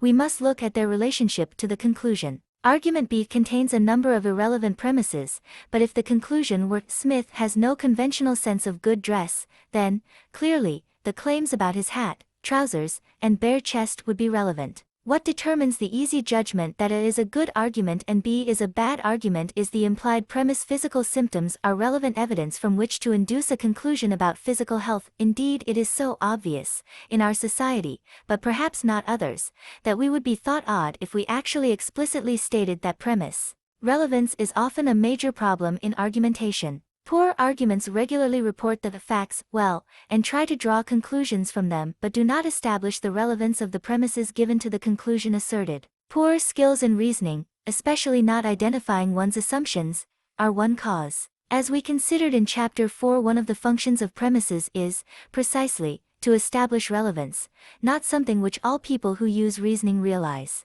However, it is not just a problem of technique. Often the debates in our society that are most difficult to resolve concern disagreements about whether or not a premise is relevant to a given conclusion. Consider the treatment of people who arrive as refugees in Australia directly, rather than by official routes, so-called illegal immigrants. Politicians who support detention of these people argue that international laws concerning the proper treatment of refugees are not relevant to this class of immigrants because they have arrived illegally. Opponents of detention counter by saying the international laws are relevant. On both sides, there is agreement that there are such laws, and that they do prohibit detention. There is also agreement that people are arriving in this manner. What differs is the judgment as to whether or not the refugees are arriving legally or illegally and, in consequence, whether human rights conventions are or are not relevant. Issues of relevance are rarely as obvious as the example about Smith and his health that I used at the start of this section. Smart thinking always involves very careful consideration of relevance as distinct from whether or not premises are well-founded.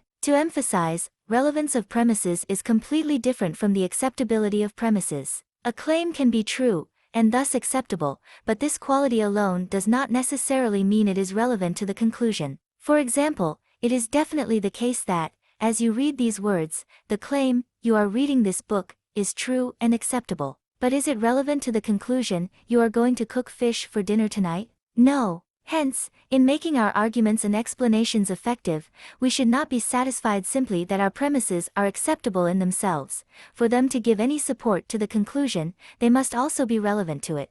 So, put simply, a premise is relevant to the conclusion when it provides some basis on which to decide whether or not to accept that conclusion. Exercise 6.2. To help you to learn about relevance, let us look at some examples. In the following arguments and explanations, decide which premises are relevant to the conclusion, which is italicized in each case. A. Why did the train crash? The train was going too fast and its brakes were faulty. Also, there were many people waiting at the station. B. Now, first of all, privatization leads to competition and, when there is competition, prices go down and service improves. People want reduced prices and improved service in the postal system, and so the government postal service should be privatized. C. Several politicians have been discovered to have lied in public. Many rarely seem to have much knowledge of what their voters want, and generally, politicians get too many benefits. Hence we should not trust them to make good decisions on our behalf. Ensuring premises are relevant. But what if the connection between a premise and a conclusion is not obvious? A crucial smart thinking skill is the ability to think through how evidence relates to a conclusion, and how apparently irrelevant material does indeed help to prove or establish a conclusion. Making sure premises are relevant to a conclusion requires careful analysis of the possible connections between them. As noted above, the key question is whether or not the premises are concerned with the same issue as the conclusion and, hence, whether they are capable of telling us something about it. A way to check this relationship is to ask, in the case of arguments, if this premise were true, would it make the conclusion more likely to be true, or, for explanations, if this premise were true, would it make it easier to understand why the events stated in the conclusion happened? Equally, we must think about the way in which our knowledge of other events and ideas might help us to see the relevance of one particular claim in establishing another and thus prevent us from missing an important relevant premise. Presenting relevant premises is also about making it clear that they are relevant. In other words, use a claim, as part of a linked chain of premises, to show the relevance of the premises to the conclusion. An effective argument or explanation not only reflects careful thinking, but also clearly demonstrates it, so others can follow your reasoning. Here is an example of how to establish relevance. 1. Australia's universities are of a high quality. 2. Australian university graduates report that their lecturers are, generally speaking, good at communicating. 3. All universities now have quality assurance programs to maintain quality. 4. Australia's universities attract many overseas students to them. Claim 3 mentions the words university and quality, and is demonstrably relevant through this word similarity with Claim L. Claim 2, while possibly relevant, it certainly mentions some evidence, good communication by university teachers, that we might assume to be relevant, depends on exactly what the conclusion is trying to say. Claim 1, the conclusion, is not well formed. It is vague since it does not make clear whether it is claiming that all aspects of universities are of a high quality or whether, as hinted at by the premises, it is merely the teaching function of universities that is of a high quality, leaving aside, for example, research work. So the first mistake here is that the conclusion's vagueness makes it unclear whether the premises are relevant. Claim 4 exhibits another problem with relevance. It may, for example, be that overseas students come to Australia because studying here is cheap, or because they like the climate in Australia. Claim 4 becomes a relevant premise only if the reason for the student's preference for Australia is based on the quality of the universities. So the second mistake is that another premise ought to have been added to make clear how Claim 4 is relevant to Claim 1. We might say that, while Claim 3 is self-evidently relevant, it provides, in the word quality, its own evidence of how it bears on the conclusion. Claim 4 is not self-evidently relevant and therefore needs an additional, dependent premise to provide this evidence. Exercise 6.3. For each of the following claims, write 3 claims that, in your view, are relevant to showing either why they are true or why they are false, depending on whether you agree with the claims or not. A. Voting at elections should be compulsory. B. Protecting the environment is more important than economic development. C. Australia's unique cultural identity is being overwhelmed by imported American culture. D. Everyone should own a personal computer. The special role of framing premises. A framing premise, discussed in Chapter 4, is one that in many cases functions to make other premises, in the same chain, relevant to a conclusion, to provide the extra information that, when combined with other claims, shows how they relate to the conclusion. Let us look again at the argument about quality universities. The relevance of Claim 4 to Claim I was not clear. However, if we added another claim to it, overseas students generally seek to study at high-quality universities, Claim 5, then the relevance to Claim 1 of this specific piece of evidence would be clearer. We should remember that claims initially connect 2 component parts. In this case, Claim 1 connects universities and quality. Claim 4, on the surface, relates universities with another issue, overseas students. This problem can be overcome only if the third claim, Claim 5, links together overseas students with quality. Exercise 6.4.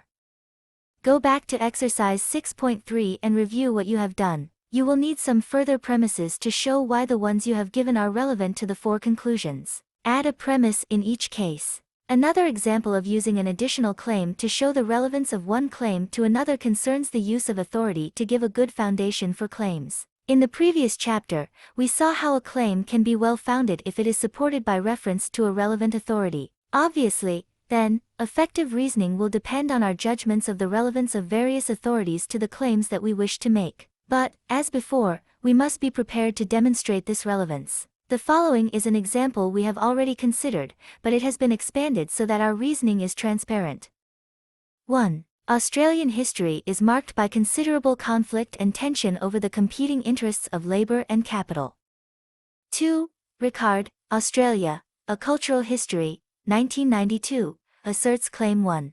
3. Ricard is a relevant authority on such matters. 4. Ricard is a widely published and well-respected Australian historian. 5. If historians are widely published and well-respected, then we can be confident that they are a relevant authority. Think about this example and how similar it is to the basic form of reasoning discussed in Chapter 3. Can you see that claims 4 and 5 serve to establish that Ricard is indeed a relevant authority, as asserted in Claim 3, and hence go above this claim in the diagram? Claim 3, in turn, is added to Claim 2, the reference to Ricard's book, to show its relevance in founding Claim 1. From this example we can see that the reasoning that, logically, underpins the simple use of a reference can be long-winded. However, the lesson to learn from this is not that we should be so explicit and lengthy in our own work. Rather, when we want to develop an effective argument or explanation, we have to decide which premises need to have their relevance substantiated and which premises do not. Making this decision requires that we understand what is expected of us in reasoning. We must also consider the degree to which our audience will accept that what we claim to be relevant really is, even though we give no evidence for its relevance. Decisions about what to include or not include to establish relevance can only be made by thinking about the context. Imagine if I were to argue that all Australians should give due recognition to Aboriginal native title claims, Claim 1, and I gave, broadly, 3 reasons to show why. 2. Both common law and legislation demand such recognition. 3. Aborigines were the first inhabitants of the continent we now call Australia. 4. Henry Reynolds has written an excellent book on the history of Aboriginal, European relations called The Other Side of the Frontier, 1980. For Claim 2, I would not consider it necessary to explain the relevance of the legal position. I would simply assume that my audience would see that a legal requirement was relevant to what all Australians should do. For Claim 3, I would consider it necessary to explain to some audiences, perhaps those ignorant of such matters, the relevance of the claim, by adding the claim, the first inhabitants of a land mass have inalienable rights to that land. Claim 5, I would assume that other audiences would see the relevance. For Claim 4, I would always seek to explain the relevance of this unusual premise, by adding the claims, this book incontrovertibly demonstrates the need for reconciliation and, native title claims are essential to reconciliation. Claim 6. Here is another example that shows how context involves both people and ideas. Students at university usually write for a knowledgeable academic and fail to work carefully through all the issues, assuming that the academic will fill in the gaps. In doing so, they forget that they must also meet one of the contextual requirements of scholarly work, that they not make too many assumptions, not presume that the audience is clever and will get the point of the essay. Hence many essays fail to achieve the required standard because their authors have not consciously considered and learnt about the context into which they fit. This point is significant in all communication. Whenever we communicate, we must actively imagine and reflect on our context and how that might influence the way we present our arguments and explanations. Exercise 6.5. For the following argument, add claims that satisfactorily show why the given premises, claims 2, 3, and 4, are relevant to the conclusion. Then indicate 2 contexts for each, one in which you would explicitly establish relevance and one in which you would not. 1. All Australians should learn about their own nation's history. 2. History helps us to understand what is happening now. 3. Australia's history tells many stories of the fight for democracy and justice. 4. Learning about Australian history involves learning to write essays. Strength of support. It is very important to think about the strength of the support that we can give our claims. There are 2 distinct issues involved. First of all, we must have good evidence. A well-founded claim, by virtue of the fact that it is well-founded, will have a number of good premises, which should be provided to assist our audience in accepting and understanding it. But a more significant issue in communicating our reasoning is to decide which of the supporting claims that we know about should be explicitly stated in our argument or explanation. We should also be able to decide when we need to do more research to find out if the claims we want to make can be supported. The issue of well-founded claims must, in part, depend on an analysis of whether or not the claims are true or not, but it also requires that we consider carefully how we communicate our arguments and explanations. The following discussion addresses this second consideration: the burden of proof.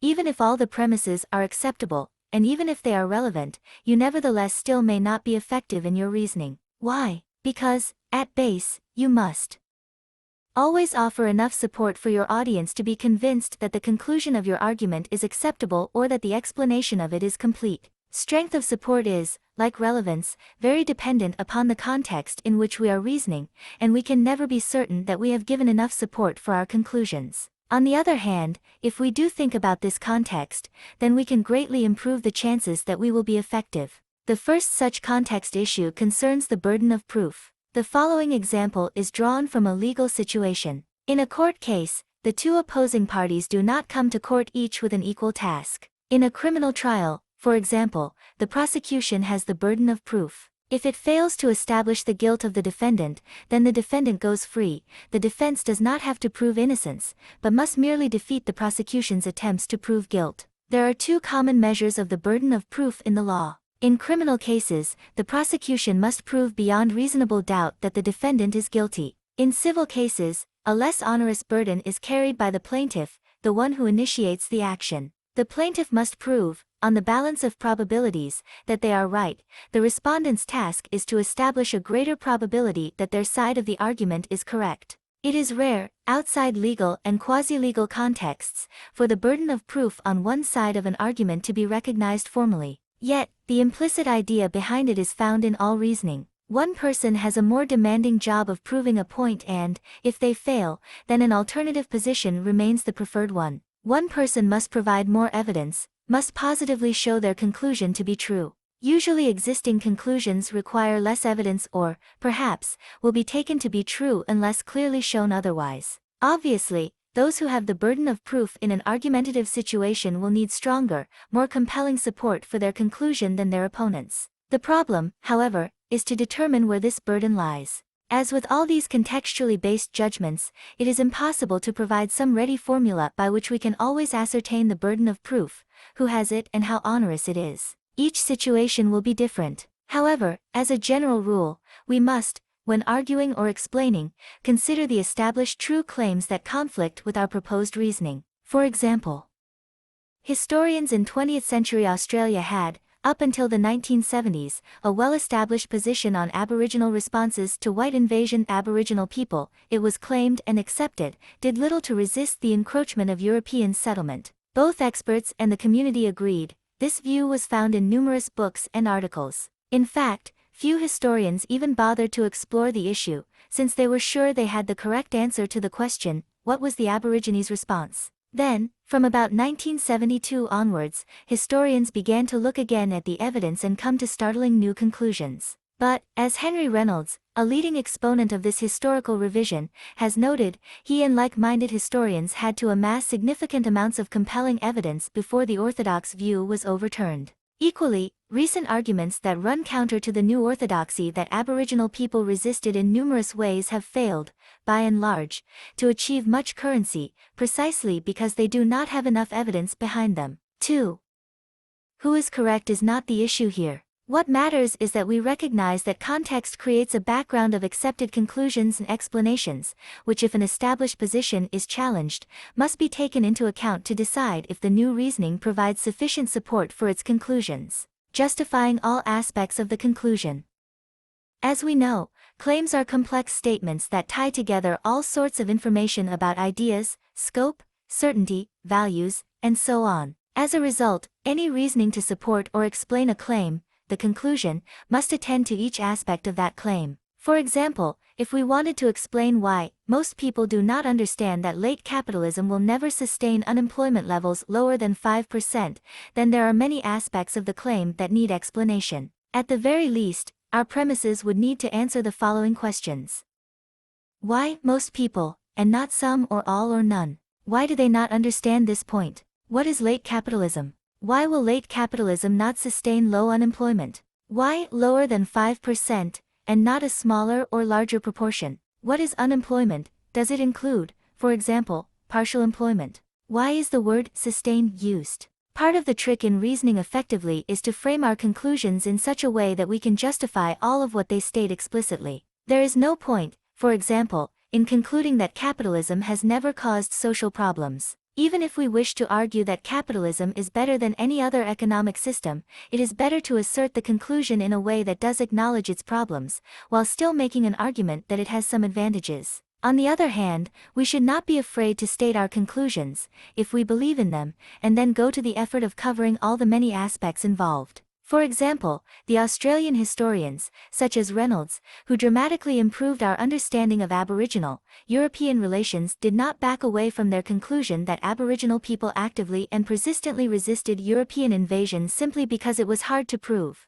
They did the detailed research necessary to establish this conclusion. Justifying all aspects of the conclusion is particularly necessary when the conclusion contains some value component. The premises must provide support both for the descriptive basis of the claim and for the value judgment that it makes either implicitly or explicitly. For example, to support the conclusion that the problem of unemployment in a late capitalist economy demands government regulation of the labor market carries with it a similar range of issues as the last example. Yet it also concerns further issues regarding the values implicit in the claim. Is unemployment necessarily a problem? It would not be implausible to imagine that some people would favor higher unemployment, as, for example, a way of keeping wage costs down. The trick is to be aware of the connotations of our conclusions, those less obvious meanings and implications, which even though they are not explicit in the stated claim, nevertheless require explanation or argument. Such an awareness is the hallmark of effective reasoning. Once again, it is the context, audience, general expectations, and so on, that makes clear what connotations we might need to consider. Arguments about Aboriginal, European relations, for example, now occur in a context that is completely different to that of 30 years ago, precisely because general knowledge among Australians about this issue has changed and the attitudes towards Aboriginal people among white Australians are somewhat more positive than in the 1970s. Breadth of premises. It is rare to find a claim that is so simple in what it asserts about the world that it can be easily supported by one or two premises. What is more, when explaining why an event has occurred, the reasons on which our explanation are based are likely to be highly complex. Hence, as well as giving depth to each individual reason, expressed as a chain of premises, we also need to give a broad argument when required. Such breadth ensures that reasoning is not rendered ineffective by oversimplification. There is, of course, no general rule regarding how much information should be given in support of a conclusion. It depends on the conclusion and the context. No reason should be given that is irrelevant to the conclusion. Yet we should not exclude relevant information, otherwise we will not deal with the full complexity of an issue. The need for breadth is particularly evident in reasoning about why things have happened or why they might in future happen, cause and effect. For example, if we were to argue that Australia's current rate of immigration is too low, we could develop a series of arguments about the effects of low immigration, drawing on various aspects of this topic. Without at the moment unpacking them into complete premises, there are at least 4 different reasons. A larger population provides significant economic benefits. B. Higher immigration provides significant cultural benefits. C. Higher immigration is a sign to the rest of the world that Australia is a good international citizen. D. Higher immigration will increase Australia's defence capabilities. Each reason concerns a different aspect of the problem, a different point that, independently, supports the conclusion. Why would a collection of reasons be needed here? Well, to say simply that the economy benefits may be countered by an argument that there is no point in having a strong economy if the result is an impoverished culture. In such a situation, the conclusion may well not be accepted and our argument would be ineffective. Or, for example, if we were to fail to provide reason C, those people in our audience who would themselves argue for the primacy of international relations in determining economic, cultural, and defense conditions might not be convinced. As we might expect, for most claims there are arguments for and against, there are explanations from one angle and another. Whenever we reason, we are, by definition, setting up an opposition with possible counterarguments. To give sufficient support to our own conclusion, we must give evidence that defeats, or at least casts doubt on, likely counterarguments in advance of them actually being mounted against what we are proposing. For example, we know that one significant reason that opposes our conclusion that Australia's current rate of immigration is too low, is that social tensions will increase with increased immigration. If we know in advance that such a counter-reason exists and we fail to address it, then we are making our reasoning less effective. First, we run the risk of appearing to have failed to understand all the relevant issues, and thus casting doubt on our overall competence. Second, we may find people unconvinced of our conclusion, even though they've accepted all of the positive reasons we give. The response of such people might be, well, defense, politics, culture, and the economy will all improve, but that means nothing if the society that all those other things serve is falling apart. That we disagree will not matter.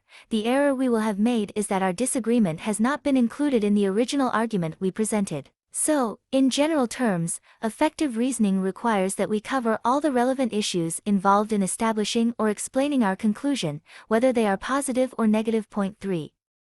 We do need to consider whether or not our arguments and explanations meet objective criteria of strength. We need to consider whether they are well-founded and strong regardless of what any particular audience thinks of them. However, because knowledge is never used or useful outside a social, non-objective context, for we must also consider the audiences of our reasoning. Hence, breadth of premises can best be understood in relation to the burden of proof. In essence, to meet our burden of proof, we must mainly meet the expectations of our audiences, but not simply give in to what they want to hear. If an audience, for example, expects to see, in a discussion of contemporary European, Aboriginal relations, some consideration of the history of those relations, then we would be failing our audience if we did not offer it or did not, at least, dismiss the relevance of such a consideration. Which approach we would use, of course, depends on our views of the topic, but as a general rule, it is fair to say that our arguments must address, either positively or negatively, those aspects of a topic that we guess our audience is expecting to see covered in our reasoning. Furthermore, if the members of our audience have mixed backgrounds, with some being more convinced by and interested in economic arguments, others by historical arguments, and a third group by purely moral or ethical arguments, then all groups would need to be covered. By contrast, in a report on the legal aspects of European, Aboriginal relations, the audience's expectations would be narrower. The context of the report, legal aspects, would exclude other reasons, which if we were to introduce them, might actually weaken our arguments because they would be irrelevant to the particular issue being reported on. In summary, not only do we need to understand issues well, but we must also understand our audience and other contextual factors so that we can judge what should or should not be included in any argument or explanation. Exercise 6.6. Take any argument or explanation that you are writing at the moment or have recently written. Begin by establishing clearly in your own mind the context for your work, including its audience, and the sorts of constraints or requirements that the context places on you. Step by step, apply to it all of the issues discussed in this section, with the aim of improving coherence in scope and certainty. Finally, we must consider the relationship between what we are claiming as our conclusion and the evidence used to support it, as expressed through the scope and certainty aspects of the claims. If the premises and conclusion are coherent in this respect, then our reasoning is more effective. Coherence of scope, while always important, is particularly significant in reasoning from specific cases. Here is an example.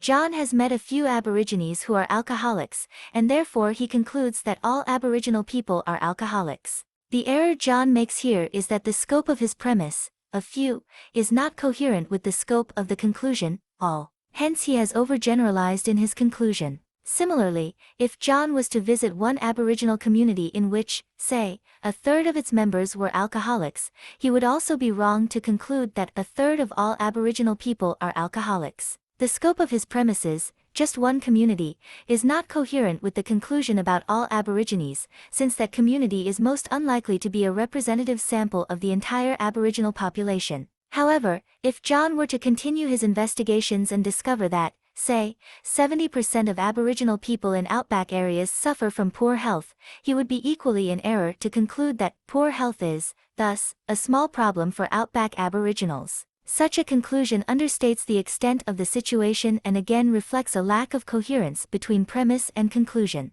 General conclusions are not, of themselves, the problem.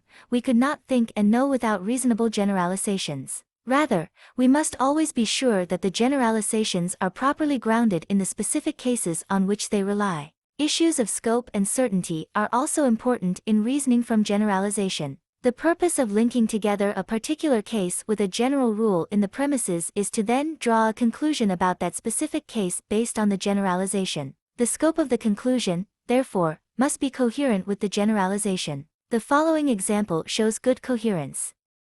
The incidence of major earthquakes in areas located away from major tectonic fault lines is low. Australia is such an area, and hence we can predict that Australia will rarely suffer from major earthquakes. However, another example demonstrates poor coherence. Generally speaking, students at Australian universities receive a high-quality education. Ho Ming intends to study at the University of Melbourne and fears that he will not receive a high-quality education. On the basis of the premise, Ho is wrong to hold these fears. Exercise 6.7. Look at the following conclusions. Without thinking about whether they are true, and thinking only about the words as they appear in front of you, especially those that define the scope and certainty of the conclusion, indicate which conclusions are milder and which are stronger, in relation to one another. Then think about the sorts of audiences that would need more or less argument to persuade them. Who would easily be persuaded of the conclusions? Who would be skeptical of these conclusions? A. All Australians should be forced to do national military service. B. One option is to consider limited military service for some young Australians. C. We should definitely establish an inquiry to consider the possibility of introducing national military service. Review. Effective reasoning requires that we attend to a wide variety of factors, both in our analysis of the connections between claims and then in the presentation of those claims and connections. We cannot, truly, separate out the needs of effective analysis and presentation, since our analysis will always be influenced by the context in which reasoning occurs, and that context is, by and large, determined by the knowledge and expectations of our likely audience. Some of the ways to be more effective in reasoning concern the links between premises. If we make these links well, unpacking any initial reason for a conclusion into a clear chain of dependent premises, then our analysis has depth. In particular, we must avoid allowing any claims that are doubtful to remain implicit, or failing to make explicit links between claims that are not obvious. Such assumptions can only be tested if we are explicit about all the NKS necessary claims in the chain. Equally, we must not confuse claims that support another claim, diagrammed above the claim being supported, with claims that are dependent, diagrammed alongside one another. The relationships of premises above with conclusion below are only strong if the premises are relevant and provide strong support. We judge relevance by looking at whether or not the premise is connected in some way to the conclusion, through the form of words or the issues involved or via some background knowledge. To establish relevance, we can include a framing premise if necessary or write our claims more carefully. Premises provide sufficient support for a conclusion if, in context, other people will judge the degree of support to be sufficient. We can ensure effective reasoning only by making sure that we satisfy any burden of proof we have, attending to the detail of our conclusion, justifying all aspects of it, making sure there is coherence between scope and certainty, and reasoning broadly where necessary. Concept check. The following terms and concepts are introduced in this chapter. Before checking in the glossary, write a short definition of each term. Breadth of reasoning, burden of proof, depth of reasoning, relevance, strength of support. Review exercise 6.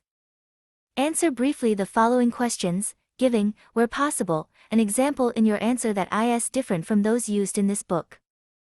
A. How many reasons does a chain of dependent premises offer in support of a conclusion? B. What is an implied premise? C. What is the difference between the relevance and acceptability of a claim? D. How might a framing premise be used in connection with relevance? E. What role does the idea of well-founded claims play in relation to relevance and support? F. What is the difference between depth and breadth of reasoning? G. How can we use scope and certainty to judge the effectiveness of reasoning? H. What role does context, and especially audience, play in effective reasoning? Notes. 1. In the process of unpacking, however, we usually think of additional, separate reasons that did not immediately occur to us. For example, in thinking through the detail of the economic reason, we might also come up with other reasons. One that occurs to me is that there is a moral argument concerning the rights of citizens to free education. 2. See the introduction to H. Reynolds, The Other Side of the Frontier, Penguin Books, Melbourne, 1980. 3. Note that this requirement to think ahead about counterarguments is particularly important in written reasoning. In a conversation, we have an immediate opportunity to respond to objections, but in a written argument, there are no such opportunities. See Chapter 9 for a brief discussion of objective strength, determined without reference to audience, as opposed to intersubjective strength, in which the audience plays a significant role. This complex philosophical debate is too involved to discuss here, and whether or not you believe that knowledge can be objectively true, the need to think about audiences remains very important. 7. What kinds of reasoning are there? We have now finished with our detailed look at the analytical structure approach. This chapter will consider, in a more general way, how to think about the types of reasoning we might use and encounter. I already noted, in Chapter 2, that basically reasoning is either about relationships across time, cause and effect, or within the sets or groups into which we divide and classify objects at any given moment. But there are some other ways of thinking about reasoning that are worth exploring in more detail, while recognizing that there is no set way to classify or assert that you are using one type of reasoning, but not another. In this chapter we will 1. Examine the difference between deductive and inductive reasoning, a commonly misunderstood difference. 2. Look at the difference between categorical and propositional logic, to discover in particular how propositions, if, then, can be useful. 3. Look at 5 types of reasoning, known as reasoning from cause, generalization, specific cases, analogy, and terms, i.e. definitional. Deductive and inductive reasoning. A common error. The difference between deduction and induction is one of the more vexed issues in contemporary logic. Exactly how, and why, we distinguish between them is subject both to erroneous views and legitimate disagreements. First, let me dispose of a common error, one that has probably been taught to you, or you have read, at some 89 stage. It is often claimed that deduction is a form of reasoning from general rules to specific premises and that induction is the reverse, that is, reasoning from specific cases to a general conclusion. Now, no matter what you might see or read elsewhere, this is wrong. The difference between deduction and induction has nothing to do with general or specific reasoning, but has everything to do with what the conclusion does on the basis of the premises. We will explore this genuine difference in a moment, but let me reassure you that, if the distinction seems hard to grasp, you are not alone. Philosophers have generally sought to retreat to those examples and cases of reasoning which are clearly deductive and clearly inductive. They have not engaged with the muddy mass of indistinct cases which are, by and large, the everyday reasoning we use. Deduction. In deductive reasoning, your conclusion states with certainty a relationship between two or more premises. It has to be certain, because it simply makes explicit a relationship that is already there, but not directly obvious, in the combination of the claims that are serving as premises. You will remember this aspect from the discussion of claims in chapters 2 to 4. Let us look at an example. I am under 18, people under 18 in Australia cannot vote, therefore I cannot vote. There are 3 key terms in this argument. One is age, under 18, the other is voting, and the last is I. The conclusion simply re-expresses the implicit relationship of the premises which can be expressed, in a formula way, like this. A is one of B, B can't do C, therefore A can't do C. The certainty with which, in this argument, the conclusion is stated relates not to the truth or otherwise of the premises but to the logical form of the argument. If it turns out that the premises are indeed true, then the conclusion is guaranteed both by the truth of the premises and by the form of the reasoning. The key test for a deductive argument is to ask yourself, being absolutely trusting, can you deny the conclusion, if it is that you previously have no doubt or deny the premises? For example, African swallows are migratory birds. All migratory birds fly long distances and therefore I conclude African swallows fly long distances. Now, let us assume absolutely and without doubt that the premises are true. Can you deny, refuse to accept, the conclusion now? No. Do not be confused and think, but maybe African swallows are not migratory birds. If you have this doubt, then you have not accepted the first premise. Deductive thinking is something of a mind game, an important one, nevertheless checking for deductive entailment, where the conclusion is guaranteed by the premises, first of all proceeds from the assumption that the premises are absolutely correct. If they are, then you simply need to check that the conclusion follows logically from them. Only then can you go back and see if there are doubts about the premises. Induction. In an inductive argument, unlike deduction, if the premises are true, then the conclusion is only probably true, and how big a chance that it is true depends on the weight of evidence presented in the premises. The conclusion, then, in an inductive argument is not guaranteed by the premises, but only supported by them. Often, the difference expresses itself in the way that an inductive conclusion does not state an implicit relationship but goes beyond the premises to make a new claim altogether. Here is an example. Imagine that, in the best traditions of the board game Cluedo, you are conducting a murder investigation. Mr. Green's body has been found stabbed to death. In the course of your investigations, you discover that Mr. White says he saw Mr. Black stab Green. Black is well known to have hated Green. Green's blood is found on Black's hands. Ms. Yellow heard Green gasp, "Black is stabbing me." These 4 claims serve as reasonably compelling evidence that Mr. Black was the murderer. However, can you be certain? No. You can only gather evidence to increase the probability that you are correct in judging Black to be the murderer. Indeed, if this case were to go to court, then the test used by the jury to convict or not convict would be one of reasonable doubt. The jury would not have to be 100% certain, simply convinced beyond a reasonable doubt that Black was guilty. So, although you would accuse Black as if you were certain he was the murderer, in purely logical terms you would not have deduced that conclusion from the evidence, but have induced it and thus always be fractionally short of absolute certainty. Remember that the claim which serves as the conclusion in this argument, Black killed Green, is not completely implied in the premises, as we shall see. You, being a good detective, do some more checking and discover that White told people Black hated Green. Black got bloody trytng to help Green. White disguised himself as Black to do the job. Hence, the probability now swings around to White being the murderer. Again, you cannot be certain, but would probably now proceed to accuse White. Induction, then, is the process of gathering evidence and, rather than stating something already completely contained in the premises, but not openly stated, making some prediction or estimate of what the most likely conclusion would be given that evidence. The lesson to learn here is, if you think about the kinds of complex arguments that you have been developing in earlier chapters of this book, what you will probably see is that, towards the end of a complex argument, the reasoning will become deductive, carefully delineating a logical set of relationships that, in the earlier parts of the complex argument, have been established through inductive reasoning, categorical and propositional logic.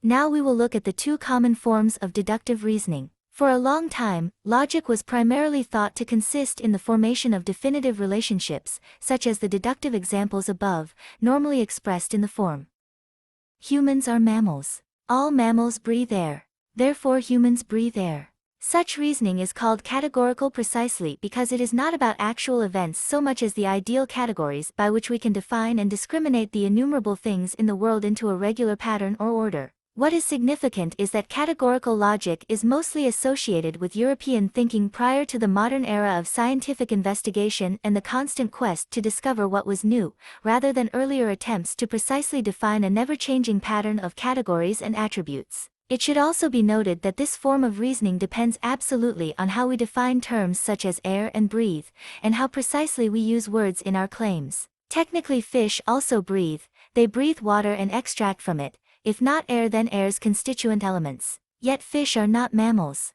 Thus, while useful to understand, categorical reasoning is more interesting for our purposes in that it models how dominant forms of reasoning are bound up in the social order of their time. Propositional logic, on the other hand, depends upon propositions, statements that propose a relationship between 2 states of affairs. Technically, these statements should be expressed as if, then claims. However, it is possible to write them in such a way as to imply, rather than explicitly state, the propositional nature of the claim. If the ancient Greeks spent a lot of time philosophizing about how specific items and general groups might be put together and thus developed categorical logic to a fine art, in the 19th century, European philosophers became fascinated by propositional logic. If/then statements are, probably, at the heart of most of our reasoning, even though we often do not realize it. They link together one event, the if part, and propose that if it happens, then something else will also occur. It is, perhaps, the philosopher's version of Newton's third law of thermodynamics, which stated that all actions have an opposite and equal reaction. Let us have a look at an example which uses a series of if/then statements to prove that Australia's economic health depends, not on low wages, but on high wages.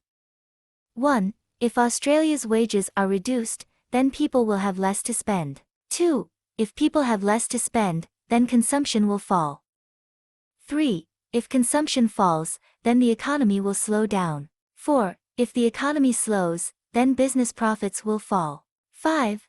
Therefore, if we want to avoid a loss in profit, we must not reduce wages. The power and flexibility of propositional logic is demonstrated by this example, not because these premises guarantee the conclusion is true, but rather because they create a series of logical relationships between two otherwise apparently unconnected events: the need to avoid a loss in profit and the desire not to reduce wages. If we were then to set about convincing someone of this ultimate conclusion, we would, by having set up the chain of propositions in this manner, have identified the key sub-conclusions that would each need to be supported by sub-arguments. Thus, we would have to establish that it was indeed reasonable to believe that, if consumption falls, then the economy will slow down, and we might do this by reference to real-world examples such as previous economic conditions in which a fall in consumption has indeed caused an economic slowdown. The lesson to learn here is, while categorical logic concerns itself with the structural relationship of the categories we use, defining the inclusions and exclusions so that we can be sure what does or does not belong together as a group, propositional logic prompts us to ask the right questions about what we need to establish, inductively, to then make our overall argument convincing. 5 types of reasoning. It is important to recognize that these 5 types are not mutually exclusive. We will consider causal reasoning, but, for example, we also see that when looking at causes we are also asserting analogies between the cause of one event and another. Equally, when we look at analogies, there are ways in which analogical reasoning is the same as reasoning from generalizations or might involve causal relationships. Thus, the 5 types presented here are not done so in the same manner as the discussion of deduction/induction, which showed how arguments of one type, in each case, could not be of the other type. Rather, I present these 5 types to assist you in thinking more broadly about the kinds of questions you might ask in your reasoning and, as we will see in Chapter 8, to guide your search for information. Causal reasoning. Reasoning from cause is very common and we are all familiar with it, if only in a common-sense way. If someone asks you, "Why did you buy this book?" you might reply, "Because it was reasonably cheap and looked interesting." Alternatively, you might say, "Because someone recommended that I buy it," or even, "Because it was a compulsory textbook for my studies." In all cases, you have stated what event or fact caused you to buy this book. Hence, in a causal relationship between claims, the premise or premises state the cause, and the conclusion states the effect resulting from that cause. Now, very often we use a simple causal claim, such as Australia's economic weakness in the world economy is caused by its reliance on commodity exports. As we know, a claim does have an internal connection between the cause and the effect. We should be careful to remember that a single claim, such as the one just given, is not an argument or explanation. However, this claim does imply that it is the result of, or conclusion to, causal reasoning. So, in making good links between premises and conclusions,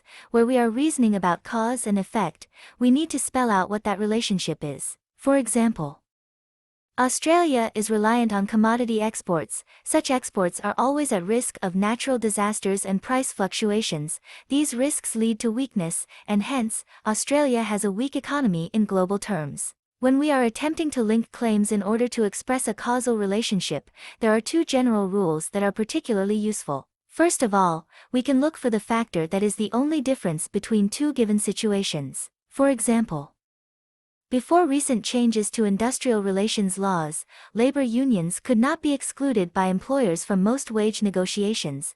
Now they can be. Not much else has changed, however. Since this legislative change took place, average wages have declined dramatically. Hence, I conclude that the likely cause of this reduction in wages has been the exclusion of unions from wage negotiations. The 2 situations that are being compared are the higher level of average wages in the past and the lower level of average wages now. The argument in the example seeks to establish that the only differing factor in these 2 situations, which might explain the change in wage levels, is the exclusion of unions. We can express this rule thus.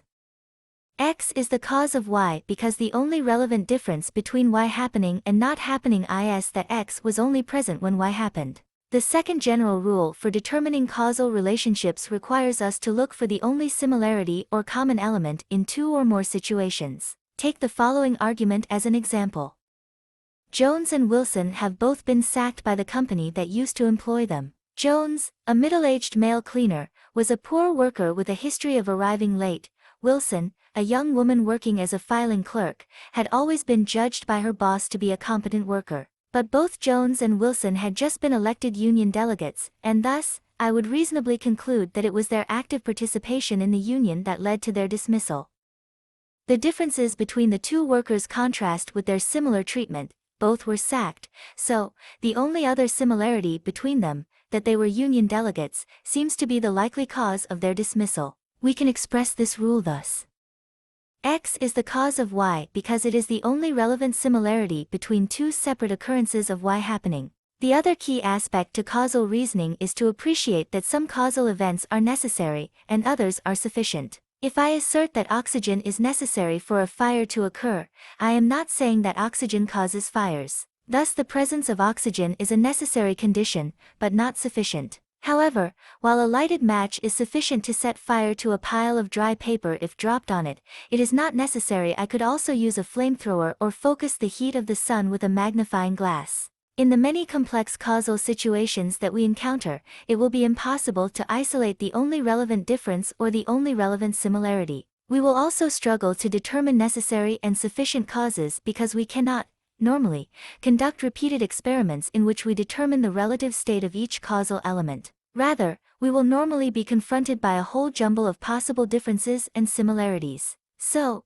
the main function of our investigation of causes, and of the resulting causal arguments and explanations we write, will be to assign some significance to each cause. Was it a minor or major cause? Was it significant enough to count as a sufficient cause on its own, or to discover the interrelationship between causes? We also need to consider the degree to which each cause was beyond or within human control. Was the cause a direct human action, or something in the general environment? Further, we need to avoid assuming, simply because events happen in close proximity to one another, that they are necessarily related as cause and effect. Perhaps it was simply a coincidence that, for example, the two workers were sacked. Alternatively, we might argue, in relation to the first example, that there is a common cause. Wage reductions and union exclusion are not necessarily effect and cause, but, rather, could both be the effects of some other cause, perhaps structural changes in the political economy of Australia.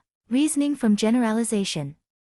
Reasoning from generalization is another common form of argument or explanation. Yet it is very different from causation. If causation, at its simplest, seeks to show how one event leads to another, reasoning from generalization shows how knowledge about a general class or category of events allows us to make a conclusion about a specific event that fits the general category. For example, all children who have been fully immunized are protected against some common and life-threatening diseases, such as whooping cough, polio, and diphtheria. Therefore, Stephen, who has been immunized, is most unlikely to fall sick with these diseases. The general form of such arguments is as follows.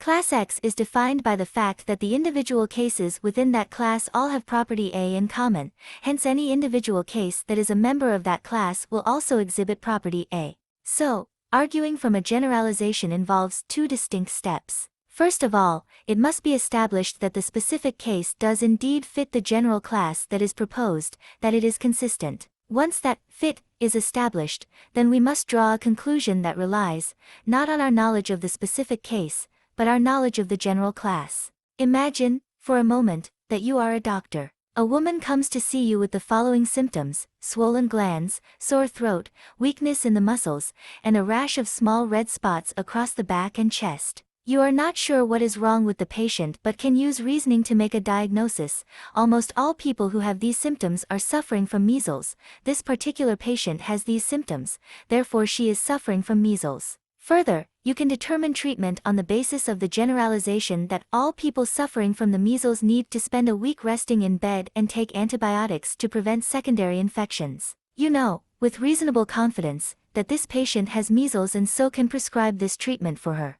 Let us explore this form of relationship by imagining that a class is like a box into which we put all the items that are the same as one another. On the lid of this box are a list of requirements that determine which items can and cannot be included. Patients who have the swollen glands and sore throat, but not the red spots, could not be placed in the measles sufferer class because they would not meet all the requirements. Patients with the red spots but no other symptoms would also fail to qualify.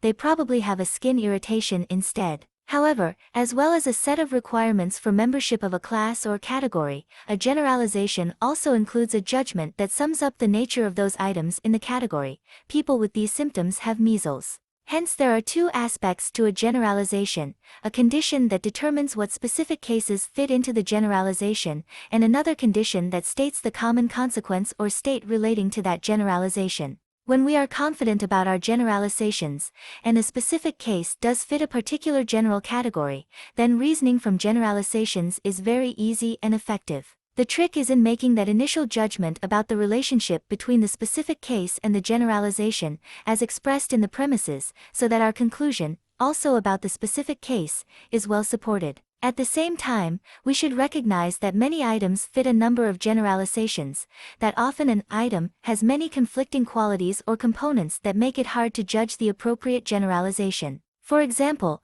doctors are often confronted with a series of symptoms in a patient that could mean any one of a number of illnesses. The tests that doctors perform are designed to work out exactly which generalization to apply to the specific patient and thus make sure that the correct treatment is prescribed. Reasoning from specific cases.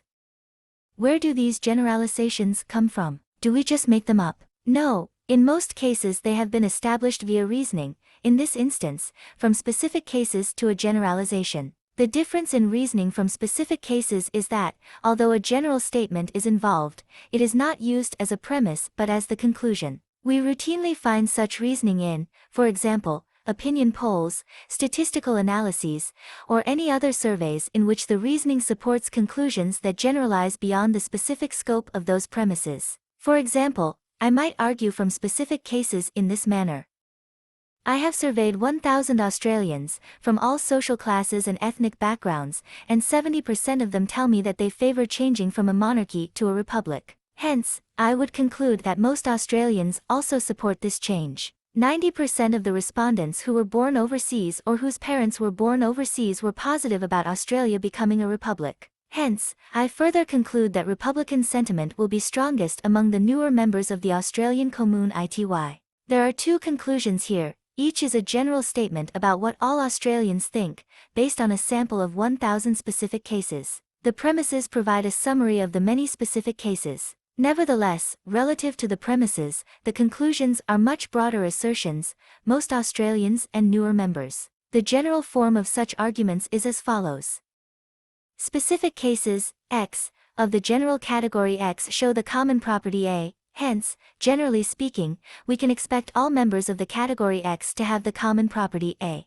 Reasoning from specific cases depends on the same sorts of judgments about the underlying relationship between the cases and the general category that we encountered in the previous section on reasoning from generalizations. If, for example, I had unluckily chosen a sample of 1,000 Australians who were unusually pro-republic, then it is unlikely that my broad conclusions would be correct. So, good reasoning from specific cases requires some consideration of the degree to which the cases selected represent the general category as a whole. This question of representativeness is precisely why reasoning from specific cases needs to proceed on a sound base of specifics. If I were to argue, on the basis of one bad meal of Italian food, that all Italian food was bad, I would be relying on far too small a sample for my argument to be effective. Equally, we should not trust surveys that rely on large numbers of responses from an unrepresentative group. For example, television stations have taken to conducting polls in which people ring in to answer yes or no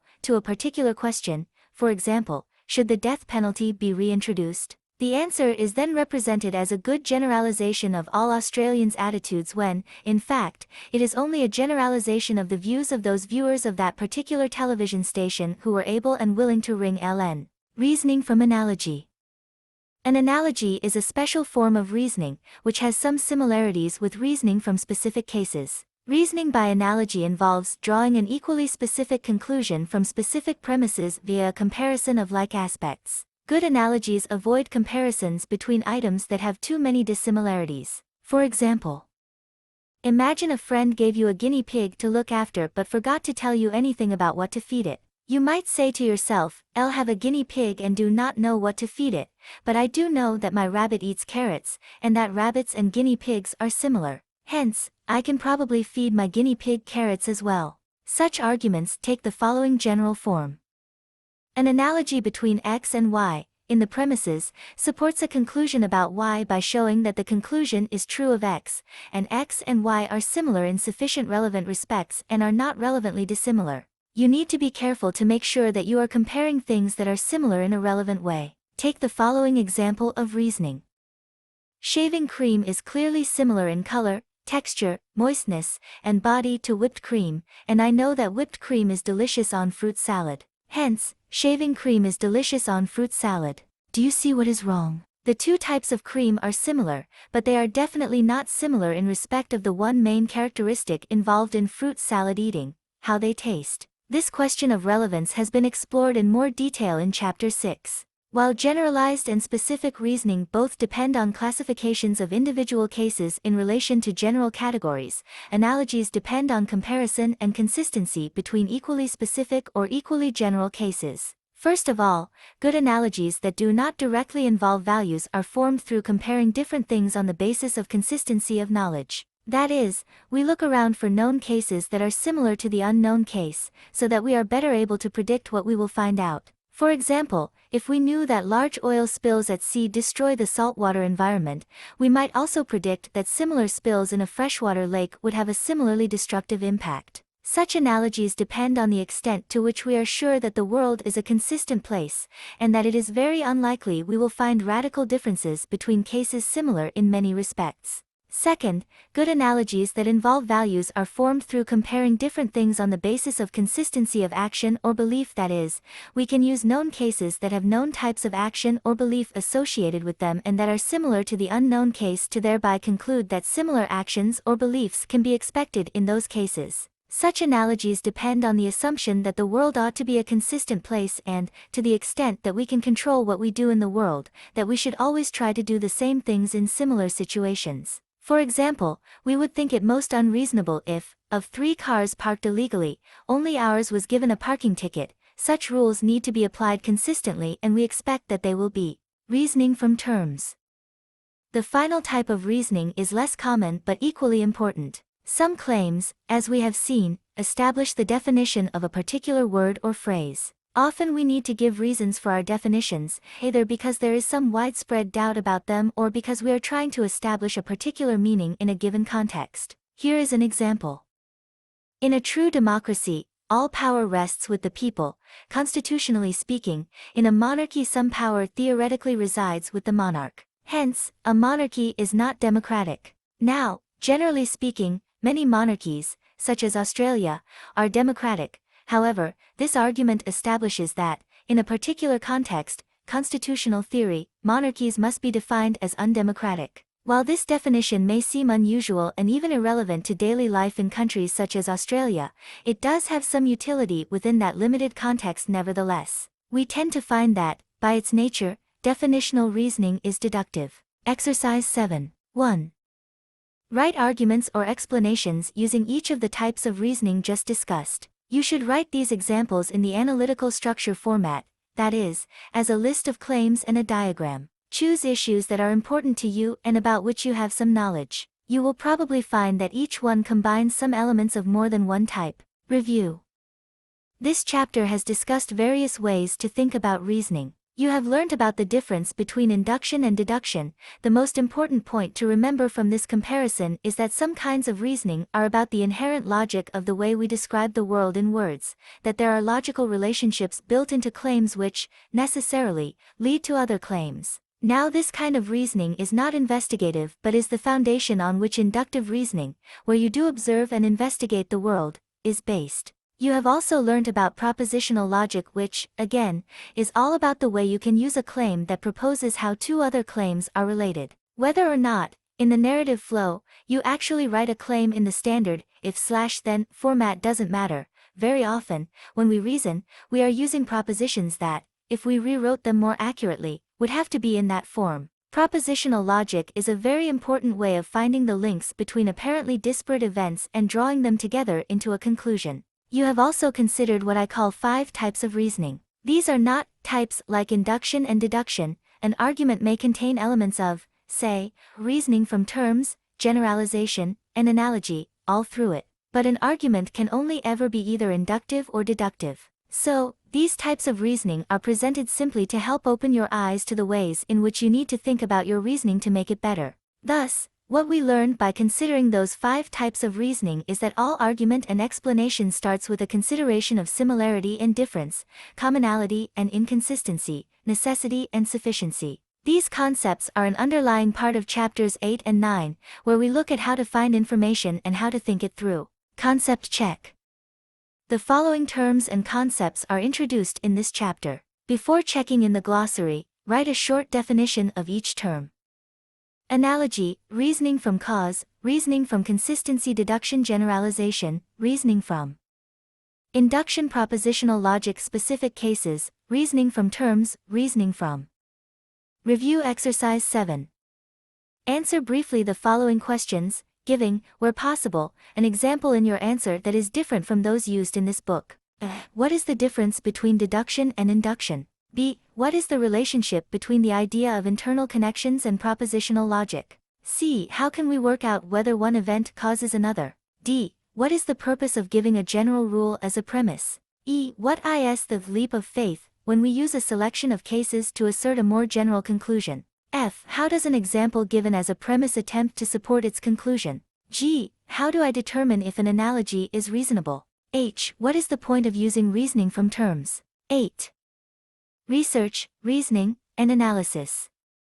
Advice on research usually covers physical issues such as finding books, conducting experiments, and searching computer databases. Such advice does not, however, address the key point that, since knowledge and reasoning are intimately connected, then searching for knowledge is a part of reasoning. The common thread between research and reasoning is that they both involve analysis, the thinking through of the connections between claims, or information. If we cannot consciously control our analysis, our thinking moves, then our research will fail to address the particular needs of the argument or explanation that we develop on the basis of what we discover. Furthermore, there is an easy way to conceptualize what we mean by analysis. It simply involves a constant process of asking questions. Questioning and testing possibilities are the most important thinking moves. For aspects of research, reasoning, and analysis will be discussed in this chapter.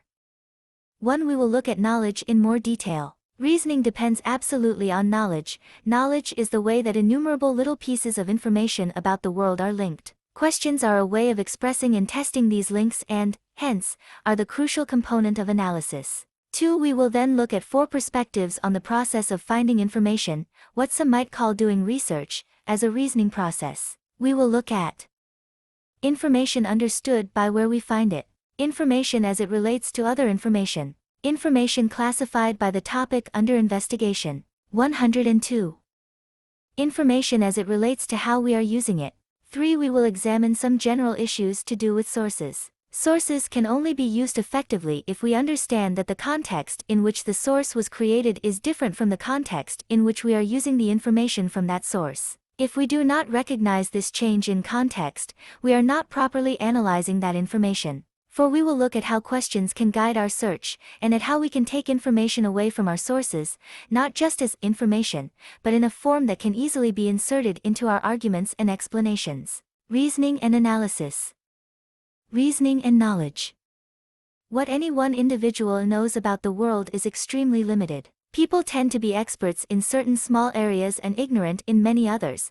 Their detailed knowledge is often applicable only in limited situations. It could not be otherwise in modern society, considering the quantities of available information and consequent demands for specialization. You do not need to be a walking storehouse of information about everything, since there are many places to look if you need to fill in gaps in your knowledge. Moreover, there are many well-established research techniques to generate new data. In such circumstances, the truly knowledgeable people are those who are aware of what they do not know and who have skills in searching. These skills do not just involve knowing where and how to look for information, for example, the ability to search the internet for library holdings of a particular newspaper, technical skill in interviewing, the ability to perform an experiment. Much more importantly, searching skills involve an awareness of how the skills are related to the process of reasoning. We often think that finding things out precedes thinking about them. In fact, just as writing and speaking, the narrative flow, are bound up with reasoning, analytical structuring,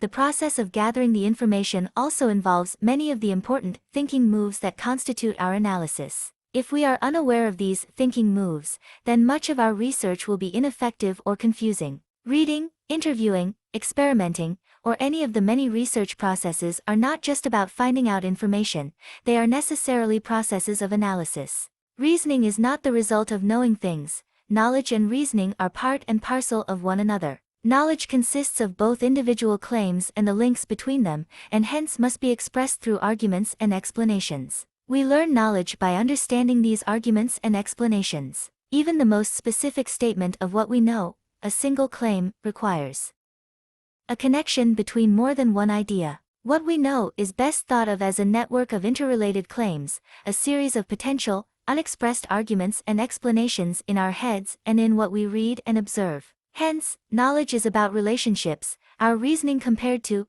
drawn from, contrasted with, and generally taken together with the reasoning of others. One of the best ways to understand how finding things out involves various analytical processes is to consider how questions, which can be used to guide our research, are, in fact, deeply implicated in reasoning. Reasoned analysis as questions. It is usually thought that the key to scholarly, intellectual work is finding the answers. Well, it is not. Critical academic work about any topic is designed, first and foremost, to discover the right questions to ask. The answers come later, once those questions have been determined. While smart thinking is usually more pragmatic than the reflective work done by intellectuals, the same general rule applies in developing our analysis. Thinking first about questions is much smarter than trying to think first about answers. We can understand the significance of questions by thinking about their relationship to the basic process of reasoning, the linking of claims. For example, if I ask, does the historical racism of white Australia towards Asians still interfere with Australia's diplomatic relations with Malaysia, then I am tentatively making the claim the historical racism of white Australia towards Asians still interferes with Australia's diplomatic relations with Malaysia. The answer to my question will, in effect, be a judgment of the acceptability or otherwise of this claim.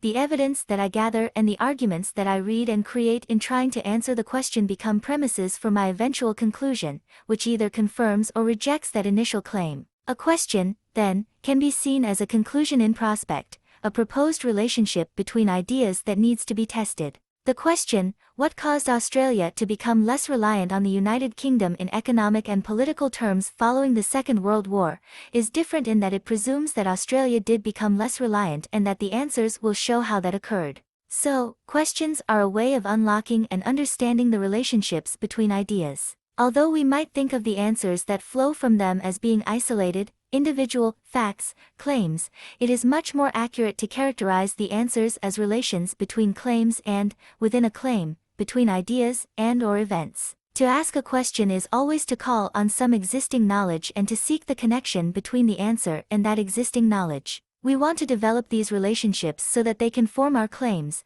as well as the links between premises and from premises to conclusions, in our analytical structures. Every stage in the process of analyzing an issue can be thought of as one of questioning or interrogating. Questions provide the underlying glue that binds together the initial formulation of the topic or problem about which we are reasoning, our search for information about that topic, and the construction of an argument or explanation that leads to a conclusion. It is not the answers to these questions that matter, so much as the very fact that you ask them. Most students are worried about the right answer. People asked to perform a certain task at work also worry about getting the right outcome. There are few, if any, perfectly correct answers in the real world. Instead, there are processes we go through in order to come to a conclusion, an answer or outcome, that is going to be accepted as correct in relation to the context within which we operate. And that is why reasoning is so important. Reasoning is not about answers, the conclusions, but about the process of making answers more acceptable by giving appropriate reasons for them. Thinking through a series of questions is how we control this process. Hence, before and during the research process, we need to have questions in mind that are prompted by the particular topic or issue that we are investigating. We need, at the very least, to be using questions to formulate the precise dimensions of our topic, establishing the parameters of our analysis. What we do consider and what we do not consider. What broadly defined bodies of knowledge we will and will not call upon. What definitions of terms we will use within our reasoning.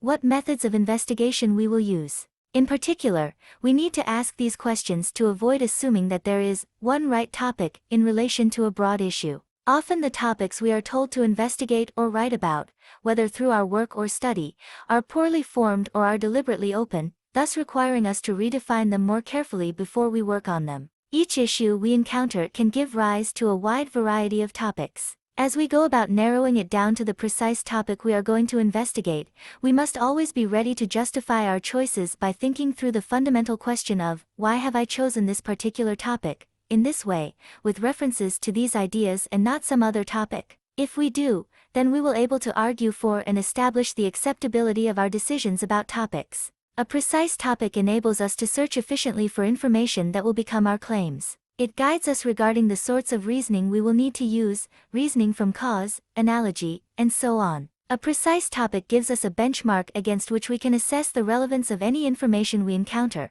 both in our research and in the final planning and construction of our arguments and explanations. A precise topic also provides the benchmark that enables us to judge the degree of evidence and argumentation needed to meet any requirements of the burden of proof, thus guiding our search further. But the key issue here is not the final product, the topic itself, but the insights we gain through the process of formulating it, and we must always be ready to change our topic in light of what we discover. We will encounter some more questions in Chapter 9. For the moment, let us turn to the ways in which we can think about the research process, not in terms of what we will find so much as the way that information and knowledge relates to the particular topic we are reasoning about. Information understood by where we find it. Let us begin with a little history lesson. J.C.R. Licklider was a leading U.S. scientist in the 1950s and 1960s. One of the founders of the Internet, and a visionary, he was lead author of a report in the 1960s on the future of the library, and libraries of the future. The report's main argument first of all recognized the value of the printed page. It was a superlative medium for information display and processing, small, light, movable, cuttable, clippable, pastable, replicable, disposable, and inexpensive. But, in an early sign of the impending crisis of information overload, the report outlined how the collecting of pages into books, journals, magazines, and bound documents, while necessary to allow even basic retrieval of information once printed, negated many or all of the display/processing features while only partially solving the huge difficulties of classifying, storing, and retrieving individual pages. It also created its own organizational problems.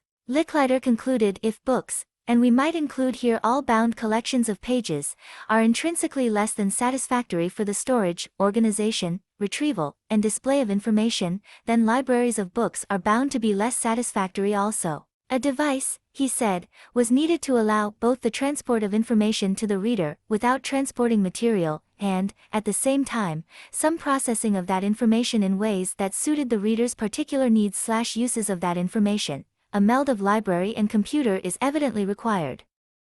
While we might think we have that device, the Internet, we can probably see, even from the most cursory searching and browsing, that the Internet has solved many problems, but only at the cost of creating a lot of new problems. I use this example to make the point that the different categories of information sources you encounter, e.g. monographs, edited collections, journals, both print and electronic, newspapers, magazines, websites, email lists, reference books, conference proceedings, and so on, are primarily designed to assist in organizing information to make it readily available, rather than to assist you immediately to decide what to use for your reasoning. They make information accessible rather than making it analytical, sensible, or usable. That said, we should not ignore the way in which the places we look for information can, with careful use, provide some clues in the search for sense and utility. While these places might be distinguished by labels that tend to describe the form of their production, conference papers, monographs, these labels also imply certain judgments about the value and reliability of information one finds there.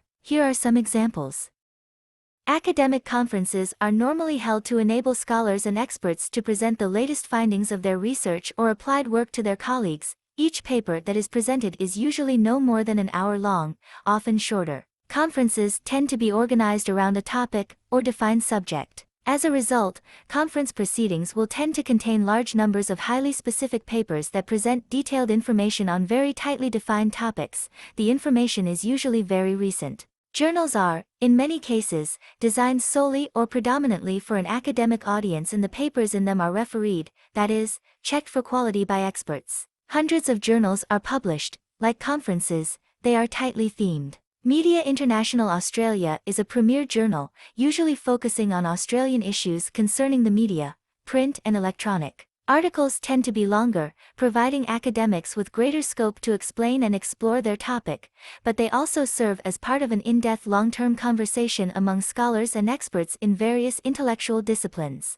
Popular magazines are intended to be read by people without much knowledge in a particular subject, but an interest. They are, predominantly, also governed by the need to attract and retain readership. The information is heavily processed to make it understandable. Simplicity, rather than complexity, is the aim. Brevity ensures continued attention. Examples and evidence are often sacrificed for the sake of a strong theme. Research is limited. What creates these different categories, then, is a mix of the mode of production, the intended audience, and the manner of publication. We cannot, for example, make the above three distinctions without relying on the others. Journals appear as a distinct category precisely because there are other forms of publishing that are categorized differently. It is the relationship that matters. For analytical purposes, these clues provide only marginal assistance in making sense of the information, rich and complex, which we find in these sources. All they do is guide us, to some extent, as to the reliability of that information and perhaps the directness of the source.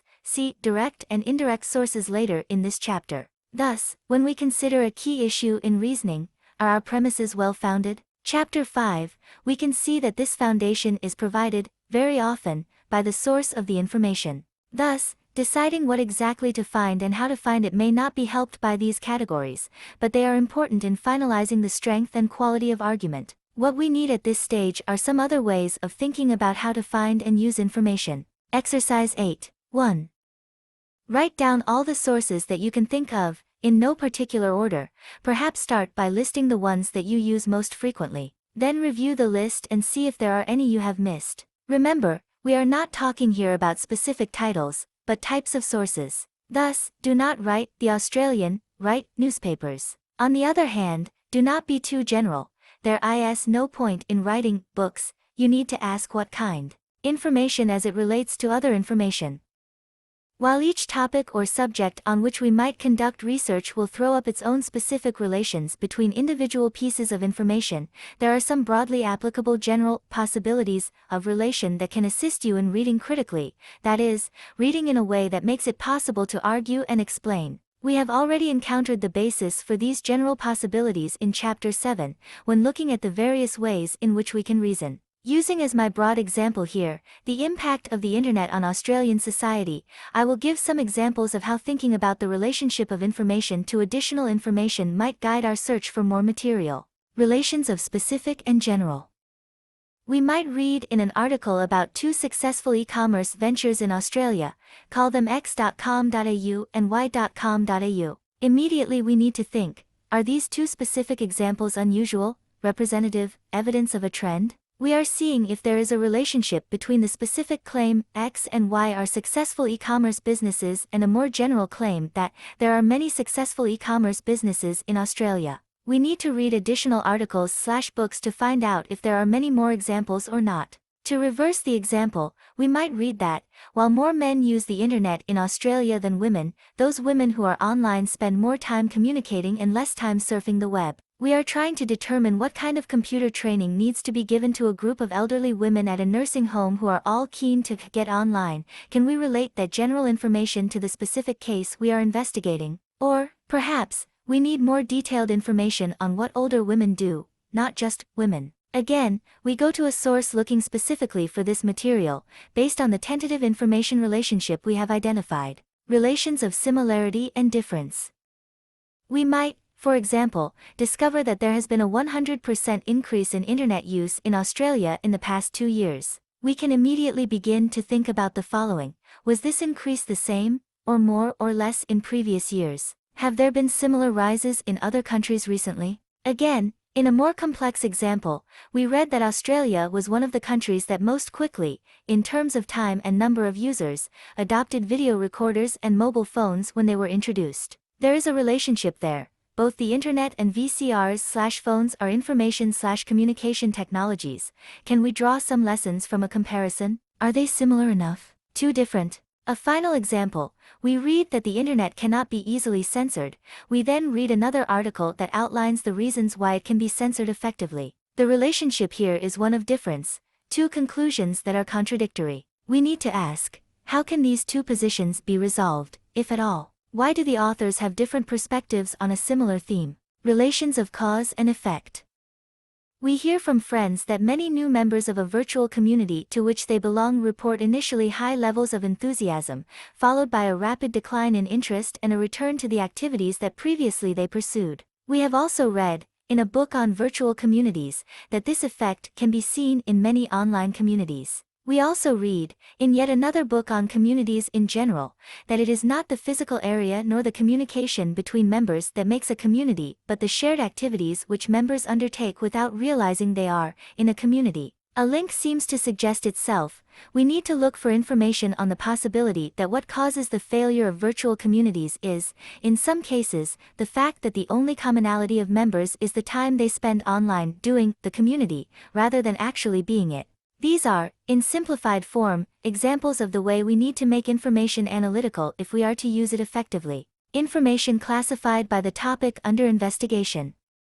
As well as looking for information prompted by how it relates to other information, we can also consider that there are, broadly, 5 classes of information involved in reasoning. 2 each is defined in relation to the particular topic we are investigating, and to each other. These classes can be understood as an answer to the question, how does this information relate to the information involved in my specific topic of investigation? They are 1. Information directly relating to the specific topic we are investigating. 2. Information about the specific background to this topic, closely related knowledge. 3. Information about other topics, different from the specific focus of our investigation, but that provides insights that are relevant or analogous to our topic. 4. Information about the broad field of topics into which this particular topic fits. 5. Information of theoretical perspectives that are used to establish the topic as a topic and to set the parameters of investigation. Each class denotes a different relationship between information, focused around the topic. For example, what allows us to talk about a related topics class is the relationship between that class and the specific topic we are reading about. To even think in these terms is to be implicitly analyzing the world. Let us consider an extended example of the analysis that lies behind this classification. Imagine we are investigating the way in which nationalism is used in Australian television advertising. Think, for example, of the Qantas television commercials with the "I still call Australia home" theme, or Telstra advertisements that emphasize, "We are Australian." Here are some examples of what we might find when we are guided by the 5 classes above. Point 3. First, we need to gather material on the specific topic itself. While we might well find material written in advertising magazines, such as Ad News, we would first watch numerous television commercials that use images of Australia. We could interview other viewers, we could talk to advertising agencies, we could compare nationalistic and other advertisements. This class of knowledge is what is usually established by the regular research activities of various scholars and investigators. So, in our own investigation, it is the principal category of knowledge that we are creating. Second, we should turn to material on the specific background, which is usually found in the writings of other researchers. For example, Paul James's article, "Australia in the Corporate Image, A New Nationalism," discusses in detail the use of Australian nationalism in marketing campaigns in the 1970s. Third, we need to know about other specific topics with relevant insights. Ruth Abbey and Joe Crawford's Crocodile Dundee or Davy Crockett? 5 does not tell us anything about television advertising. But, in its discussion of the nationalist elements of the film Crocodile Dundee, we can find some relevant insights. Fourth, we need to understand the broad background of the topic, which would involve developing our knowledge of advertising and nationalism. Benedict Anderson's Imagined Communities, Reflections on the Origin and Spread of Nationalism 6 includes very little discussion specifically about Australia or advertising, but does provide a sophisticated discussion of nationalism. Equally, Stuart Cunningham and Graham Turner's edited collection The Media in Australia, Industries, Texts, Audiences 7 provides a good general background to the television side of our investigation. Most significantly, we need to gather some information about theoretical perspectives. These perspectives provide a particular way of investigating and thinking about issues. Different theories lead researchers and thinkers to different approaches and to different understandings of what makes premises well-founded, relevant, and strong. In particular, theoretical perspectives establish the topic as a topic and set the parameters of investigation.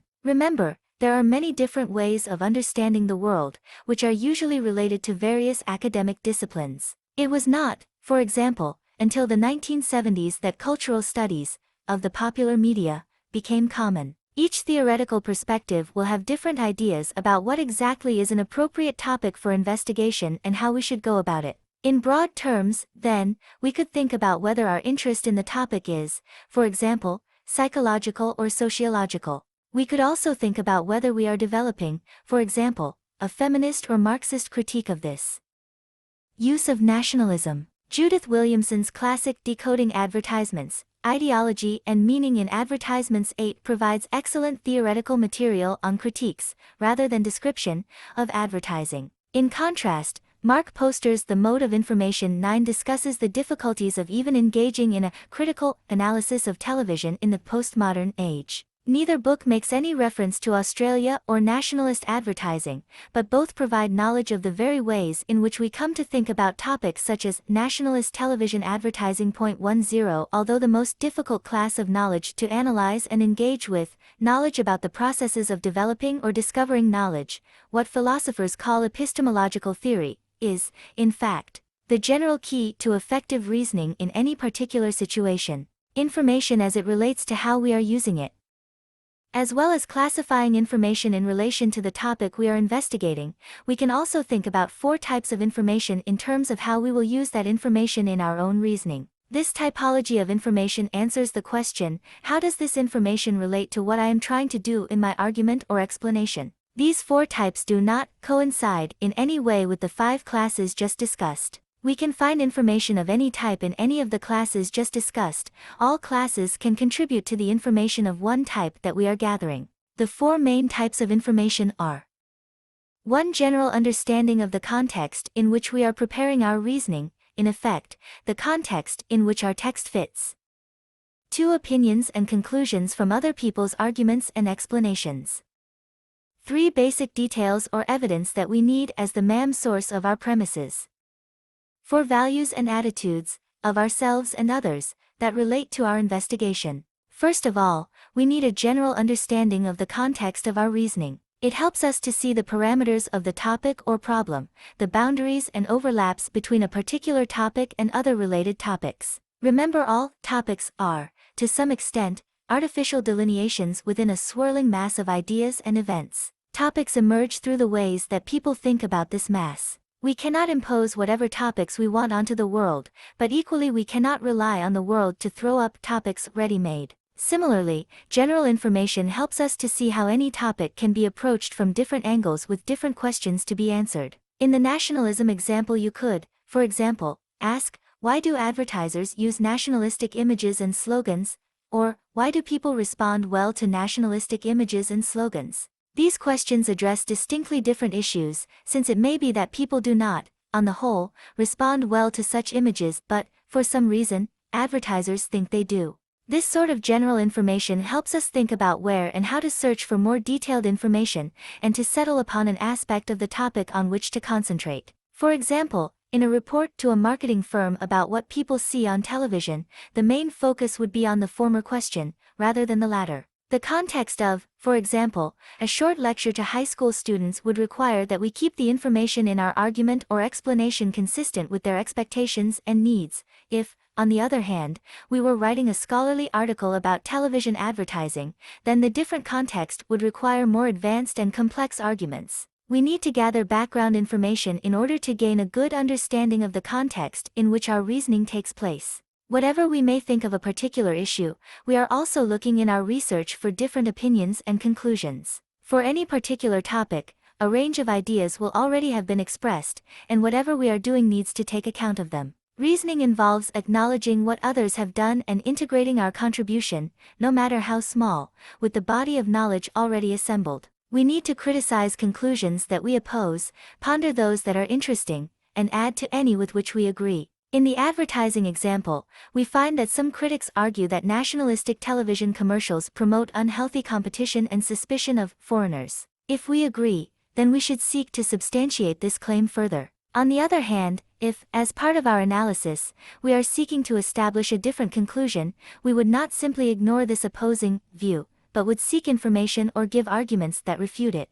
We need to consider these other conclusions in relation to what we are concluding in our own reasoning. Most of all, we need to base our reasoning on premises and further support for those premises. We might think of these premises as evidence or the facts, even though we must understand that most facts are only interpretations, claims that, depending on one's perspective, may become more or less doubtful. This information is usually what we produce through our own direct research, seeking to answer specific questions that we have established to guide our activities. As always, we need to be confident in the accuracy and acceptability of this information and be able to demonstrate it convincingly in our reasoning, for example, through appeals to authority. Referring back to our continuing example, we could use the following as evidence.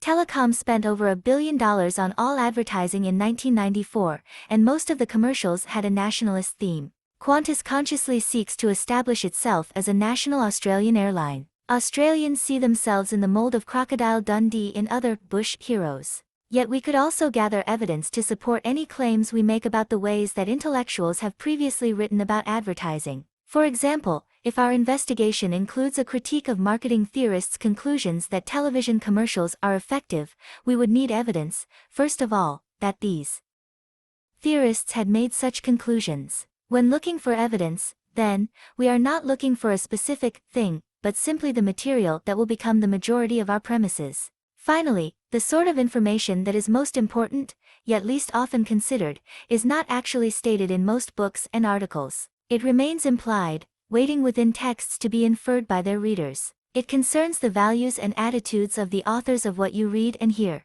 These values include judgments about which actions are good and which are bad. For example, many commentators on nationalism believe that too much national pride is bad because it promotes conflict and competition. Unless we understand this value system, we cannot interpret and respond to what is written within it. We cannot understand the range of possible opinions on nationalism unless we understand that the same facts, say, one particular advertisement, may lead to dramatically different conclusions when interpreted from different political or ethical standpoints. Moreover, values can also relate to correct ways of investigating a problem. If we do a socioeconomic analysis of television advertising in relation to the ways that large companies profit from calling upon consumers' patriotism, then, implicitly, we are making a value judgment that it is inappropriate to use a different approach, say, a psychological one that concentrates solely on how an individual responds to advertisements. Exercise 8.2. Think about an investigation in which you are currently engaged, an essay, report, experiment, whatever. Think of 2 examples for each of the 5 classes and 4 types of information listed above. Remember that for each type or class, it is a question of the relation between the knowledge or information and your topic. Reflect in particular on the context in which your investigation is occurring. Direct and indirect sources. Direct sources. In broad terms, direct sources are those that provide first-hand information about events. A radio interview with a politician in which we hear what the politician has to say about the economy is first-hand. An extensive speech delivered in Parliament by the same politician is also first-hand. A book that analyses this politician's particular views about the economy is, by contrast, second-hand. In scientific disciplines, experiments are the most common direct source. In other disciplines, surveys and interviews, or research into written and oral records of events provide direct access to information. All these sources are direct and, within the appropriate context, recognized as containing original evidence and ideas. They are a significant source of the material we need to form our arguments and explanations.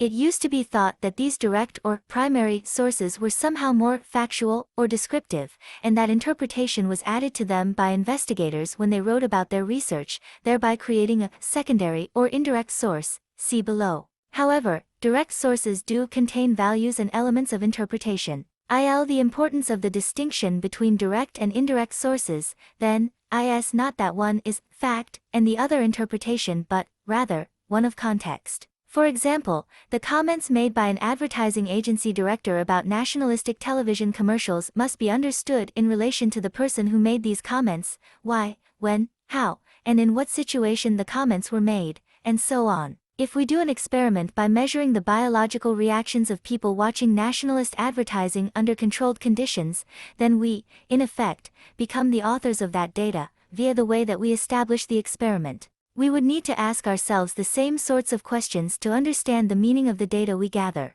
By doing so, we will recognize that the contexts in which this direct evidence of nationalist advertising is gathered is different to that in which we use it as part of our argument. In every case, then, direct sources can only be used effectively when we think about the context, as well as the content, of the information we draw from them. Sometimes, understanding this context involves asking questions about where and when the information was produced, by whom, for what purpose, on the basis of what knowledge, in relation to which issues. Equally, the context can be understood by thinking about our own engagement with the source. For example, scientists must check, when performing experiments, that they have established the experimental procedure properly, that there are no errors in their procedures, that they are reliable observers of the events, and so on. In each discipline, in each field of endeavor, there are basic rules that we must follow, and assumptions that we must make. When seeking to gather information from direct sources, there are also basic understandings about how to consider the context of the information. They are too numerous and complex to discuss here in detail, but two examples can be drawn from history and chemistry. In history, a standard approach is to think about the way in which a person's social position, class, race, gender, and so on, can influence and be seen in what they have said or written. In chemistry, experimental design is always used to control and maintain quality of experimental work. The information gained through an experiment is always assessed in the context of the way the experiment was performed. In general terms, we must learn the rules that are part of our context and consciously apply them so that we can use direct sources effectively. Indirect sources. As noted above, a direct source differs from an indirect source. Indirect sources involve the reports and analysis of direct information by other people. Reports, articles, and books by scholars are the main category of secondary sources that we tend to use, especially when we are beginning to develop our knowledge about an issue. Once again, the key to using such information is always to think about the context in which it was produced. In other words, information from indirect sources is only as good as our understanding of that source itself. For example, as a result of changes over the past 2 decades, an academic commentary such as the one by James on advertising in the 1970s may not be precisely relevant to contemporary concerns. There is no general rule to apply to such analysis of sources, except that we must always think about the context, who obtained the information, when, where, and how the information was arrived at, as well as the text, what the information is. For example, imagine you are watching a television program on advertising.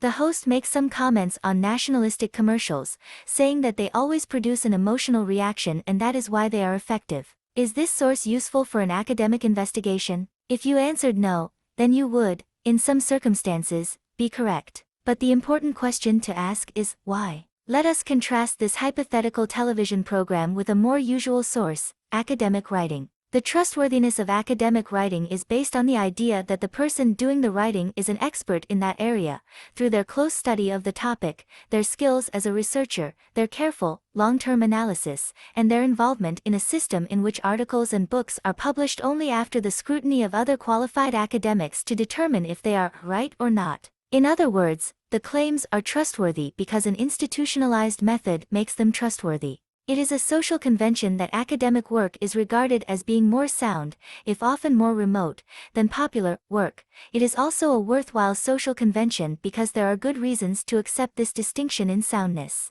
The usefulness of the television program depends, however, on what exactly we are trying to find. It might be quite relevant to argue that the popular perception of nationalist advertising is very important in the effectiveness of such commercials. So, even if we distrust many of the claims that are advanced in the popular media and trust those from more scholarly work instead, we can still use as evidence the fact that people do actually make and listen to the first sort of claim. In other words, while we may not trust the television program as an indirect commentary on advertising, we could certainly use it as a direct source of popular views on advertising. Do you see the difference? Sometimes we will want to make claims in our reasoning that convey information in the claims themselves. And sometimes we will want to make claims about the fact that a certain type of claim, or group of claims, has been made by others. Developing the latter type of writing is essential in good critical work and, thus, requires you to develop skills in knowing about sources of knowledge. Exercise 8.3.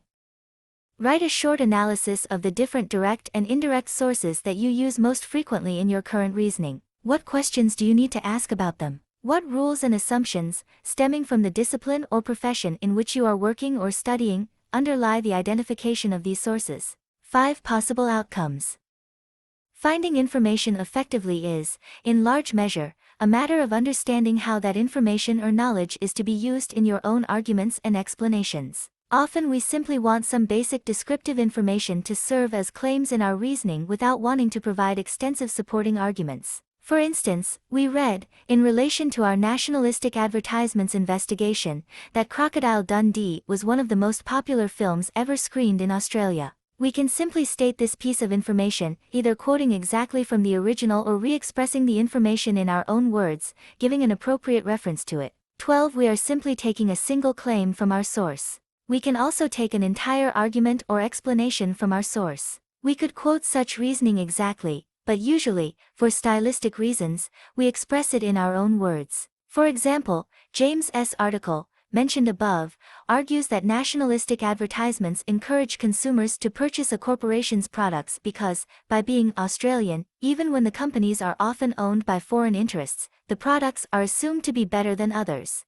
We are, in effect, getting claims and links, reasoning, from the source. Can you see the trace of linking in because? Once again, we provide a reference in order to acknowledge our debt to the original author. Yet very often what we want to take from these sources is not that specific and cannot simply be found by looking at a certain page. Instead, we can summarize the basic argument or explanation in a source that we have read, always in our own words, reducing a long text to a short series of premises and a conclusion, which we can then use in our own argument, again, with an appropriate reference. For example, Anderson's Imagined Communities is a long and detailed work on nationalism that, in part, concludes that technologies that allow humans to overcome geographical distance, for example, railways, have played a significant role in the creation of modern nations. We could include such a summary, which, of course, can be expressed in the analytical format in our notes, within our own reasoning. We are, thus, taking from the source not a specific claim, nor a specific piece of reasoning, but our understanding, analytically speaking, of the source's overall argument or explanation. Fourth, we can take from sources a type of information that is far more indefinable than the information gained in any of the last 3 cases. This category can be summed up as positions and values. It is usually hidden within the source and can be recovered using your judgment, based on what you read or hear, of the underlying position that the author of the source holds. This underlying position can be inferred from that person's own arguments or explanations, or the way in which the arguments or explanations have been received by others. We read, for example, in Graham Turner's Making It National 13 that Australian businesses exploit national patriotism and sentiment to further their own profit-making goals. Whether we agree or disagree with this conclusion, whether we can refute it or not, we can nevertheless try to understand why he might have made such a conclusion. We can ask, what is the political and intellectual position that is implied by such claims?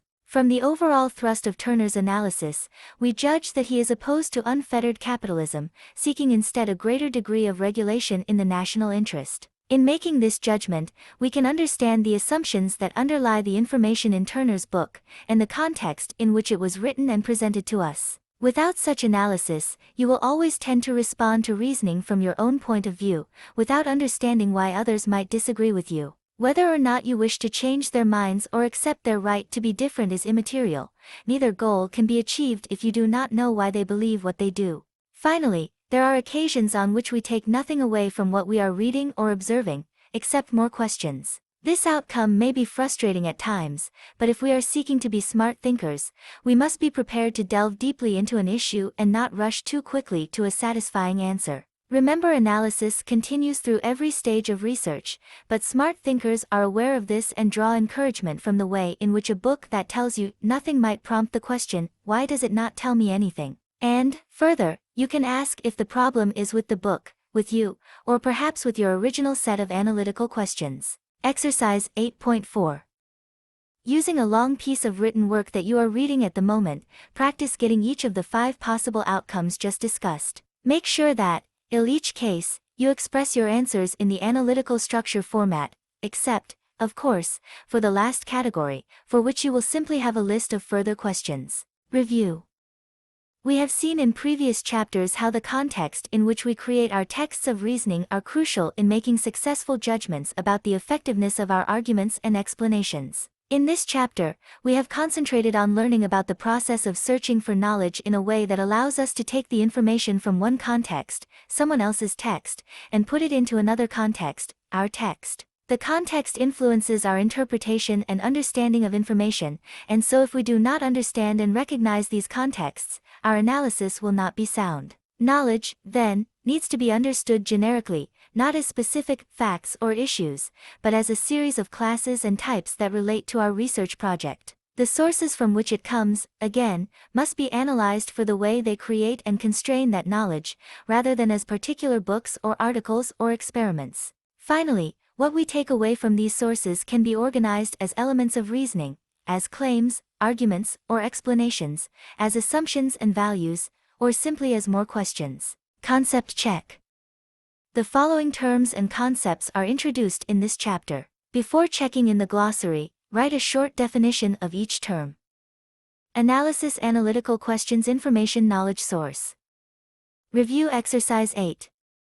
Answer briefly the following questions, giving, where possible, an example in your answer that is different from those used in this book. What do we need to know to be good researchers? B. What sorts of questions are involved in formulating a topic? C. What allows us to classify information into 5 separate categories? D. How do the 4 types of information compare and contrast with each other? E. What is the difference between a direct and an indirect source? F. What role does the author and the mode of production of information play? G. What are the important issues of context involved in using information from any source? H. Why must we ask questions when we are searching? Notes. 1. This information, and quotes from Licklider's report, are taken from Mark Stefik, Internet Dreams, Archetypes, Myths, and Metaphors, MIT Press, Cambridge, Massachusetts, 1996, pages 23 to 32. 2. Please note that my classifying of information here is just one of many different approaches which you may encounter. I have developed it because it usefully extends our smart thinking abilities and not because it is right in any objective sense. 3. All these examples are drawn from the process of researching and writing that went into M. Allan, Telecom Adverts, Telecom Networks, Telecom Australia, Australian Journal of Communication, Volume 20, No. 2, 1993, pages 97, 113. For Arena, No. 63, 1983, pages 65 to 106. 5. Mean Gene, Volume 46, No. 2, 1987, pages 145 to 52.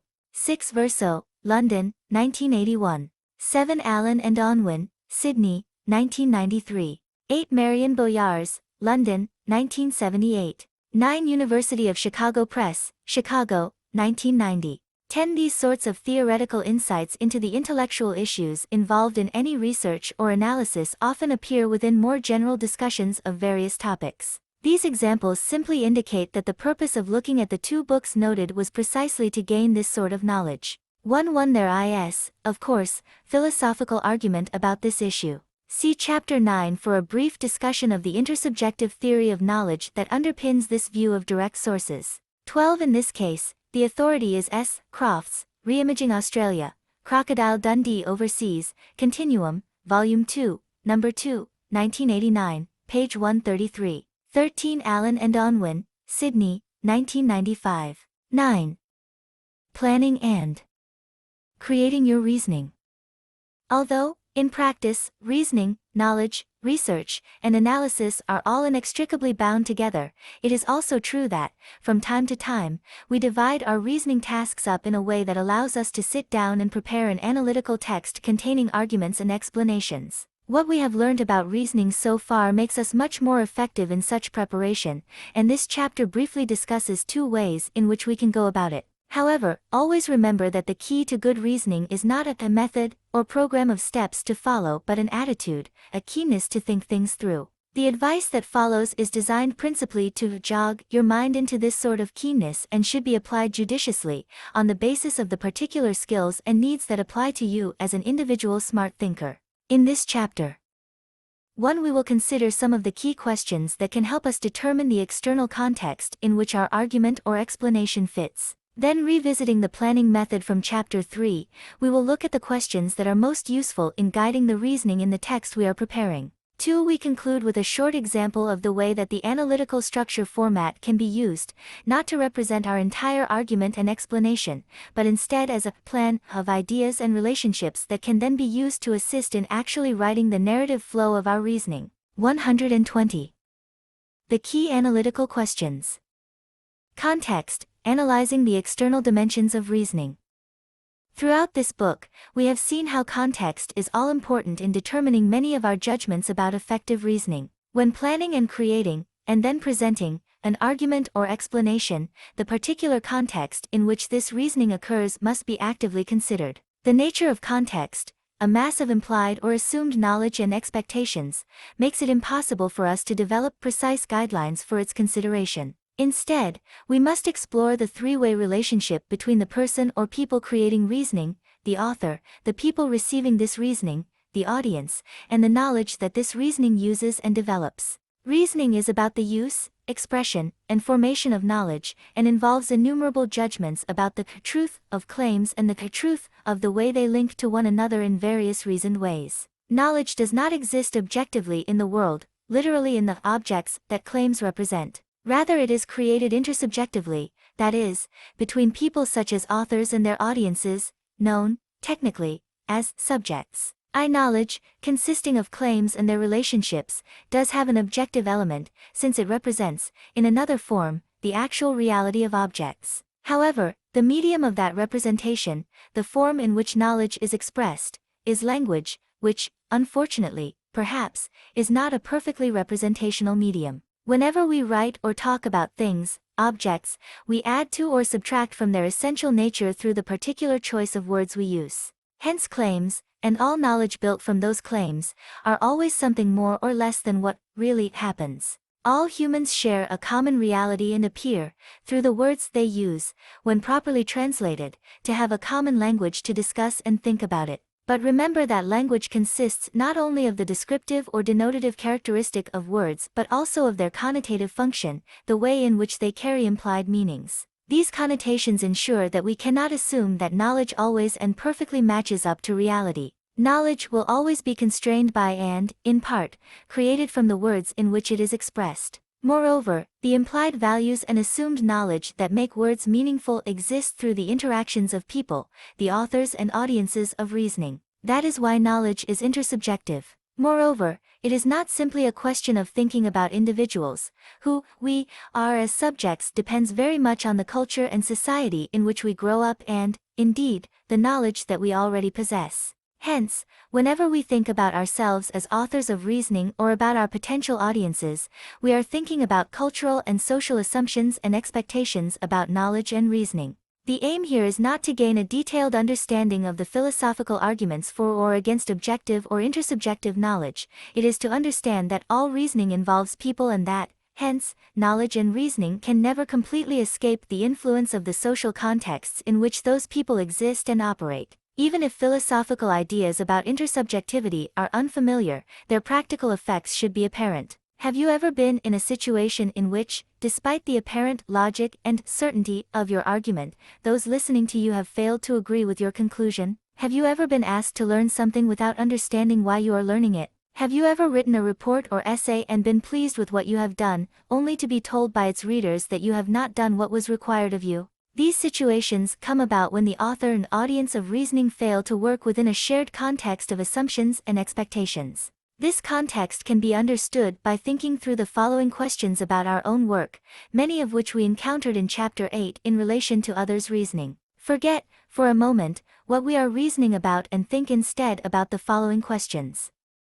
Why am I reasoning? For whom am I reasoning? In what situation is my reasoning taking place? According to what methods, definitions, and broad understandings am I reasoning? What is expected of me? Knowing what context we are working within may involve fitting in with what our audience expects and assumes, or it can require us to outline and discuss possible alternative contexts explicitly, thereby helping our audience to fit in with the context that we want to establish. Here is one example of the importance of context. HIV/AIDS is generally regarded as one of the world's great health risks. We know certain things about the virus that causes AIDS, such as its methods of transmission, through blood and other bodily fluids, and the types of activities that enable this transmission, e.g. unprotected sex and intravenous drug use with shared needles. We also know what it does to human beings, destroys their immune system and indirectly causes their death. Now, as far as we can tell, these claims are objectively true. Yet, think of the different sets of assumptions about,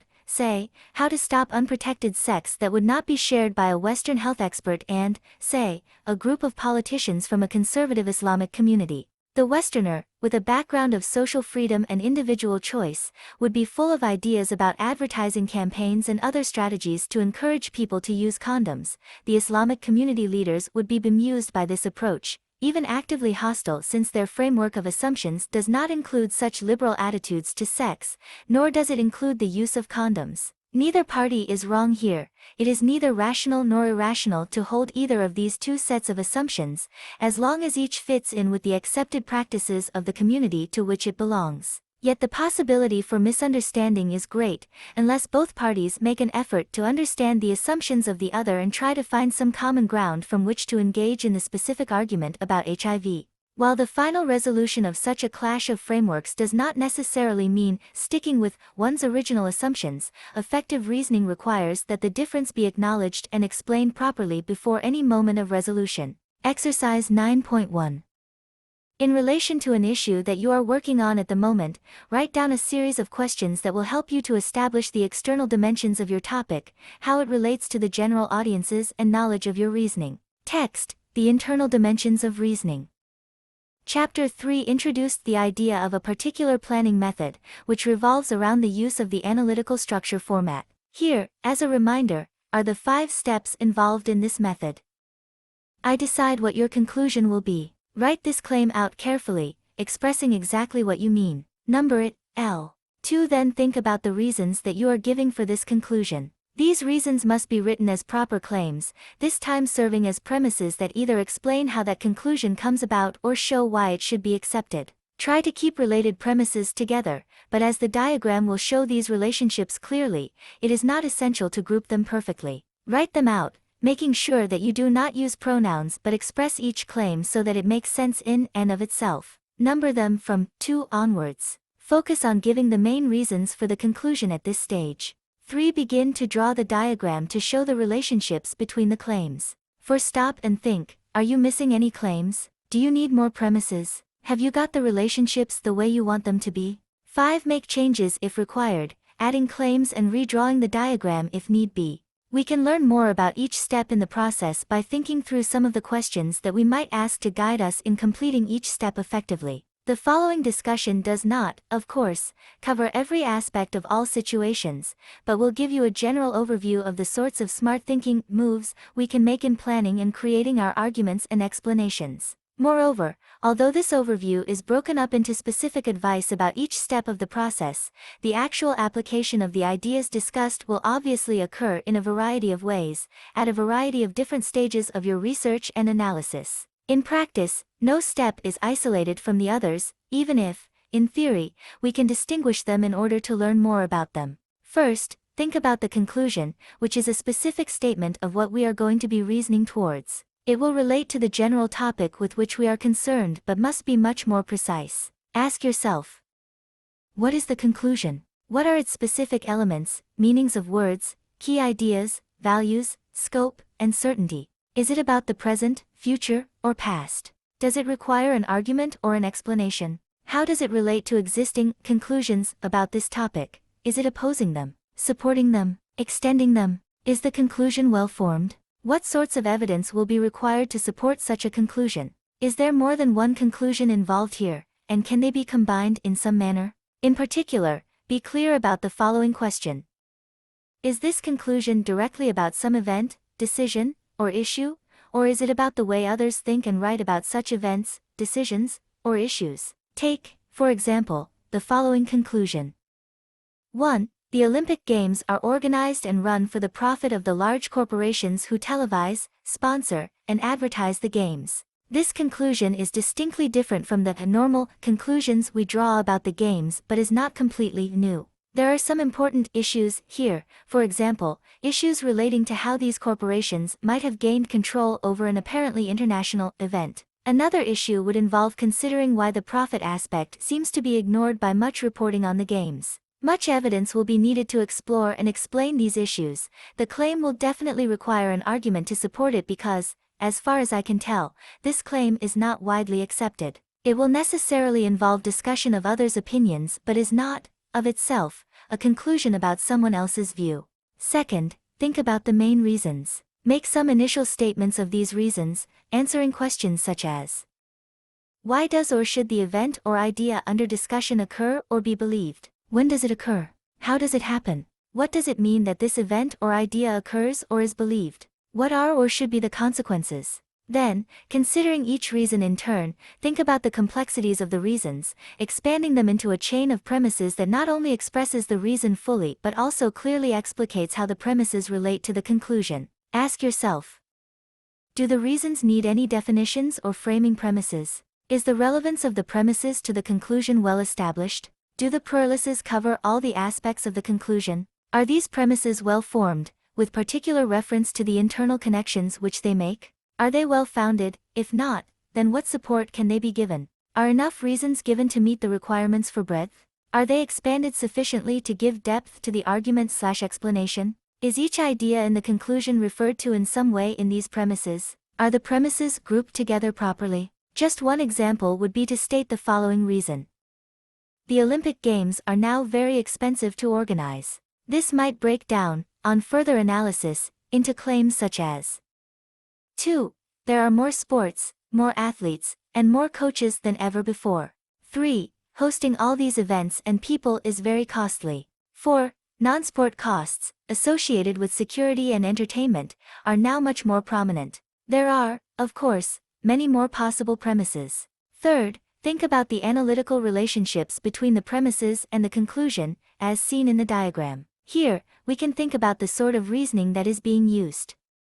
Do the premises show the cause of an effect? If so, are differences or similarities clearly stated? Do they state some generalization that provides the knowledge we need about a specific conclusion? If so, is the specific case really a member of the general category? Do the premises draw together specific cases so as to make a generalization? If so, are these specific cases representative of the general category? Is it an analogical relationship, in which similarities between the events described in the premises and the conclusion provide the answers we are seeking? If so, are the events consistent with one another? Is it simply reasoning from terms, with the claim simply establishing the particular meaning of the conclusion? If so, are we making it clear? In each case, remember that these questions unlock relationships. We can analyze events by thinking about, what is the cause of X, or what effects does X cause? We can think about the way that many cases of X might prompt us to generalize, or about how X might only be explicable as a specific case of some general rule.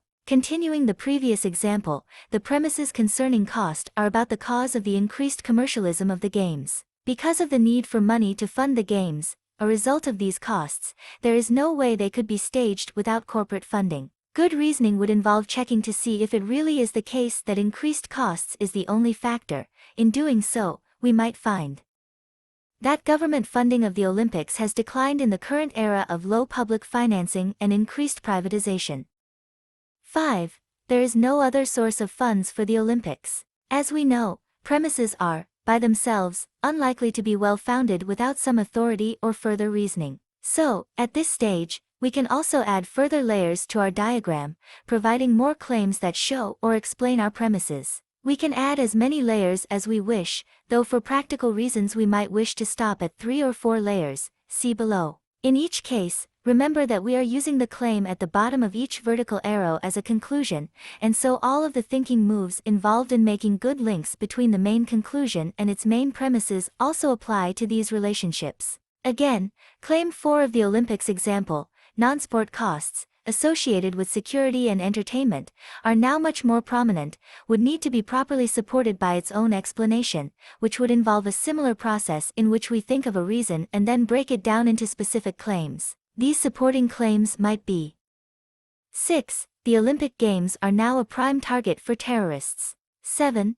Terrorism is common in the contemporary world. 8. Each new Olympic Games tries to outdo the previous one in terms of entertainment and spectacle. 9. Every new and different approach to entertainment usually involves greater cost. The fourth and fifth steps, which involve stopping, reflecting, and revising, are crucial. At this point we must think through the following questions, beginning also to relate our own reasoning to the context in which we are operating. What assumptions underlie the reasoning? Are there any implied premises? Is the relevance of each premise clear? Do they provide sufficient support to satisfy the burden of proof? Are all the claims well-founded, either self-evidently, or with authority, or with reasoning? Are the claims clear and understandable? Is there coherence between the scope and certainty of premises and conclusions? What issues are not covered by the argument as it stands, and should they be included? Is it clear why some reasons are not being considered? Are the value judgments in this reasoning clearly outlined and argued for? Exercise 9.2. Using the same issue that you worked on in Exercise 9.1, write down a series of questions that will help you to establish the internal dimensions of your topic, how premises relate to one another and to the conclusion, how further claims relate to the premise, and so on. Using the analytical structure for planning. Different sorts of plans. Usually, when we are told to plan our arguments and explanations, we are given advice about how to create a good narrative flow or sequence. For example, many excellent books on writing discuss the need to plan written work so that we move from the introduction through each of the main points to the conclusion. For each stage of the work, these books give advice about what is required to make the resulting essay or report readable and effective. These books also refer to the idea of mind mapping, in which, rather than trying to write down our thoughts and ideas in a linear sequence, as they will appear in final written form, we should begin by mapping them all over a piece of paper, drawing lines to connect them together and adding new ideas that expand on what is already there. Both planning methods have their advantages, but only if we use them at the right time, with a clear understanding of their purpose, and knowing what each represents. They share one important feature. By externalizing thoughts, that is, putting them on paper, they enable us to reflect and think through what it is we are doing. A written sequence plan should be developed last, just before we commence writing. The purpose is similar, really, to the table of contents in this book. The narrative plan guides us and reminds us what, in turn, we need to write about within the narrative sequence. It represents, in summary form, the order in which we are going to write our narrative. A mind map should be used first, before we have really begun to think about what exactly we want to argue or explain. Its purpose is to aid us in brainstorming the jumbled mass of ideas and possible connections, to get them down on paper so we can think more clearly about them. It represents the initial pool of knowledge in our heads that needs to be thought through, researched, and organized in some way before it makes sense to others. Here is an example, covering the same topic as the analytical structure just given. re-nat/bnscyc ////7/ more even /s more compe /y05 la 88/0/0/705 pefecius burco z 5079 dean c gett /w6/5 fuffqfc moms b/iower /ho//pood Yearvaganzas Tivderm 05 Olympic Games Q/5 How Motvy A for stage TV Money paid lots AC ho networks Security O/YMP S05 need easy farjef 9 EF hewers Monk 72 AF/on Q96 for SNTI//S change Spen Fonseco, T/High Pay TV Cos 3H Hanfo Murdoch. The analytical structure format as a plan for writing. The analytical structure format is different from, and, for purposes of smart thinking, much better than, a mind map or narrative plan. The ideas that underpin it are used as the basis of the analytical questions that will guide every stage of thinking, researching, and writing. The actual written on paper format, with its list of claims and diagram, is then used, after initial research but before we think about the narrative sequence. It can either guide further research or guide the actual writing or presentation of our argument or explanation. It allows us to externalize the analytical relationships between ideas that are the heart of reasoning. Once on paper, these relationships and ideas, the diagram and the claims, can be checked to see what mistakes we are making, where more work needs to be done, how well we are analyzing the issues, and so on. Now, throughout this book we have been using the analytical structure format mainly as a way of understanding better what goes on within arguments and explanations. When we use it as a planning tool, we need to be careful that it does not take over our project and become an end in itself. Always remember that, like any planning tool, the analytical structure format simply provides another way of helping to clarify and express your ideas in a form that assists you to complete the final task, writing the full, narrative expression of your reasoning. We must make sure that what is written in the plan can be easily translated into this final product. With this in mind, I will use an example from Chapter 6 to show how a written essay or report might develop from an analytical structure plan. 1. University education should be free for all Australians. 2. A well-educated population is more productive at work. 3. Higher productivity at work benefits the economy. 4. If something benefits the economy, then the government should encourage it. 5. The best way for the government to encourage Australians to be well educated is to provide free university education. 6. In our complex technological society, one requires university study in order to be well educated. 7. Free education is a fundamental democratic right. 8. Australia is a democracy. 9. Education includes all levels from primary to tertiary. 10. Any cost that the government imposes on people attending higher education will probably reduce the numbers attending. 1. If numbers are reduced, then Australians are obviously not being encouraged to attend. My conclusion, Claim L, is what I want my audience to agree with.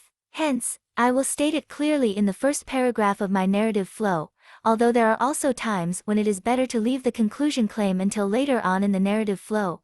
2. At the same time, I want to signal to my readers that I will be giving them 2 key reasons for accepting this conclusion. These reasons are expressed, first, in claims 2, 6 and, second, in claims 7, 9. However, I would not go into detail in this first paragraph but would simply indicate that, broadly, I will be discussing free education in terms of economic benefit and democratic rights. Next, although it is not represented anywhere in the analytical structure just given, I would probably give a summary or overview of the history of higher education in Australia, providing an outline of the times at which education has and has not been free. To do this properly might involve the development of a second structure diagram that captures the main points I want to make. I would also need to establish a context for this argument. I could perhaps identify it as a response to the continued pressure from the federal government to reduce public spending in favor of more private spending by individual Australians. This section of the written report, which, in this example,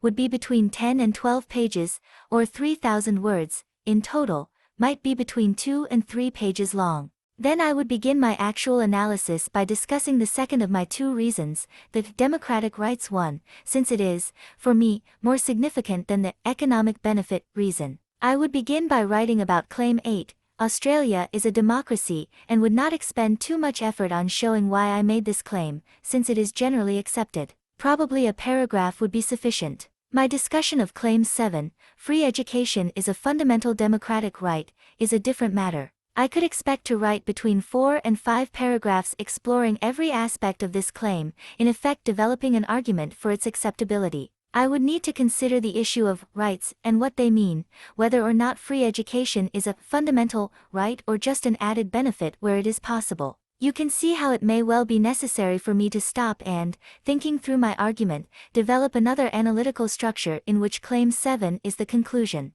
Finally, Claim 9, education includes all levels from primary to tertiary, might simply be presented as a definition and expressed quickly in 1 or 2 sentences in the final written form. Alternatively, it could become a significant issue to develop further. I could perhaps show how, historically, government policy on education has developed, first with the provision of free primary education, then free secondary education for some years, then a full 6 years of free secondary education, and then, in the 1970s and first half of the 1980s, free tertiary education.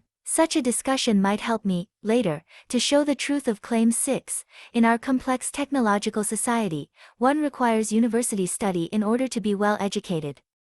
At this stage in the written format, I would probably remind my readers of the conclusion and introduce the economic benefit reason, explicitly indicating that the assumptions behind it, that the government should not simply fund all democratic benefits for its citizens but should only pay for those that are economically significant, come from a different philosophical position. While the two reasons overlap to some degree, I need to make it clear that they are, essentially, quite distinct. This part of the written report would be complex and lengthy. Looking at the structure, I see that claims 2, 3, and 6 tend to be more closely related than claims 4 and 5. Hence, although logically all of these 5 premises are dependent on one another, I would break up my analysis into 2 sections and deal with each subgroup in turn. Knowing that the second subgroup, claims 4 and 5, is the crucial framing or value judging part of the argument, I would be particularly detailed in arguing these premises through, drawing on claims 10 and I to make out my case for claim 5. The final part of the written work would simply restate the key reasons and the conclusion.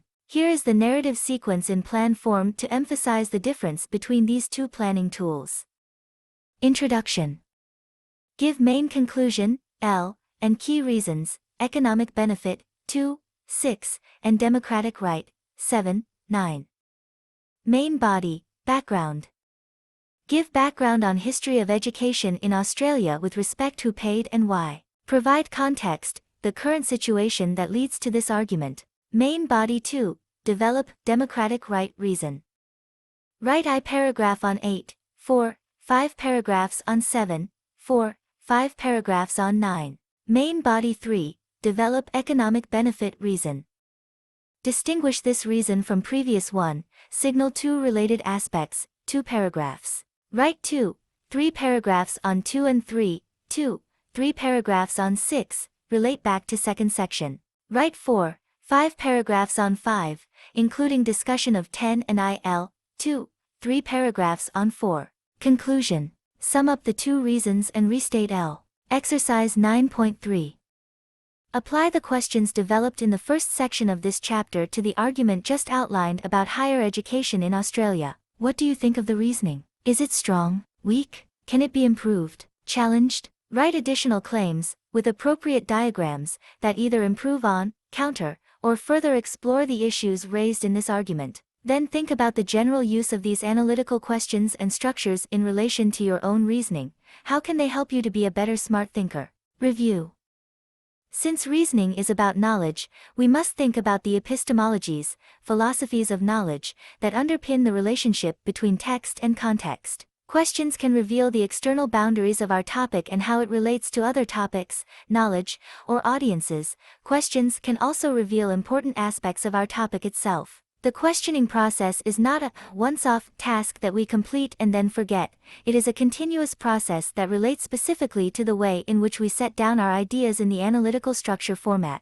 This structure is most useful as a planning tool and differs from usual plans, which either involve unstructured concepts, mind maps, or ideas arranged in the order that we will write them, a narrative sequence plan. The key advantage of the analytical structure format is that it lays out, in advance of writing or presentation, the structure of key claims and the links between them in a way that is driven by the analysis, the reasoning, rather than by the way we will present the argument or explanation. Concept check. The following terms and concepts are introduced in this chapter. Before checking in the glossary, write a short definition of each term. Intersubjective mind map narrative sequence plan objective relativism. Review exercise 9. Answer briefly the following questions giving, where possible, an example in your answer that is different from those used in this book. What are the factors we need to consider if we are to understand the external dimensions of our text? B. What are the factors we need to consider if we are to understand the internal dimensions of our text? C. How does context affect text and vice versa? D. What is the difference between an objective and an intersubjective philosophy of knowledge? E. Why is it important to consider the connotative element of our claims? F. What general purpose do plans fulfill? G. What is the primary advantage of the analytical structure format when used for planning? H. What are the key differences between a narrative sequence plan, a mind map, and an analytical structure format? Notes.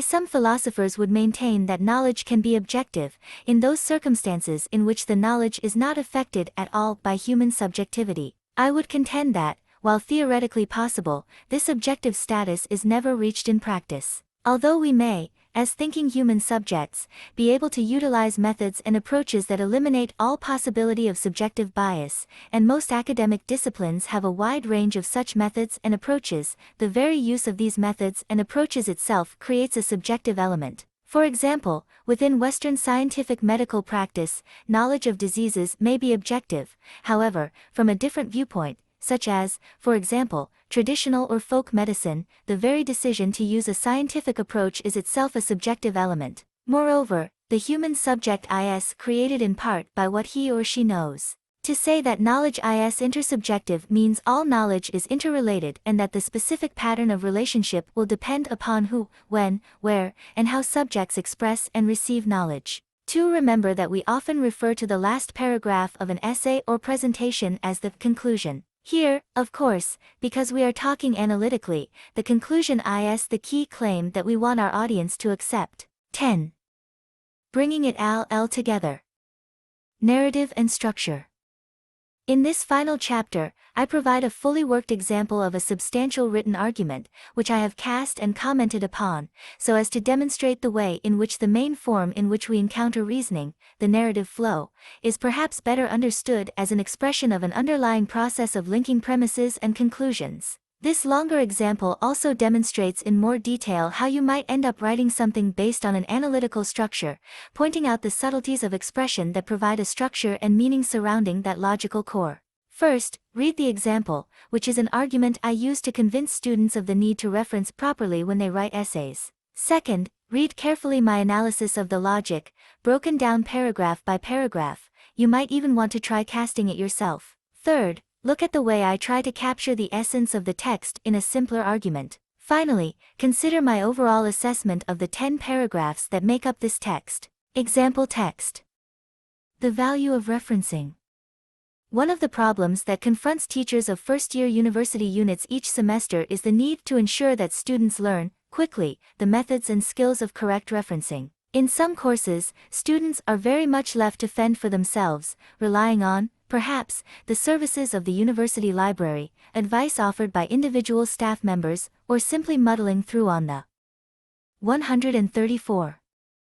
Basis of critical feedback on their first assignments. The Department of Media and Information, DMI, along with some other areas of the university, takes a different approach. DMI, in its first-year unit MCI 101, Research and Presentation Project, directly addresses the need that students have to learn correct referencing techniques, devoting some weeks and an assignment to that task. Students can also practice these techniques in the assignments required in other first-year units. Nevertheless, even when direct attention of the kind just outlined has been paid to referencing, some students continue to struggle with it. The problem is not merely a technical one, since all the students at university are capable of learning to follow the kinds of technical directions that lay out the appropriate steps needed to reference their work. What then is the cause of this problem? DMI would suggest that many students, including some who are quite able referencers, remain confused about the admittedly complex set of reasons that explain why referencing is so important in all kinds of written communication.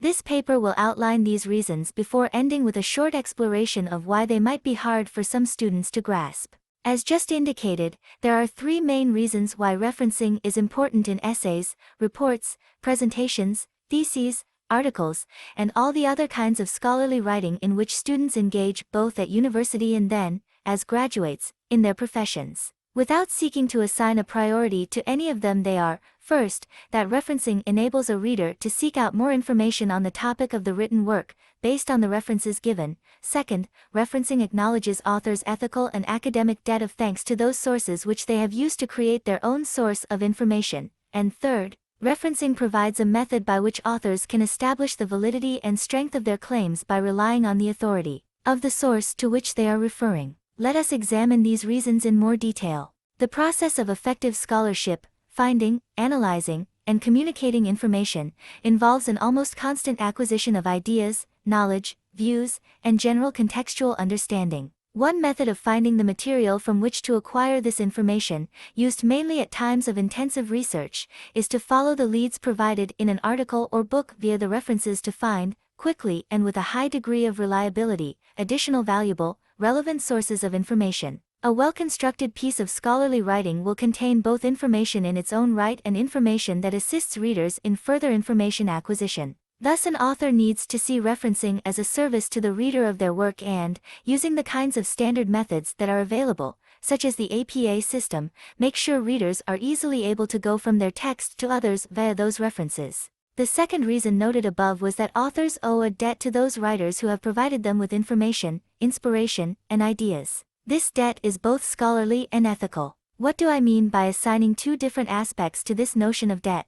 Following the debt metaphor through a little further, it is possible to say first that the scholarly community within which an author writes enforces payment of the debt.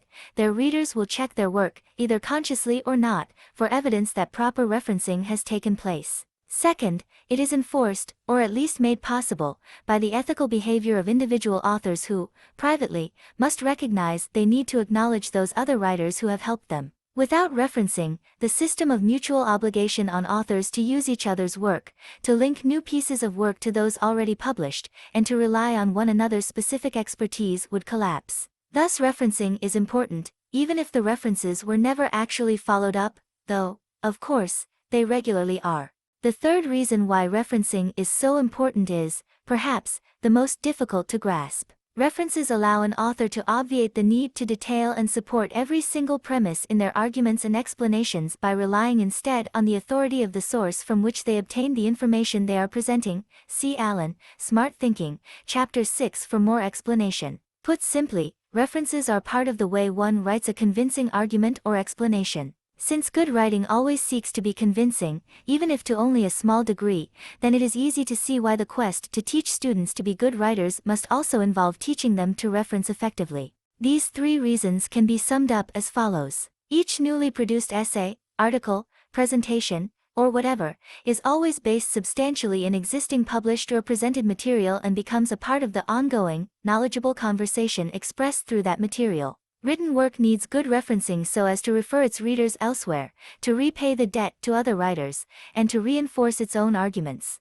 But what makes it hard for some students to grasp the essential elements of this relatively simple argument as to why they must reference, even as they dutifully follow out the instructions to reference correctly laid out for them by teachers? Without going into detail, it seems likely that many students do not yet believe themselves to be authors, with an audience, and a comradeship with other authors. They see themselves primarily as students, governed by a debilitating and unequal regime of inequality in relation to their teachers. Thus, the reasons I have just outlined are not rejected by some students because they are not understood, or are unreasonably or willfully ignored. Rather, the reasons are rejected because they are, quite rationally, not relevant to a student, even if they are explained to students. A student, by which I mean the abstract identity rather than any particular individual, is governed by the imperatives of doing as one is told by teachers. A student's audience is their assessor. A student's sense of comradeship is with other students as students. The goal of writing is not,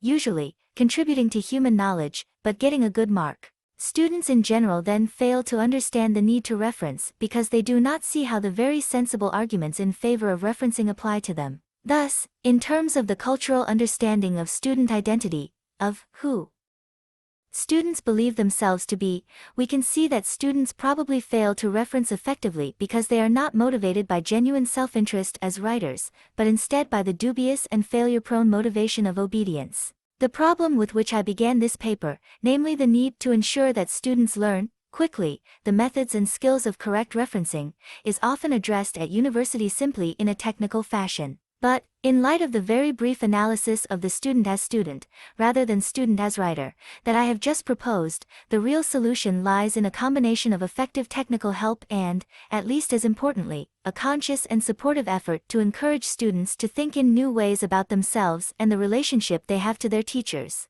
Unless a relationship can develop between teachers and students that emphasizes a shared, but still, by differences in experience and training, unequal responsibility for production of knowledge, then referencing will continue to be a confusing and potentially antagonistic battleground for all concerned. Casting and notes on each paragraph. One of the problems that confronts teachers of first-year university units each semester is the need to ensure that students learn, quickly, the methods and skills of correct referencing. In some courses, students are very much left to fend for themselves, relying on, perhaps, the services of the university library, advice offered by individual staff members, or simply muddling through on the basis of critical feedback on their first assignments. The Department of Media and Information, DMI, along with some other areas of the university, takes a different approach. 2. DMI, in its first-year unit MCI 101, Research and Presentation Project, directly addresses the need that students have to learn correct referencing techniques, devoting some weeks and an assignment to that task. 3. Students can also practice these techniques in the assignments required in other first-year units. 4. This first paragraph establishes that it is reasonable to claim that DMI takes a different approach. It does so, in the premises, by claiming what other departments do, and then claims that what DMI does differs from this. Here are 3 interesting features of the paragraph.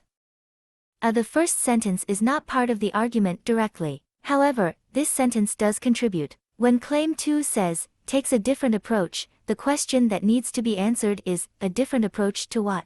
The first sentence provides the answer. A different approach to the problem, etc. The phrase, along with some other areas of the university, is not properly supported in the argument, as there is no evidence about these other areas. Technically, one might say, it is unproven.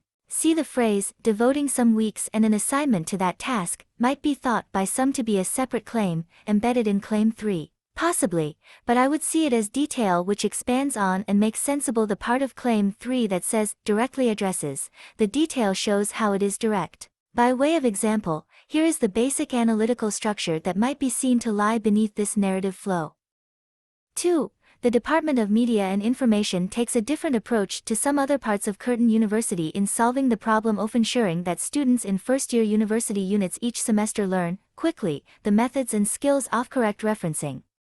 In some courses, students are very much left to fend for themselves, relying on, perhaps, the services of the university library, advice offered by individual staff members, or simply muddling through on the basis of critical feedback on their first assignments.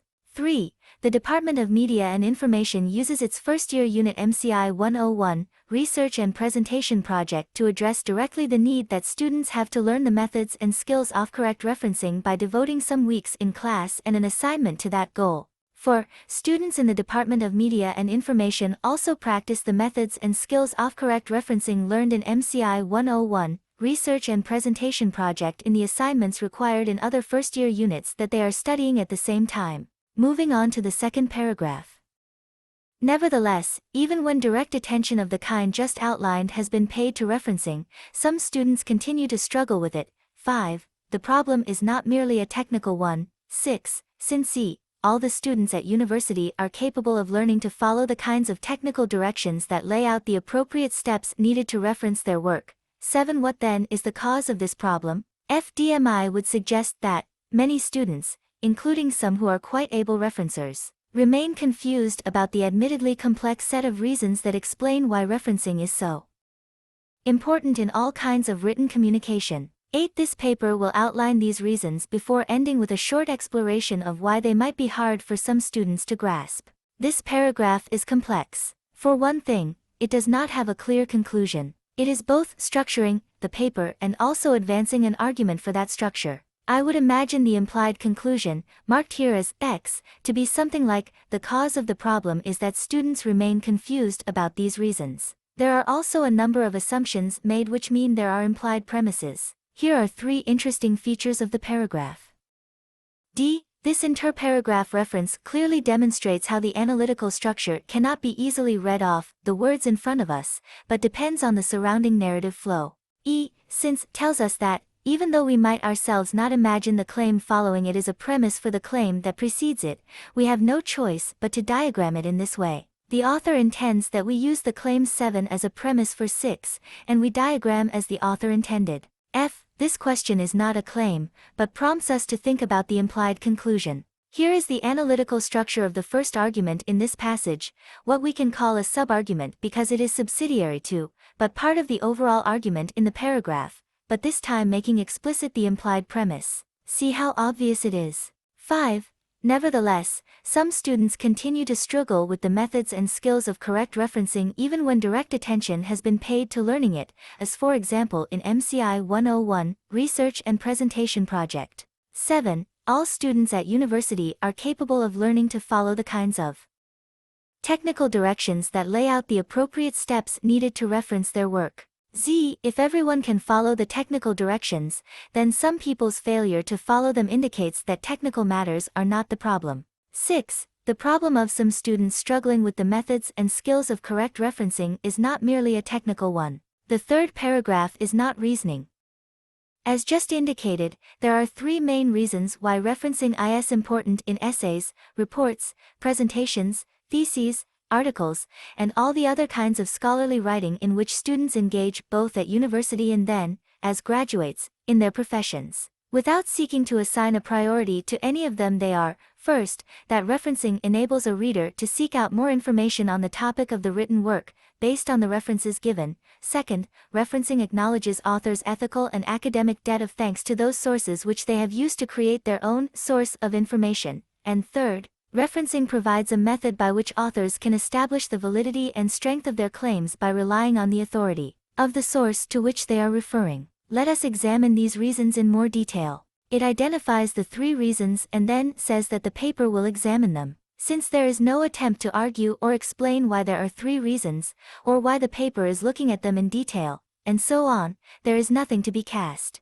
Then, in paragraph 4, the process of effective scholarship, finding, analyzing and communicating information, involves an almost constant acquisition of ideas, knowledge, views, and general contextual understanding. 9. One method of finding the material from which to acquire this information, used mainly at times of intensive research, is to follow the leads provided in an article or book via the references to find, quickly and with a high degree of reliability, additional valuable, relevant sources of information. 10. A well-constructed piece of scholarly writing will contain both information in its own right and information that assists readers in further information acquisition. 11. Thus, an author needs to see referencing as a service to the reader of their work. 12. And, using the kinds of standard methods that are available, such as the APA system. 13. Make sure readers are easily able to go from their text to others via those references. 14. The last sentence could either contain two claims and an implied claim or three claims. Since the phrase starting, using, is what I use to infer the existence of the implied claim, I think it is best cast as three claims as indicated. Obviously the phrase, using, is not, in its current form, a complete claim. I would suggest that what it is really saying is, if referencing is a service to readers, then readers will only be able to benefit from this service by going to other texts via the references when an author uses the kinds of standard methods that are available. The second reason noted above was that authors owe a debt to those other writers who have provided them with information, inspiration and ideas. 15. This debt is both scholarly and ethical. 16. What do I mean by assigning two different aspects to this notion of debt? Following the debt metaphor through a little further, it is possible to say first that the scholarly community within which an author writes enforces payment of the debt. 17. Their readers will check their work either consciously or not, for evidence that proper referencing has taken place. 18. Second, it is enforced, or at least made possible, by the ethical behavior of individual authors who, privately, must recognize they need to acknowledge those other writers who have helped them. 19. Without referencing, the system of mutual obligation on authors to use each other's work, to link new pieces of work to those already published, and to rely on one another's specific expertise would collapse. 20. Thus, referencing is important, even if the references were never actually followed up, though, of course, they regularly are. 121. A difficult paragraph, not least because the ideas being presented are complex and metaphorical. A key feature here is to discern that there are sub-arguments within the main argument. That is, some of the reasoning here proves other claims that then help demonstrate the validity of conclusions further down the chain of reasoning. As well, there is an important implied premise that links 16, 15, and 20 together. Can you identify it? Here are interesting features of the paragraph.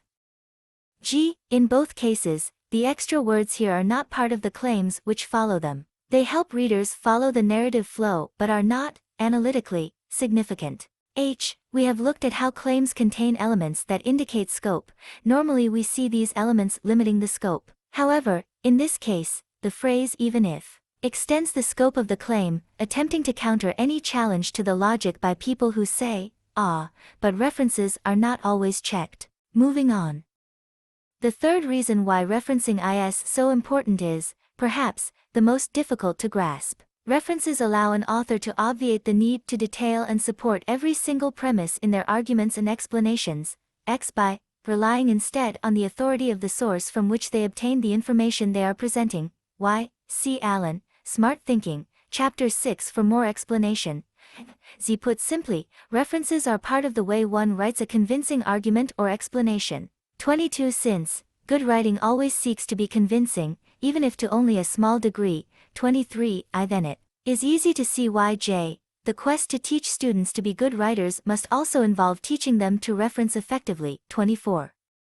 This paragraph contains repetition and the main analytical point being made does not start until claim 22. However, to be thorough, I have also demonstrated how the first part of the paragraph contains a side argument of sorts. See below. Here are two interesting features of the paragraph. This claim is the general rule that is being applied to make the link from 22 to 24. Therefore this claim is the framing premise, and the type of reasoning in the whole 22, 23, and 24 ensemble is general to specific. The trace of reasoning, then it is easy to see why, does not form part of the claim and is therefore excluded from the brackets. Here's how the side argument can be written out.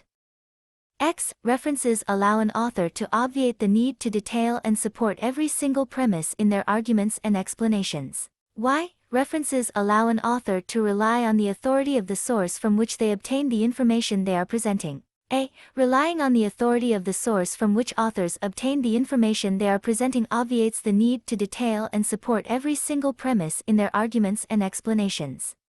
Allan, Writing in Smart Thinking, Chapter 6 explains the way in which references allow an author instead to rely on the authority of the source from which they obtain the information they are presenting in more detail. Note how the reference to smart thinking serves to support the claim why, thereby modeling the use of referencing, which is the subject of the reason explained in the paragraph. The next paragraph is not reasoning. It summarizes the three previous paragraphs and their connection to the Malm theme. These three reasons can be summed up as follows. Each newly produced essay, article, presentation, or whatever, is always based substantially in existing published or presented material and becomes a part of the ongoing, knowledgeable conversation expressed through that material. Written work needs good referencing so as to refer its readers elsewhere, to repay the debt to other writers, and to reinforce its own arguments. However, the next paragraph is an argument. But what makes it hard for some students to grasp the essential elements of this relatively simple argument as to why they must reference, even as they dutifully follow out the instructions to reference correctly laid out for them by teachers? Without going into detail, it seems likely that many students do not yet believe themselves to be authors, with an audience, and a comradeship with other authors. They see themselves primarily as students, governed by a debilitating and unequal regime of inequality in relation to their teachers. 25 Thus, the reasons I have just outlined are not rejected by some students because they are not understood, or are unreasonably or willfully ignored. Rather, the reasons are rejected because they are, quite rationally, not relevant to a student, even if they are explained to students. 26. A student, by which I mean the abstract identity rather than any particular individual, is governed by the imperatives of doing as one is told by teachers. 27. A student's audience is their assessor. 28. A student's sense of comradeship is with other students as students. 29. The goal of writing is not, usually, contributing to human knowledge, but getting a good mark. 30. The most difficult paragraph in the text. First of all, the two sentences which I have combined as claim 26 might appear to be two claims. Since they are stating two sides of the coin, we might better represent them as one claim, even though the words are split over two sentences. Claim 25 shows a similar, they are not, they are, pairing which is, effectively in this case, one claim. What this example demonstrates is the lack of clarity of casting. It is an inexact science, in many cases depending on the way that a particular reader interprets the passage, rather than on all readers agreeing with a single interpretation. While we might use casting as an exercise to understand better analytical structure and logic, we should not confuse the exercise with practice. If the specific goal of the exercise of casting is to decide on the claims and their structure, its more general goal is to improve your understanding so that the real goal, better critical thinking in your own writing, is more obtainable. Here are two interesting features. I have indicated earlier in this book that questions can be thought of as claims in prospect, or, more fully, that a question is the way we propose a claim so as to then find the answers we need, the reasons, that will either support or reject that proposed claim. This question demonstrates the point. It says, but what makes it hard for some students to grasp the essential elements of this relatively simple argument as to why they must reference, even as they dutifully follow out the instructions to reference correctly laid out for them by teachers, which in fact helps us to understand what the paragraph is attempting to do. It is not arguing that students do find it hard. It is seeking to explore the reasons, what makes it hard. Be careful. In this special case, because is part of the claim. The claim is claiming a link between the effect, ignoring referencing, and the cause, not failure to grasp, but failure to see them as relevant. Hence, in this case, because does not signal two separate claims. The difficulty with the next paragraph, and, indeed, the previous one, is that it relies on many assumptions and already established ideas from the rest of the text. Moreover, the paragraph combines explanation, explaining why something happens, and argument, in that it argues for one explanation over another. Students in general then fall to understand the need to reference, 32 because, they do not see how the very sensible arguments in favor of referencing apply to them, 33. Thus, in terms of the cultural understanding of student identity, of who students believe themselves to be, we can see that, students probably fail to reference effectively because they are not motivated by genuine self-interest as writers, but instead by the dubious and failure-prone motivation of obedience. 34. The last paragraph is a summary of what comes before and I have not cast it, capturing the essence of the text. Looking back over the last 3 paragraphs, I have tried to produce something of the key argument they contain as a list of claims and diagram. In doing so, I hope not only to assist you in understanding the text as a whole but also to show how casting is not the only way of doing things. Sometimes we can try to understand things by reconstructing the underlying argument structure, rather than directly recovering it from the narrative flow. I have changed the words, and stripped the argument down to its essentials so as to make clear what the logic is. This is not casting. I am doing it here simply to show you another use for the methods of thinking about logic I have discussed in this book. 1. We need to make students think of themselves as writers and not as students. 2. Students write for an assessor. 3. Students have comradeship with other students. 4. Students write with the goal of getting a good mark. 5. Students write as a result of being told to write. 6. Being a writer means believing that the goal of writing is contributing to knowledge. 7. Being a writer means thinking of one's audience as those people with something to learn from the writer. 8. Being a writer means having a sense of comradeship with other authors. 9. Being a writer means writing with self-motivation to write. 10. Students do not write as if they are writers, but write as students. Referencing only seems relevant if one is a writer. 12. Students know technically how to reference. 13. The most likely explanation of students' failures to reference is that they do not think of themselves as writers. 14. We do not want students to fail to reference. Overall narrative flow of the text. There are 10 paragraphs in the text. Here is what each of them does, as part of a narrative flow that expresses the underlying logical structure. I sets the scene by providing background information and grabbing the reader's attention by establishing that there is a problem that needs to be considered. 2. This paragraph provides crucial signaling information about the whole piece. It identifies that there is something interesting about the solution proposed by it to the problem, always useful to know when one is looking for new and different ideas, and signals that the paper has a 2-part structure. 3. A further set of signals about the organization of the paper. It identifies that there will be 3 reasons, and each will be examined in detail. 4, 5, 6. Each of these paragraphs covers one of the 3 reasons signaled in paragraph 3. This structure shows how paragraphing can help, indirectly, to sustain the argument, reflecting the intellectual decisions about what and how many reasons in the words on the page. 7. Sums up these reasons in an accessible way. It is not a conclusion. T summarizes. Paragraphs like this are useful to help readers grasp what has been communicated, since reading something twice helps to embed it in their minds. 8 commences the second part of the text, as cued by the question and by the fact that the preceding paragraph was a summary. 9 continues the second part, stating the main conclusion for this part of the paper. 10 takes the material from paragraphs 8 and 9 and relates it back to the problem and context with which the text commenced in paragraphs I and 2. It briefly mentions the material from paragraphs 3 to 7 so as to make a comprehensive endpoint. Summary. This book has concentrated on the analytical structure format, primarily as a way of learning about reasoning, but also with an eye to its practical application as a tool for helping you plan the creation and presentation of arguments and explanations. Yet it would be wrong to think that the format is, of itself, something essential to reasoning. It is not. This format, along with the idea of analytical questions, is one way of representing the thought processes that we must go through to be smart thinkers. It enables us to see that the key elements of smart thinking are being thoughtful in considering issues in depth and with breadth, and without missing any element of reasoning, being critical in the way we assess information, not taking things for granted or making easy assumptions, either about the truth of claims or their interrelationships with other claims, being smart in the way we relate the texts of reasoning to the contexts in which they are produced, presented, and then used, being aware that knowledge and reasoning represent two perspectives on the same fundamental concept, that we explain and argue about the world in terms of the links between objects and ideas. No one idea or object can be understood except in relation to others. Smart thinking is not just a method or skill, it is also an attitude. Practicing and using the skills, with a clear awareness of what you are doing and a willingness to reflect on and learn about the process of reasoning, will give you the right approach to being a smart thinker, effective in your reasoning and able to achieve your goals through arguments and explanations. Good luck. 149. Answers, discussion, and further advice. Chapter 1. Exercise 1.1.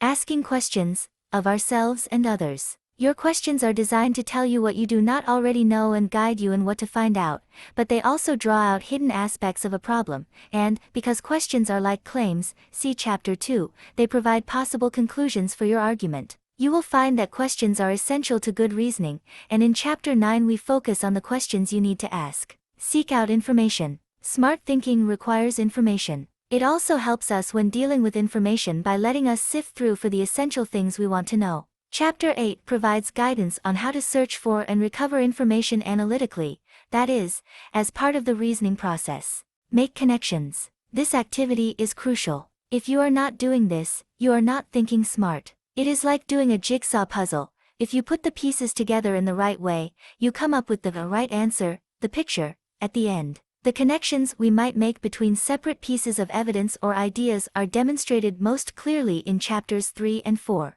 Interpret and evaluate. Not only do you need to interpret and evaluate what you read, you also need to do these actions to your own thinking. Chapters 5 and 6 are all about improving your reasoning, and in that process evaluation is critical. Exercise 1.2. Questioning is rather like concept or mind mapping, see Chapter 9. However, it is important that you treat this exercise as one of asking, not trying to answer. The 150. Questions. Too often we begin to answer a question or two that concern us without having first thought about what other questions need asking. Chapter 2. Exercise 2. 1. Statements B, E, and F are claims. Exercise 2.2. A2 claims, all that glitters is gold, this nugget glitters. B1 claim, the song is called Diamonds Are a Girl's Best Friend, concealed in a rhetorical question. C3 claims, silver jewelry is very common, silver is a cheap metal, silver, is easily worked. Note the use of the pronoun it. Exercise 2.3. A drinking milk subject makes some people feel sick, predicate B, I, subject, do not drink milk, predicate C, milk drinking, subject is not recommended for people who are lactose intolerant, predicate. Exercise 2.4. Drinking milk makes some people feel sick. This direct claim has been made by the doctor. The actual meaning of the entire claim is that I have been told this claim. B, I drink milk, L feels sick. There are two claims here, effectively, combined to make a propositional superclaim. C. A person comes to a doctor and says, "If I drink milk, then I feel sick," and the doctor will diagnose that person as lactose intolerant. These are the two claims in the if/then statement. Note also that the first claim is itself an indirect claim, like A. Exercise 2.5. Order of scope, B, A, C. The key words are B, whenever, A, sometimes, and C, occasionally. Order of certainty, E, D, F. The key words are E, there is no way, D, probable, and F, the odds are 50:50. The linkages are between A, milk drinking and sickness, B, eating cheese before sleeping and dreams, C, eating rich food and indigestion, and D, F, humans and living in space. Exercise 2.6. Claims A and C are explicit value claims. Claim B has an implied value judgment. Claim D is, probably, simply descriptive. Where is the value judgment in Claim B? It does, of course, depend on context, but most people in contemporary Australia recognize that fat is bad for you. Hence, claiming that some product contains fat connects it with this value judgment. Equally, though, there are some situations in which fat is good for you, or at least better than avoiding it altogether. On the other hand, is there some value judgment in Claim D? In certain contexts, the idea that white is pure, and hence good for you, could be implied by this claim, thus making it, to some extent, a value judgment. If you found this exercise hard, you have done well. Judging and identifying value claims depends, by and large, on the contexts in which we find those claims. Exercise 2.7. Some examples. Because the road is wet, P, you need to drive more carefully, C. Because you need to drive more carefully, P, you should pay attention to what you are doing, C. I conclude that there was a rainstorm a few minutes ago, C. Because Verity has just come home soaking wet, P. There was a rainstorm a few minutes ago, P. And so the road is wet, C. In preparation for Chapter 3, think about the role of words such as, because, I conclude, and so on. Exercise 2.8. Conclusions A and D are appeals to action, with the latter involving a change in thinking. Note the disguised claim in the rhetorical question. Conclusion B makes a prediction. Conclusion C is an explanation showing how the conclusion comes about. Conclusion E is a justification on the part of the government for its past actions, as stated in the conclusion. Chapter 3. Exercise 3.1. Some examples of the way to rewrite them are: A. I was elated because, today, I found out that I had passed my exam. Two claims now contained in one sentence.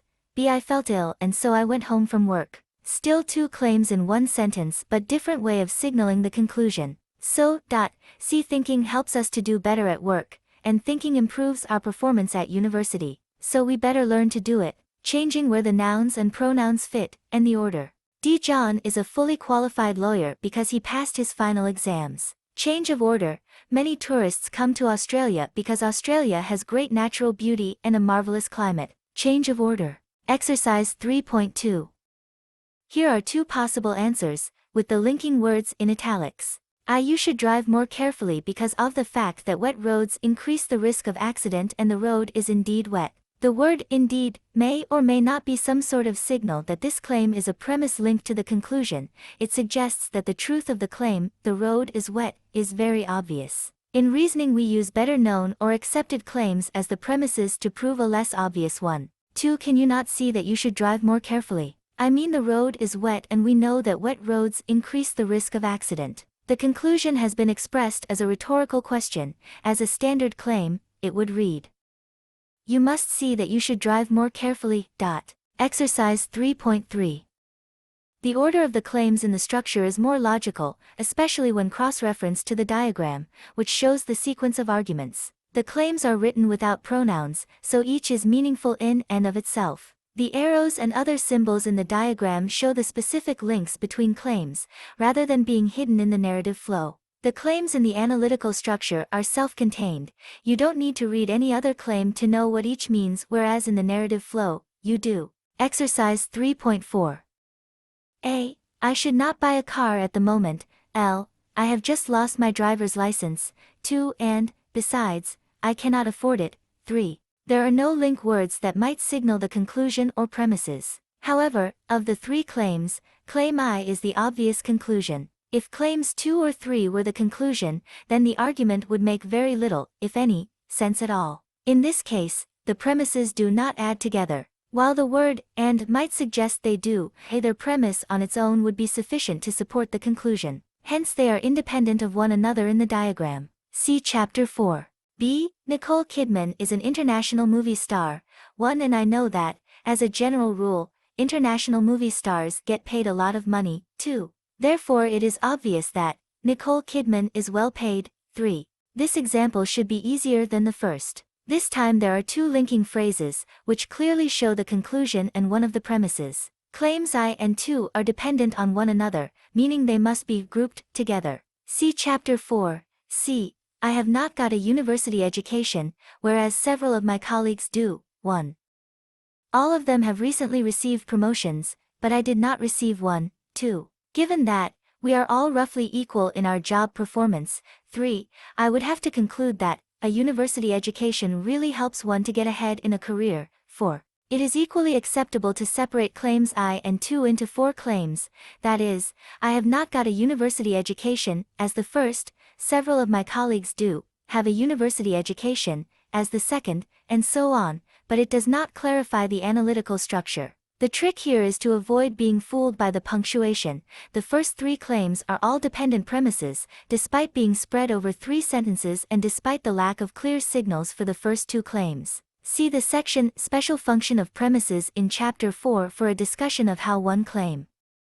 Claim 3 in this example plays a significant role in explaining why the other premises lead to a particular conclusion. D. What was the explanation for Sydney beating Beijing for the 2000 Olympics? 1. There were 2 main reasons. The Sydney organizers did a better job of lobbying the International Olympic Committee delegates. 2. And, because of political crises in China at the time. 3. And perceived doubts about Beijing's quality of services and venues. 4. Sydney offered a much safer venue for a successful Olympic Games. 5. This example is the hardest. The 2 main reasons signal might confuse you about the nature of claims 3 and 4. But think about what the author is trying to say with the because. It does not relate to claim L, but gives 2 reasons for claim 5. We can think of these last 3 claims as a subargument. Claim 5 functions as the conclusion in this subargument but then becomes a premise in the main explanation. Note, 2, that political crises in China is a shorthand way of saying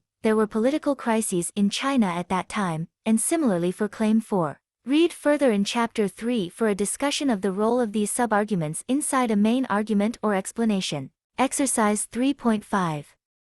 First, do not write, as if it were one claim, a statement that is either not a claim or is 2 claims. For example, the sentence, "We should study reasoning because it will help us to understand our world better," contains 2 claims, linked with the word because. For your analytical structure to be workable, each numbered statement must be one claim only. Use your analytical structure diagram to show the relationship signaled by words such as because. Labeling reasoning is that skill that as claim I and helps us to solve problems as claim 2 is also wrong. One claim has, in this example, been split falsely into 2 non-claims. A claim needs to connect internally 2 key ideas or concepts. Reasoning is that skill that helps us to solve problems is one claim, connecting reasoning with the idea of solving problems. Second, do not write claims that make no sense on their own. While narrative writing and speaking requires the use of pronouns and other shorthand phrases, for planning purposes we should write more precisely. The following example, for instance, is incorrect.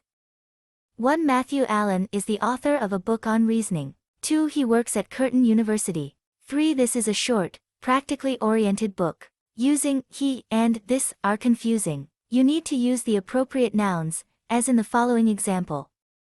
1. Matthew Allan is the author of a book on reasoning. 2. Matthew Allan works at Curtin University. 3. The book on reasoning that Matthew Allan wrote is short and practically oriented. Third, avoid mistakes in diagramming the interrelationship of claims. Some mistakes in this area are the result of not understanding clearly what you want to say. Later chapters will help you to overcome these mistakes. Other mistakes result from not grasping the meaning of the diagram symbols. Here are 2 examples. First of all, imagine I had argued that 1. Reasoning skills should be taught more in Australian schools, as my conclusion. 2. Reasoning is a key skill which all people should know about, as my premise. It would be incorrect to diagram their relationship thus. Although I have written the conclusion first, the only place for a conclusion in the diagram is below the premises that support it. The J symbol indicates a logical relationship, in this case, because 2, therefore 1, and not the order in which you would write or say these claims. Now imagine my argument was more complex. 1. Reasoning skills should be taught more in Australian schools. 2. Reasoning is a key skill which all people should know about. 3. Schools should teach people the key skills which they need. It would be incorrect to diagram their relationship thus. Claims 2 and 3 are related and, indeed, are dependent on one another. See Chapter 4. It is wrong to use the J symbol for any form of relationship between claims other than for the logical relationship, because therefore, instead the plus symbol should have been used to join claims 2 and 3 on the same line. Other incorrect uses of the diagram tend to reflect a misunderstanding of the fact that, first, the diagramming process must reflect what is written in the text, i.e. the diagram brings out, explicitly, the relationships between premises and conclusions implicit in the wording of those claims, and second, a simple misunderstanding that the line, arrow, and plus symbols must be used very precisely, to mean only one thing. Here are examples of technical mistakes in diagramming you need to avoid. Exercise 3.6. The current Australian government is, in many ways, challenging the role of the United Nations as a body that promotes action by member nations to maintain and extend human rights within those nations' own jurisdiction. 1. This challenge has a distinct and dangerous consequence for Australia.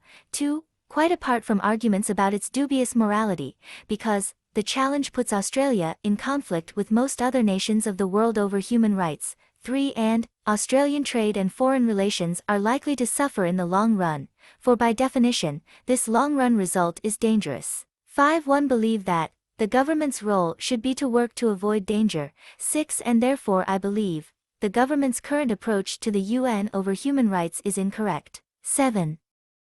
Claim 1. The subject is, the current Australian government is. The predicate is, challenging the role of the United Nations as a body that promotes action by member nations to maintain and extend human rights within those nations' own jurisdiction. Note the limitation on scope, in many ways. Claim 2.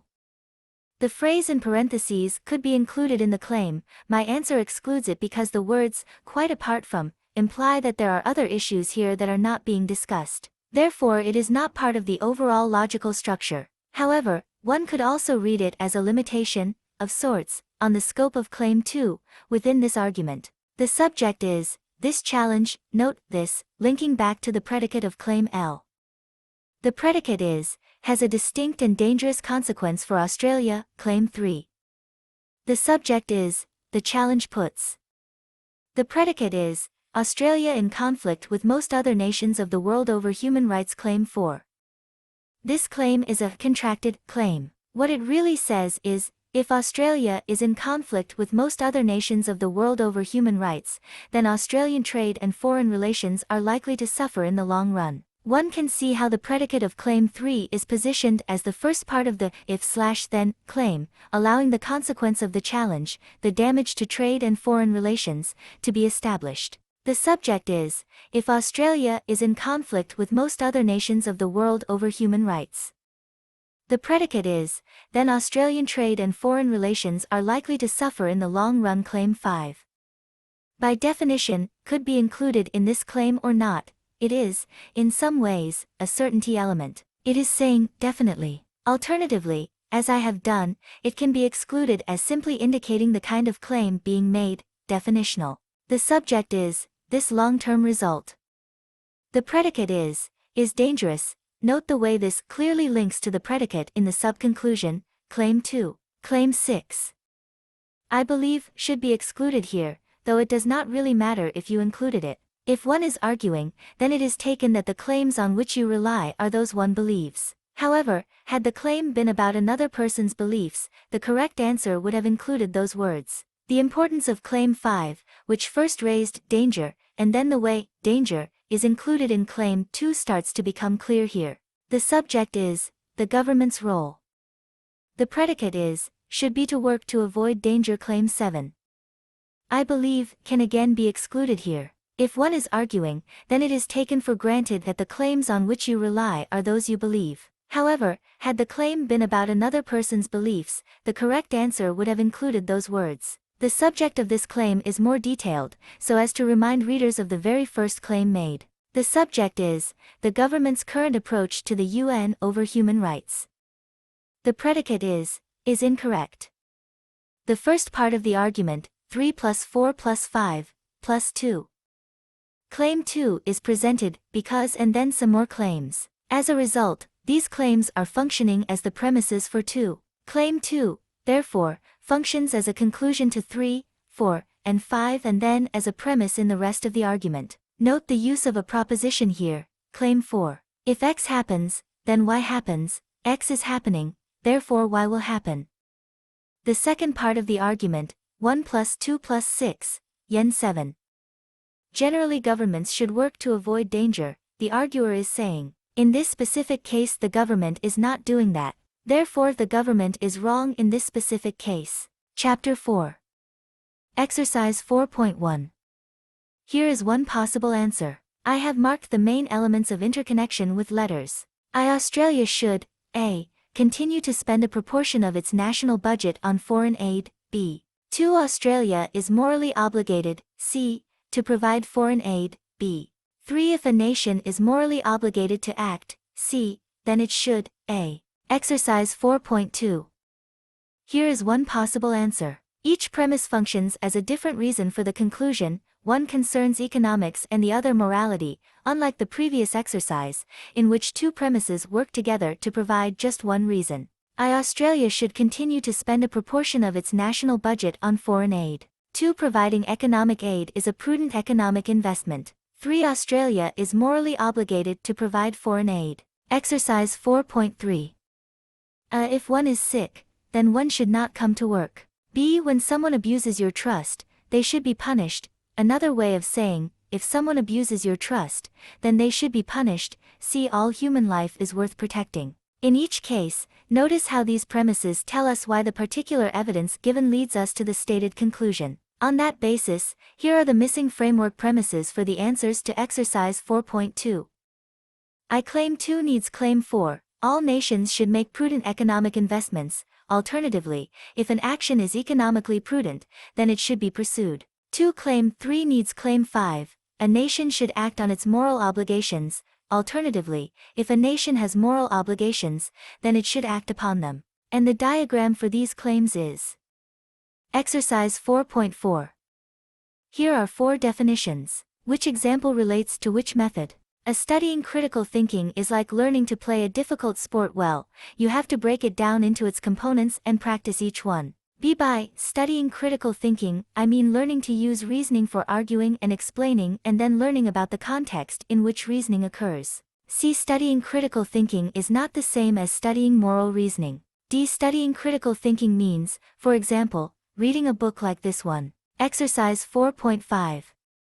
The first argument is 2 plus 3, plus 4. Claims 2 and 4 are identical, except that assault is replaced with threaten to attack. Claim 3 does the work of making this equivalence. It might seem foolish, but it is an important point.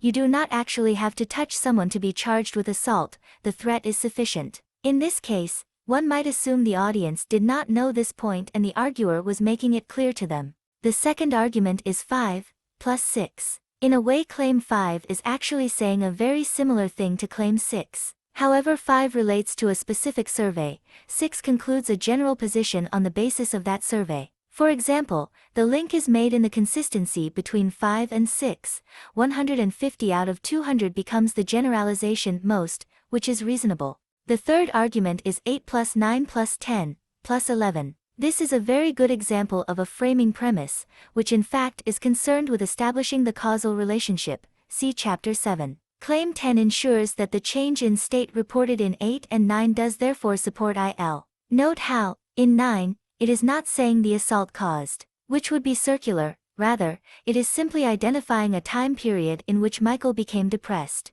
The causal chain is asserted in the conclusion, IL. The fourth argument is 4 plus 6, plus 7. Michael is the predicate of claim 4, but becomes the subject of claim 7 because victims in claim 6 is a category to which Michael belongs. The fifth argument is 7 plus 12 plus 13 plus 1 1 plus 1. Note how superclaim 12 contains something very similar to the claim I, L in the if position, and that the conclusion I looks very similar to the then subclaim in 12. This would be sufficient on its own, except that the conclusion provides a specific time of imprisonment and thus claim 7 does the work of supporting that part of the concluding claim. Had you not included 7, it would be hard to argue why 3 to 6 months and not, say, a year or a day. Chapter 5. Exercise 5. 1. Some years ago, the Northern Territory passed legislation allowing some people to commit voluntary euthanasia. There is no explicit value judgment. The claim is only about the Northern Territory, and some time ago, so in that respect, its scope is limited. The claim also reports the limited scope of the legislation itself. Some people, implicitly, this claim is certain that the legislation was passed. Voluntary euthanasia sounds more clinical than, say, kill themselves.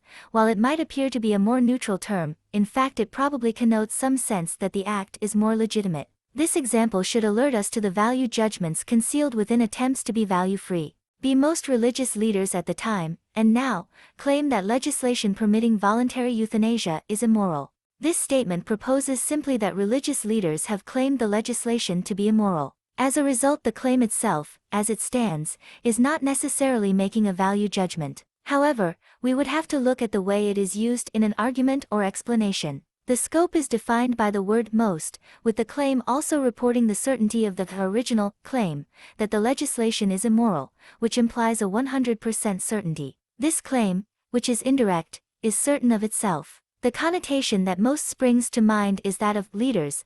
While it certainly denotes particular people in church power structures, it perhaps connotes some sense that we should agree with these people, they are leaders and we should follow. See, if a state government passed voluntary euthanasia laws, then the federal government would not be able to stop that legislation in the same way that it did for the Northern Territory. This is an if-then statement, with a connection between a cause, if, and a predicted outcome of that cause, then. Once again, there is no obvious value judgment, but we would have to look at the way in which it is used in the argument or explanation as a whole before being sure. This claim has been carefully constructed with due regard for scope and certainty. Note the importance of similar in the first half of the claim, then consider how the word likely helps to reduce further the claim's ambit. The claim does not express a certain, but merely a likely, consequence. Several terminally ill people were reported in the media at the time as saying they were moving to the Northern Territory. As with claim B, the claim is about some other person's claim. As such, it may or may not imply a positive value judgment in favor of the euthanasia legislation, depending on the context. Several, in the first half of the claim, helps to define the scope. Whether or not the people do move may be uncertain, since they may not actually have done it. How can we be sure if they will? But the claim is itself expressed in a certain manner. They have certainly told the media making the claim of their intention. I imagine that if another state or territory were to pass similar laws, then media reporting of the legislation would be very extensive. This is, deliberately, a trick question. It is an if/then claim again. Remember that the I who imagines is also the I making this claim. It would be wrong to interpret it as a claim about what the person has imagined. Rather, the phrase, I imagine that, is a limitation on the certainty of the claim. The person making this claim really does not know for sure whether or not media reporting will be very extensive and uses that phrase to tell us so. The scope, on the other hand, is quite broad. Media implies television, radio, and newspaper. Well-formed claims do not use confusing phrases like I imagine that.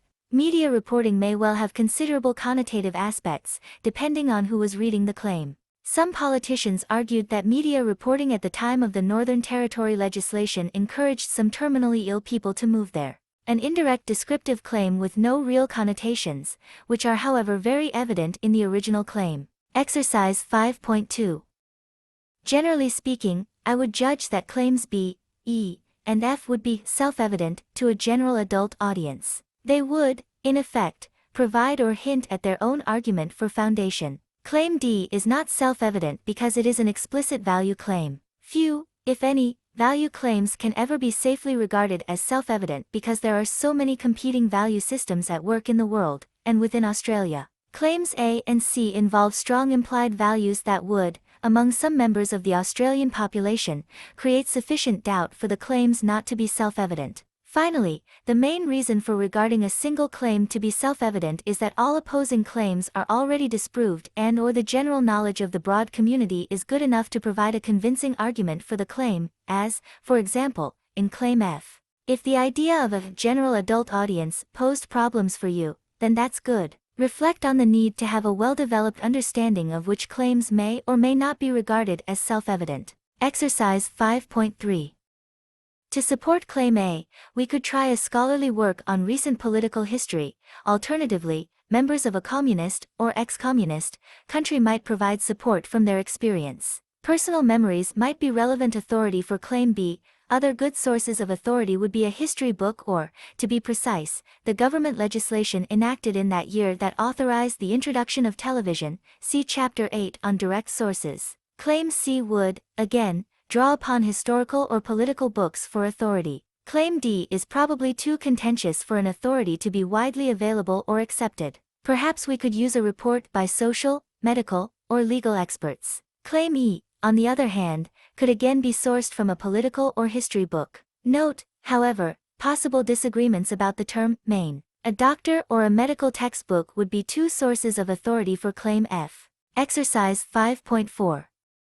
An argument to support this claim would have to address the meaning of the word failed. Has communism failed communists, or has it failed as a political and economic system? Does it mean failed of its own accord or defeated by the economic power of capitalism? B. The strongly descriptive nature of this claim probably means that using authorities is better than using supporting reasoning for such a claim. C. Although the Australian political system could be used as evidence, such an argument might not address the hidden implications that democracy here refers to the daily lives of Australia's citizens, freedom, choice, individuality, rather than the strict legal definition of the Australian political system. D. The extreme nature of this claim, relative to majority opinion, would suggest the need for a strong supporting argument that might explain the benefits to society, if any, of such a step. E. This is a descriptive claim. It would be better to leave it as self-evident in case our readers become incensed that we feel the need to convince them of something so obvious. F. We might recognize situations in which, even with a broken leg,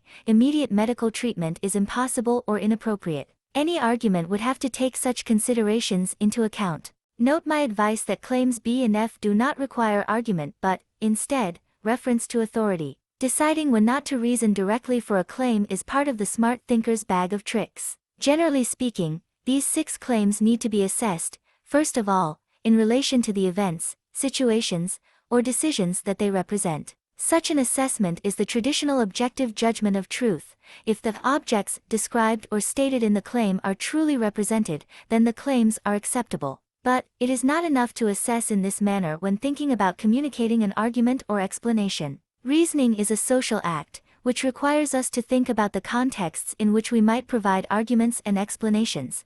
What do others judge these claims to be? We must reason in ways that take account of the knowledge and assumptions of our audience, and also conform to the accepted conventions of the circumstances in which we are arguing or explaining. For example, an audience of marijuana smokers may well accept Claim D without question. An audience of young people who have always had television in their lives might need the support of some authority before accepting Claim B. In an academic paper or essay, Claim E, obvious though it may be, would need to be given some explanation and analysis. In a short discussion between paramedics at a motor vehicle crash, Claim F would probably be stated without the need for argument in its favor. Finally, decisions about the extent to which we present claims as being self-evident depend on our conclusions. In any argument or explanation, it is the specific conclusion that can help us determine, given the inevitable limitations on available time or space for reasoning, what we explain in more detail and what we leave for the audience to accept or reject on their own.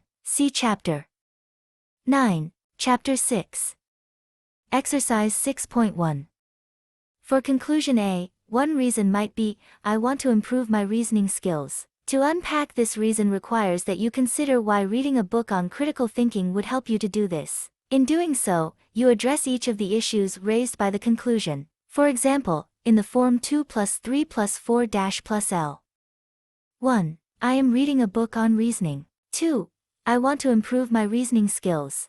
3. I cannot improve my reasoning skills without knowing more about reasoning. 4. A book is an excellent source of knowledge about reasoning. For conclusion B, an initial reason might be that thinking better stops you from being tricked by clever advertising. See how many different issues are involved that are quite distinct from the conclusion. Each must be covered in some way in the premises, for example, in the form 2 plus 3 plus 4 plus 5 dash plus L. 1. There are considerable benefits to be gained from studying how to think better. 2. I do not want to be tricked by clever advertising. 3. Clever advertising works by tricking you into buying products. 4. Thinking clearly stops you being tricked by clever advertising. 5. Studying how to think better does enable you to think clearly. Exercise 6.2. The premise, there were many people waiting at the station, is irrelevant. While trains crash for a variety of reasons, human error, sabotage, faulty machinery, and so on, the number of people waiting at a station is rarely, if ever, a cause of the crash. Even if the claim is true, it adds no greater explanation to why the train crashed and thus is irrelevant. B. There are no irrelevant premises here. The second premise, concerning competition, might seem to be irrelevant, given that the conclusion is about privatization. However, the first premise, with its connection between competition and privatization, makes it relevant. See the premise, politicians get too many benefits is irrelevant, since there are no further premises to make it relevant to the conclusion. Whether or not it is true does nothing to make the conclusion more likely to be accepted. Now, we may well wonder if there is another irrelevant premise. However, the conclusion as stated involves two elements, a question of trust, and whether or not politicians lie obviously bears on this question, and a question of the quality of their decisions, and politicians' knowledge is relevant to this matter. Relevance is specifically concerned with the relationship between premise and conclusion. Exercise 6.3. For each of the four conclusions, here are one relevant and one irrelevant premise. Can you see which is which? In a democracy, voting is not just a right but a civic duty, and many European swallows fly south for the winter. B. Humans can only survive if the environment is well protected, and mining activities in Australia usually trespass on Aboriginal lands. C. 80% of the songs on commercial radio come from the USA, and my family watches The Simpsons every night. D. Personal computers help us to work, study, and relax, and there are two main types of personal computer, the PC and the Macintosh. The first premise, in each case, is relevant. Note how all of the premises are acceptable, even though in some cases they are patently irrelevant, as in exercise 6.3a. The most important questions to ask yourself after doing this exercise are, why do some irrelevant premises appear relevant? What mistakes do we make when we misjudge relevance? Reflect on these questions and come up with some answers in relation to an area of knowledge or expertise with which you are familiar. Exercise 6.4. Looking back to exercise 6.3, I would add the following claims to the premises given above.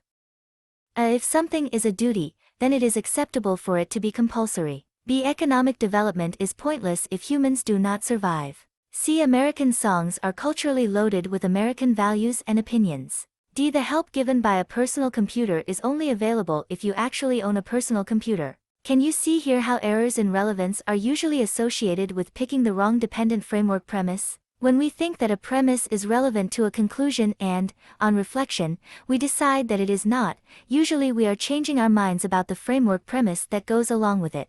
Try changing the four premises given in these answers. If you change them enough, can you make the original four premises from exercise 6.3 irrelevant? For instance, in example A, if the framework premise was, not all duties should be compulsory, the original premise, in a democracy, voting is not just a right but a civic duty, does not become false, it remains acceptable, but it simply is not relevant to the specific conclusion voting at elections should be compulsory. Exercise 6.5.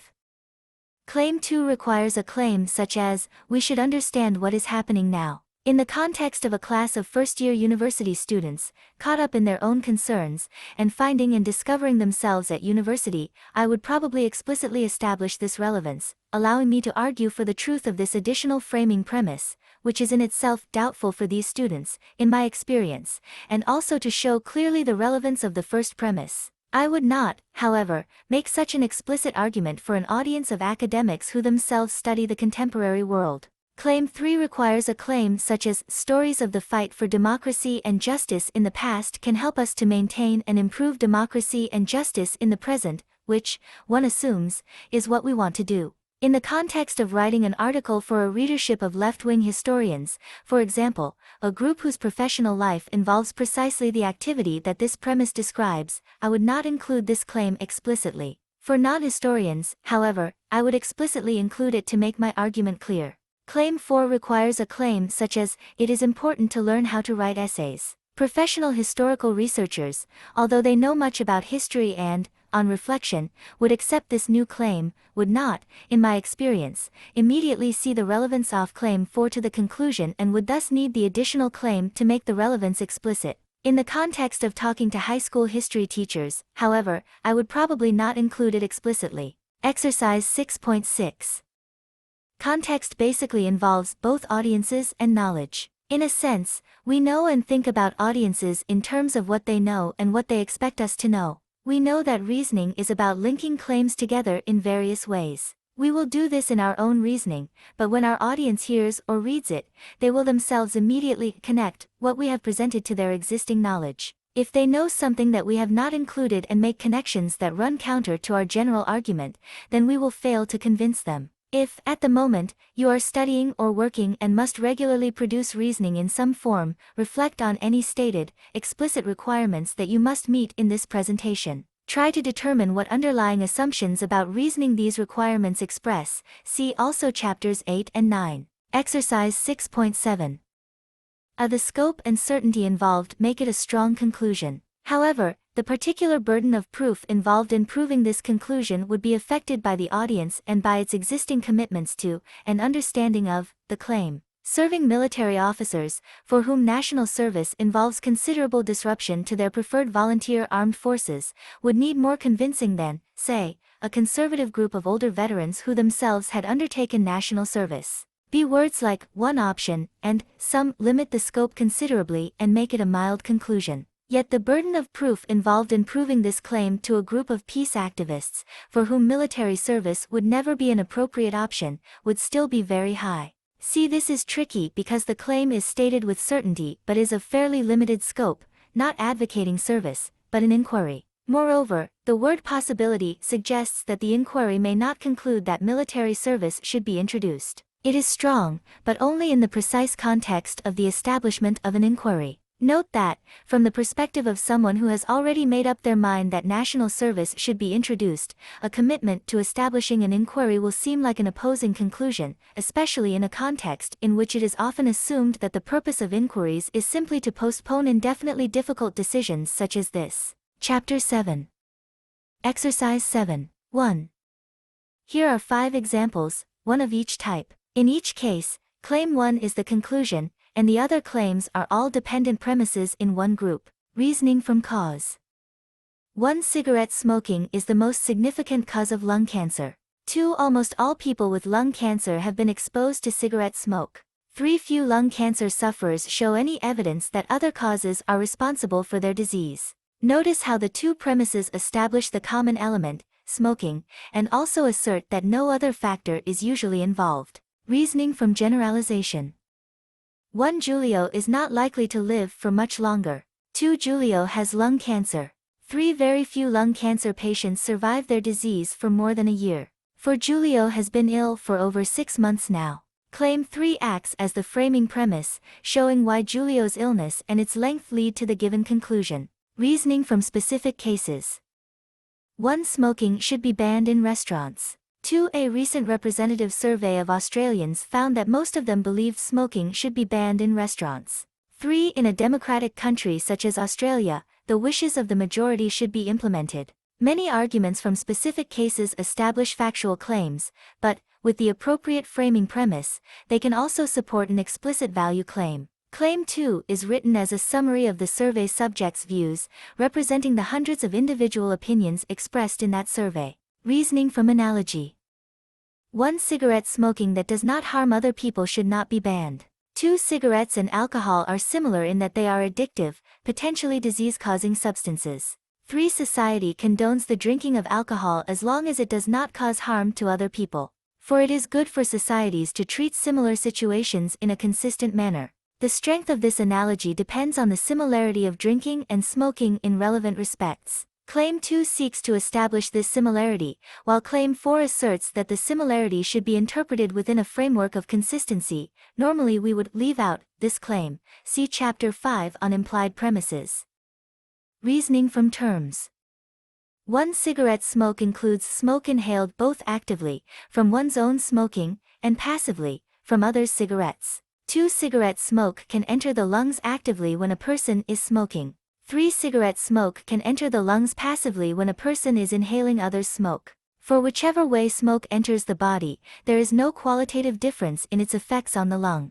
This argument establishes a particular definition of cigarette smoke, which might then be used to simplify another argument. The framework for this argument is provided by Claim 4. Note that it is definitely not a causal argument, it is simply defining some term or concept. Chapter 8. Exercise 8. 1. At this stage, there is no answer. However, you might want to review and organize your list after having done Exercise 8.3. Exercise 8.2. Here are 2 further comments. First, learn how to read effectively. Reading includes watching, listening, observing, and so on. The knowledge we want in those 5 classes will not have a label that tells us where it fits into this classification system. Rather, it is our own analysis, while we read, that begins to make these interconnections between classes of knowledge. Hence active reading, with a keen awareness of the possible outcomes, the questions to be answered, the extra questions that might emerge, and so on, is crucial. Second, everyone is reasonably good at searching for the third of these 4 types, basic details and evidence, yet smart thinking is precisely about the way that evidence gathered in this search can be related to values, assumptions, other possible conclusions, and contexts. In that sense, we need to work hardest and learn most about the other types of information. Experience and study tend to throw up great masses of facts, data, or evidence, and the other 3 types of information get hidden or lost. Learn to read through the detail to seek out the more general types of information. Exercise 8.3. The point of the exercise is not to come to conclusions about the right answer, but to develop your conscious ability to ask questions about the sources of the information you are seeking. In other words, to be effective reasoners, we need to do more than ask, what is in this book/experiment/article/interview that I can use in my argument? We must also ask questions such as, why should I use this source? Can I trust this source? What sort of source is it? Direct? Indirect? Under what conditions was the information in this source produced? What was the original purpose of the source? What methods, approaches, or definitions does the source employ? Who is it being written for? Does it tell me more about the author or about the topic? When was it written or performed? How does the context of this source affect the information within it? As noted at the start of Chapter 8, good analysis is as much about asking questions as it is about finding answers. Hence, if our research is to be an active and effective part of our analysis, we need to think about the questions that will help us to understand our sources of information, as well as what they contain. Put simply, these questions help to reveal what lies in and behind the text, and to orient our research towards what we intend to do with the information once we have it. Exercise 8.4.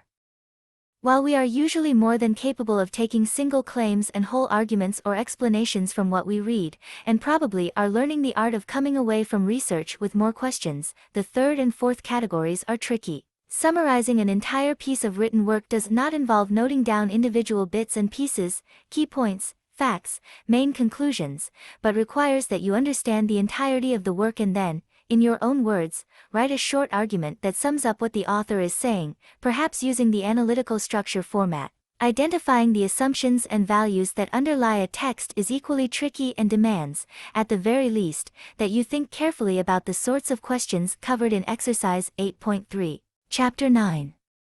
Exercise 9.1.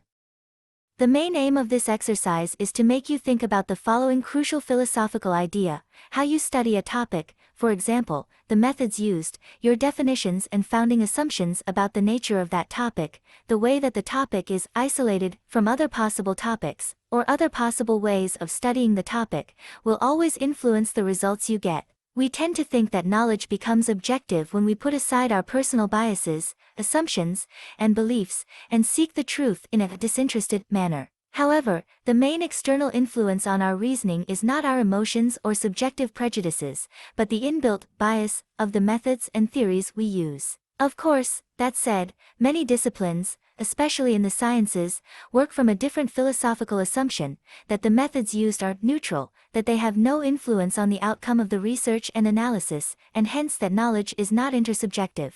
Find out for yourself just what sort of philosophy of knowledge your discipline or profession works within. Exercise 9.2. The sorts of internal questions you might ask are, by and large, determined by the methodological, definitive, and theoretical frameworks in which you are operating. Moreover, because questions are always about the relationships between knowledge, any question you ask to find out information or knowledge will be based on something you already know. The trick to being a smart thinker is to know enough to be able to ask the right questions, but also to be prepared continually to adjust the questions you are asking and answering in light of the answers you come up with. If you want further practice, develop the Olympic Games example that I have been using, begin with the claims that I have given you and expand on them. Exercise 9.3. I will leave this one for you to work out. However, it might be worth reviewing chapters 5 and 6, which can assist you in considering the strengths and weaknesses of the argument. Once you know its weaknesses, you can correct them. The strengths can, perhaps, be emphasized. If you want more practice, you can keep working through the Olympic Games example in a similar manner.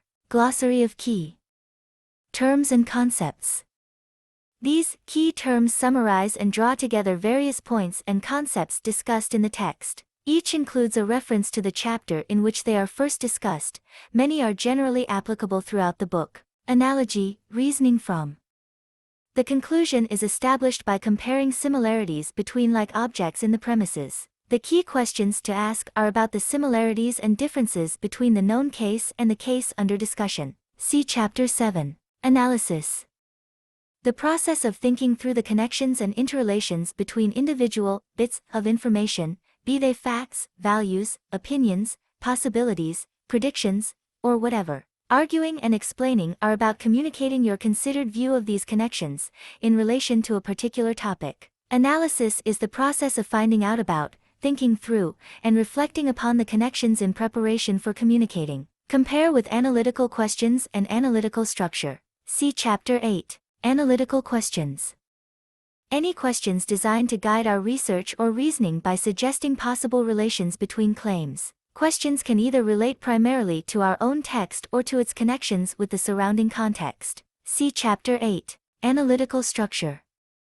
The essential structure of claims and of the links between them, which lies behind the narrative expression of arguments and explanations, and which can be represented as 174. And a list of claims and a diagram. The primary use of the analytical structure format is as a planning tool before or during writing and research. See Chapter 3. Appeal to authority. A special form of reasoning in which a claim is supported by reference to an authority on that subject. Authority may stem from academic qualification, experience, or special knowledge, but in each case, the authority must be relevant to the claim being supported. References and footnotes are two of the most common forms in which we encounter appeals to authority. Theoretically, an appeal to authority is itself an argument that establishes the credentials of the authority and its relevance. However, in practice, it is an accepted convention simply to refer to the authority concerned. See Chapter 5, Argument.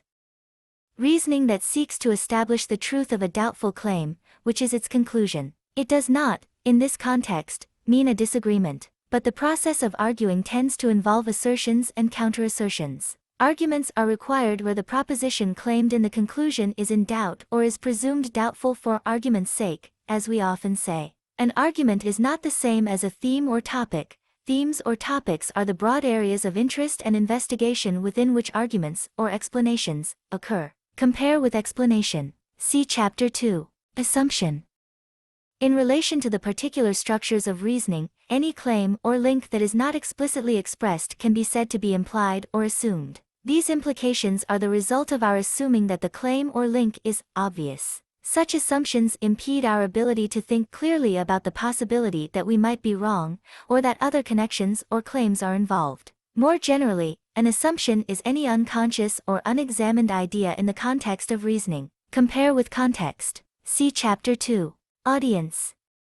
In relation to reasoning, the audience is that group of people who we wish to convince of the correctness of our argument or explanation. The expectations, understandings, and assumptions of audiences form part of the context of our reasoning and are central to decisions about the effectiveness of that reasoning. The audience should be thought of as consisting both of people and of the knowledge on which those people will draw when responding to our arguments and explanations. Compare with context and subject. See Chapter 2. Breadth of reasoning.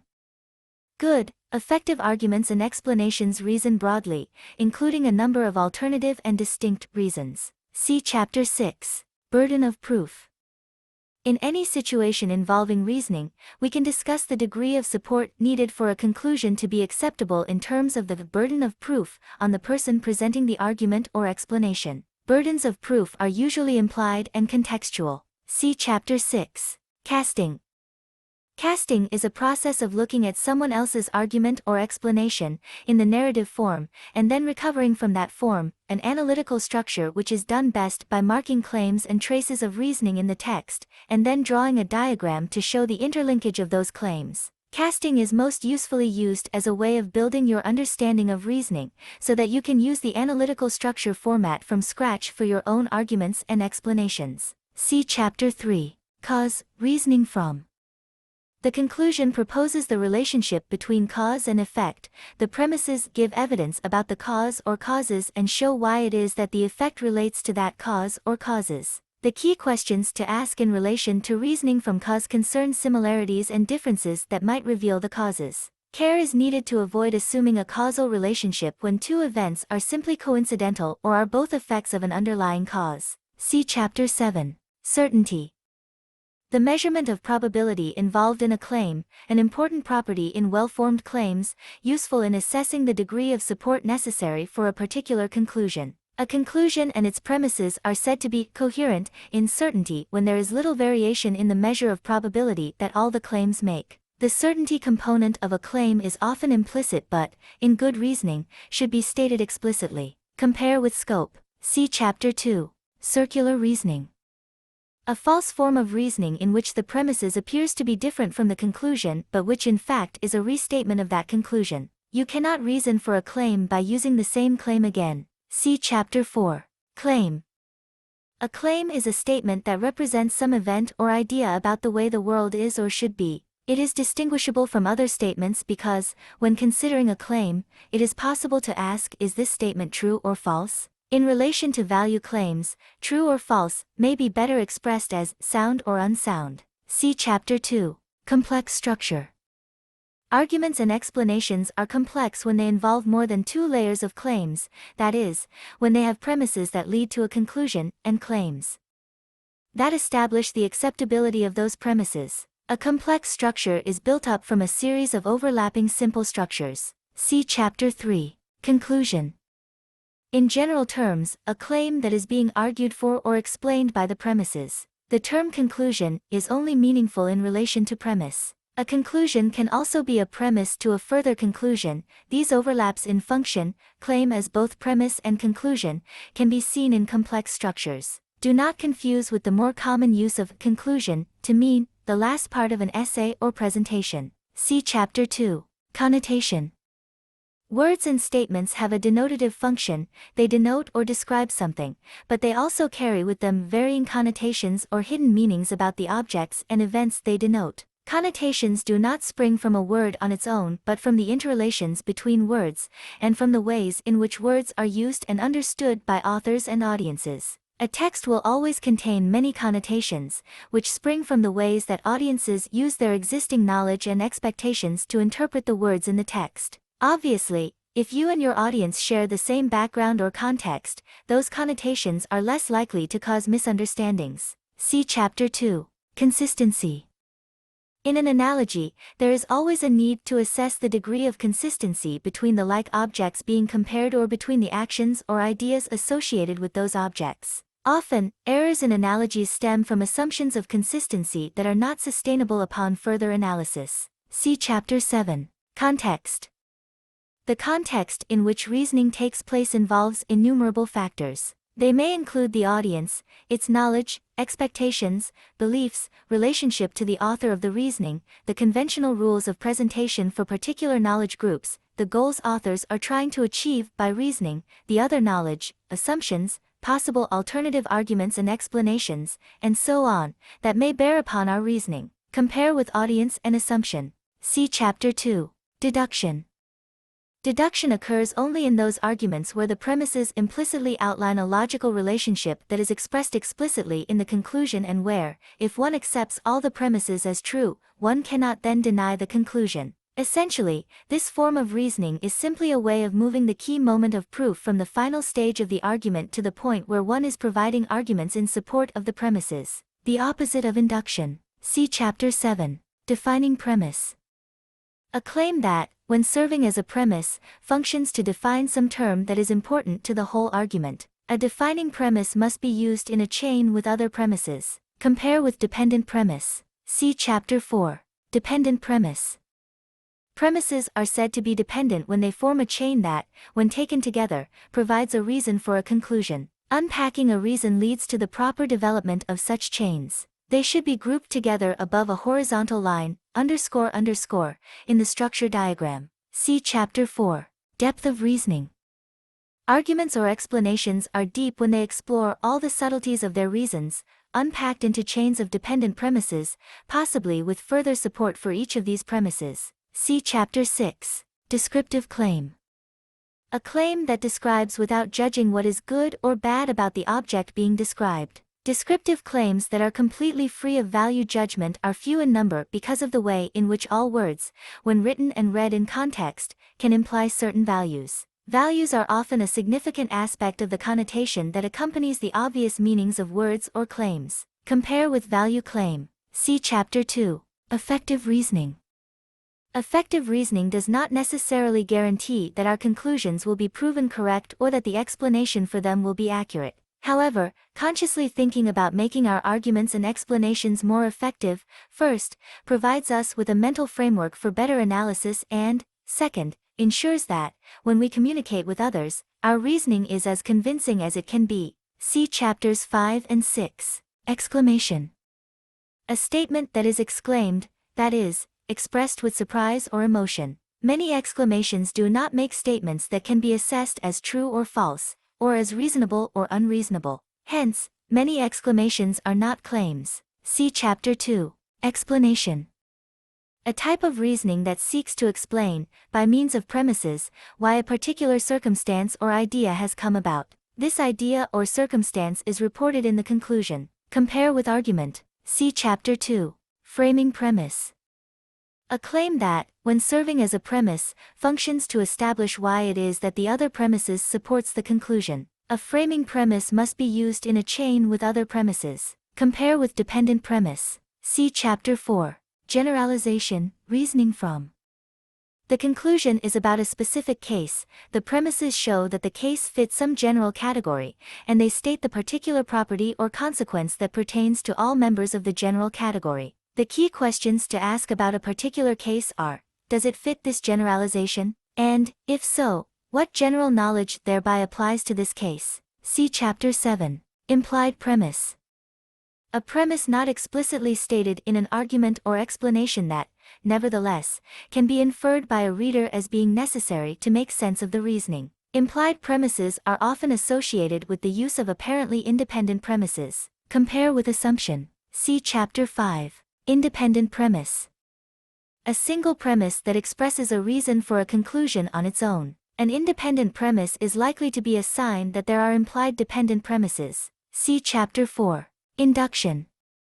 Reasoning in which the conclusion may be more or less likely if the premises are true, but which is not conclusively guaranteed even if all the premises are true. We see induction in arguments that depend on the observation and reporting of real-world events which, by their nature, can never be certain. The opposite of deduction. See Chapter 7. Information. Information is often thought to be a more disorganized, unprocessed version of knowledge. Information is a collection of claims, knowledge is that information processed and interrelated. In this book, knowledge and information are used interchangeably, but the basic idea that reasoning enables us to organize what we know is still important. Compare with knowledge. See Chapters 8 and 9. Internal connection, within a claim.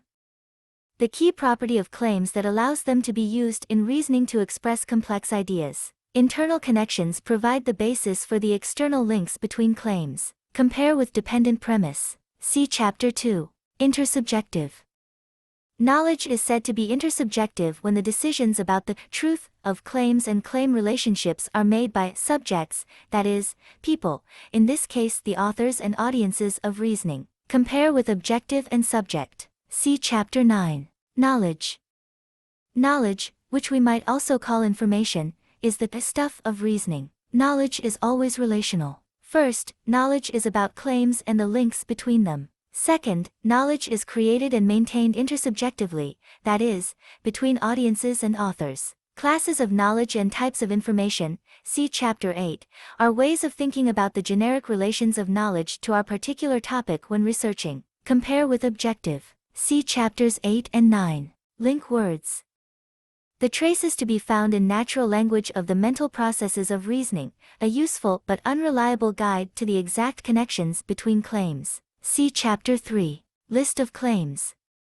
1/2 of the analytical structure format. A list of claims shows clearly the claims to which the diagram of interrelationships refers. Compare with structure diagram. See Chapter 3. Mind map. A tool that assists in analyzing connections, concepts, and so on. A mind map is not an analytical structure format because the ideas and links are written down in a tentative way, simply as a way of externalizing unprocessed information. See Chapter 9. Modes of analysis.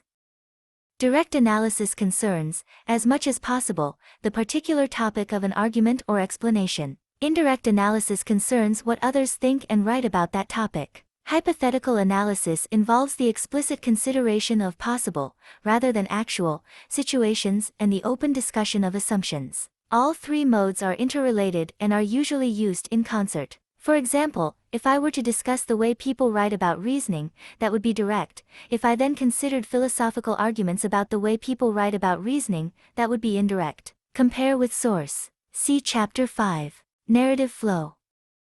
The written or spoken expression of reasoning in which the analytical structure is turned into natural language. In narrative flow, we find traces of the linking process, as well as claims that have been reorganized to meet the requirements of good expression. As a result, it can be hard to see what is going on in reasoning unless we also think about the analytical structure that lies behind the narrative. Compare with analytical structure. See Chapter 3. Narrative sequence plan.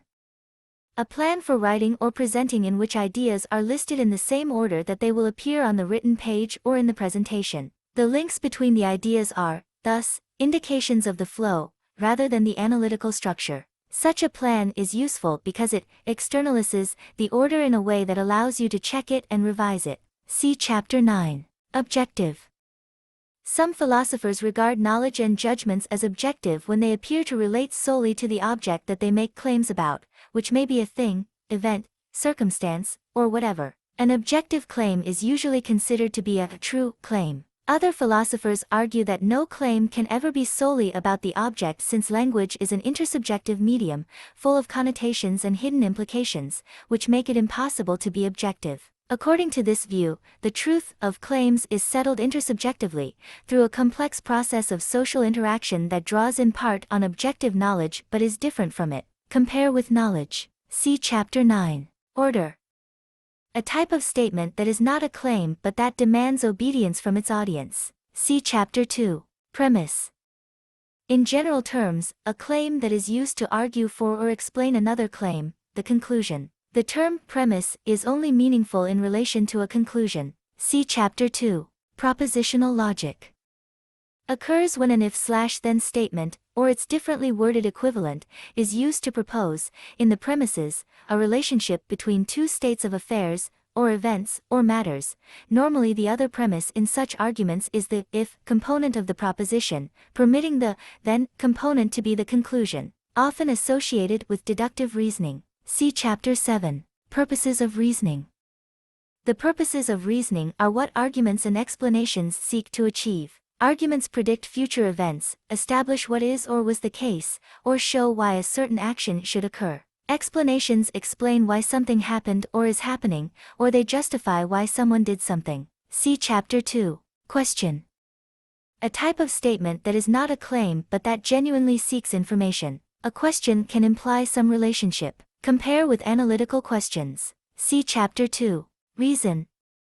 Used loosely, this term describes the information that supports or explains a particular conclusion. As used in this book, a reason is an initial statement of why a particular conclusion is acceptable, a reason that must then be unpacked or expanded into a chain of premises in order to give appropriate depth to our reasoning. See Chapter 4, Relativism. A shorthand term for the idea that knowledge is not to be judged, true or false, by comparing it to the real world, but instead by reference to the humans who hold that knowledge. Extreme relativism, in which everyone's opinion is as good as anyone else's opinion, subjective knowledge, is the opposite of the anti-relativist position of objective knowledge. In neither case is the social aspect of reasoning properly thought through. Smart thinking is primarily concerned with social relativism, in which knowledge is constructed intersubjectively. Compare with intersubjective and knowledge. See Chapter 9. See also Chapter 1. Relevance. Premises are relevant to a conclusion if they provide some basis on which to accept that conclusion. We can say that, if true, a relevant premise makes the conclusion more likely. Relevance is involved in reasoning in many ways. For example, appeals to authority require the use of relevant authorities. Reasoning from analogy requires that comparisons be made between relevantly similar cases. Reasoning from generalization requires that the relevance of the generalization to the specific case be established. Crucially, a framing premise is often used explicitly to establish just how premises relate to a conclusion. See Chapter 6. Scope. The extent or coverage of a claim, an important property in terms of writing well-formed claims and assessing the degree of support necessary for a particular conclusion. A conclusion and its premises are said to be coherent in scope when there is little variation in the way that the claims report the extent of their information. The scope component of a claim is often implicit but, in good reasoning, should be stated explicitly. Compare with certainty. See Chapter 2. Self-evident claim. A self-evident claim is one that, relative to the audience and context in which it is presented, requires no foundation or, literally, is so obviously acceptable that it provides its own evidence of acceptability. What is self-evident for one group or individual, or in one context, may not be self-evident in other situations. Compare with well-founded claim. See Chapter 5. Simple structure. An argument or explanation is said to be simple when it involves only two layers of claims, the premises and the conclusion. No matter how many premises are offered, no matter how many distinct groups of dependent premises there are, such arguments are not complex. Compare with complex structure. See Chapter 3. Source. Sources can be either direct, primary, or indirect, secondary. The difference between them is usually contextual, but generally speaking, direct sources relate to the topic of our reasoning, indirect sources relate to what others have reasoned about our topic. Obviously, if the topic of our argument or explanation is what others have written or said, then what appears to be an indirect source can in fact be direct. See Chapter 8. Specific cases, reasoning from. The conclusion generalizes beyond the scope of the specific cases in the premises give the evidence regarding those cases. The key question to ask is, do these cases give rise to some reliable generalization that applies to all of them or all like cases? See Chapter 7. Statement. The generic name for an ordered, meaningful group of words. Statements may or may not be claims. A statement is not a sentence. Sentence is a term used to describe the narrative flow of words. Statement is a term to denote the analytical units that make up reasoning. Compare with claim. See Chapter 2. Strength of support. Even acceptable and relevant premises do not always provide sufficient support to show or explain their conclusions. Judgments of the necessary strength of support needed in reasoning are difficult, since they depend largely on the context in which that reasoning is taking place. Compare with burden of proof. See Chapter 6. Structure diagram. One half of the analytical structure format. A structure diagram shows the interrelationship of claims in a standardized way. It is distinguished from the arrangement of claims in narrative flow by the fact that, in a diagram, the conclusion is always last and the order of claims above it indicates the steps we need to take to reach that conclusion from our starting point. The key elements are the J symbol to show premise, conclusion links, the plus symbol to show premise, premise links, and the use of horizontal lines, underscore, to show grouped chains of premises. See Chapter 3. Subargument. Any one component layer of a complex argument. For example, consider an argument structure in which claims 2 and 3 support claim 4, which in turn joins with claim 5 to support the conclusion, claim 1. The main argument concerns claim I, and so the subargument consists in the structure 2 plus 3, J, 4. See Chapter 3. Subject. The term subject is used in many different ways in English. Used loosely, it can mean the topic one is investigating, as in, the subject of my paper is the continued inequalities of patriarchal culture. In grammar, subject refers to the part of a sentence with which the verb agrees. Domestic violence, subject, remains rife in our society, object. However, in this book, subject is used to refer to a thinking, conscious person, so that authors and audiences of reasoning are human subjects. Its meaning only becomes clear in relation to the term object, those events, ideas, things in the world about which we, as subjects, make claims. For example, some philosophers might argue that the difference between subjective and objective analysis is that the former involves the desires and biases of the subject doing the analysis, whereas the latter is uninfluenced, except by the true nature of the object. However, it can also be argued that knowledge and reasoning, whatever their objective elements, always involve people and so can be regarded as intersubjective. The human subjects bringing about this intersubjectivity are not merely people, but include the knowledge, ideas, structures, and attitudes that make those people who they are. See Chapters 2 and 9. Sweeping generalization. A mistake in reasoning that occurs when the scope or certainty of the conclusion is inconsistent with, normally much greater than, the scope or certainty of the premises that support it. See Chapter 4. Terms, reasoning from. The conclusion proposes a particular definition based on the terms laid out in the premises. The key question is, how can I express my definition in terms that make clear its meaning in a particular context? See Chapter 7. Text. We call any connected series of statements a text. Texts are only meaningful in context, which is literally all the potential knowledge and audiences that go along with a text. Compare with context. See Chapter 2. Value claim. Many claims have a value component. Some are explicit, others are implicit, buried in the particular choice of words. Often a claim that is, in itself, descriptive takes on a value element from other claims to which it is connected. Remember, too, that in such situations different authors and audiences can invest the same claim with different values. Compare with descriptive claim. See Chapter 2. Well-formed claim. A claim is well-formed when it clearly expresses what its author intends it to say. Good formation of claims requires authors to consider consciously properties of connections and issues of value, scope, and certainty. A well-formed claim may or may not be true, but at least its clarity allows us to assess its truth. While, no matter how hard we try, we can never be sure our audience will always understand exactly what we mean, writing well-formed claims ensures that at least we know what we are trying to say. Compare with connotation. See Chapter 5. Well-founded claim.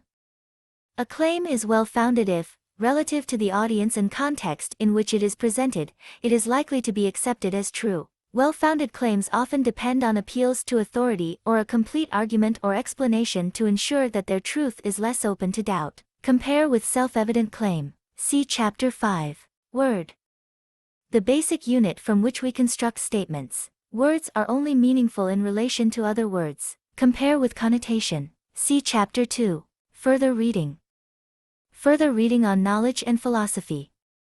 Doyle, Len and Harris, Ken, Empiricism, Explanation and Rationality in the Social Sciences, Routledge and Kegan Paul, London, 1986. A very comprehensive treatment of the topic. The author's main argument is that naive empiricism, that is, the belief that facts are facts and we find them, is wrong because all facts are interpretive claims based in political and/or social circumstances. Gardner, Jostian, Sophie's World, a novel about the history of philosophy, Phoenix House, London, 1995. A story about a teenage girl who is drawn into a mystery that involves an unseen philosophy teacher who sends her short commentaries on philosophy. The plot is excellent, and the philosophy lessons are not bad either. Gellner, Ernest, Reason and Culture, Blackwell, Oxford, 1992.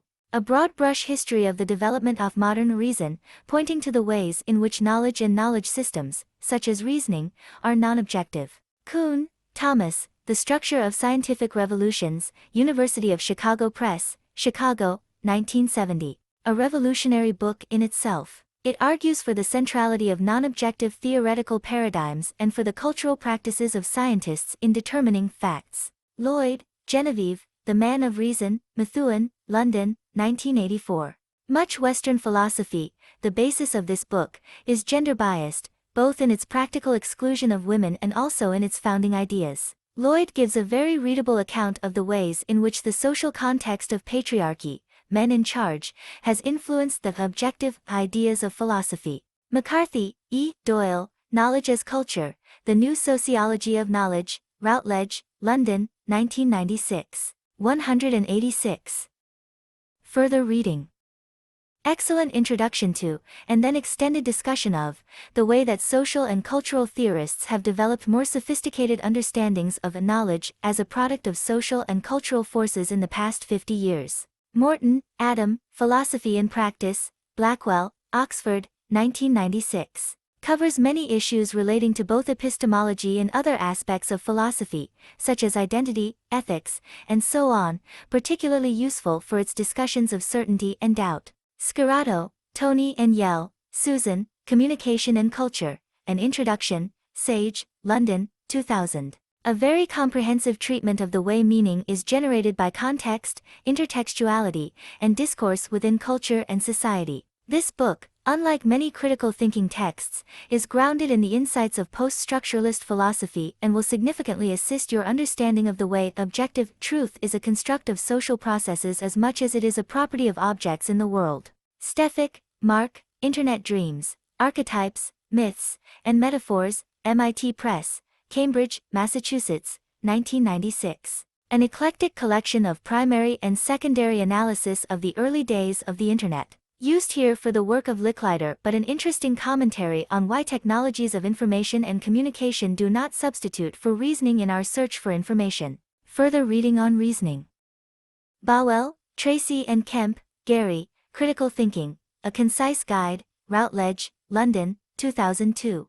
Alternative book to the larger reasoning textbooks listed below, good concise explanations and advice. Brown, M., Neal and Keeley, Stuart M., Asking the Right Questions, A Guide to Critical Thinking, Prentice Hall, Englewood Cliffs, New Jersey, 2003, 7th ed. An excellent book that organizes its ideas around the key concept of analytical questioning, which I deploy in chapters 8 and 9. Cedarblum, Jerry and Paulson, David W., Critical Reasoning, Wadsworth, Belmont, California, 2000, 5th ed. A large reasoning textbook that contains an excellent discussion of the problems and advantages of relying on experts and authorities. Dowden, Bradley H., Logical Reasoning, Wadsworth, Belmont, California, 1998. Another textbook with a particularly good chapter on explanations and on causal reasoning. Little, J., Frederick, Groark, Leo A., and Tyndall, Christopher W., Good.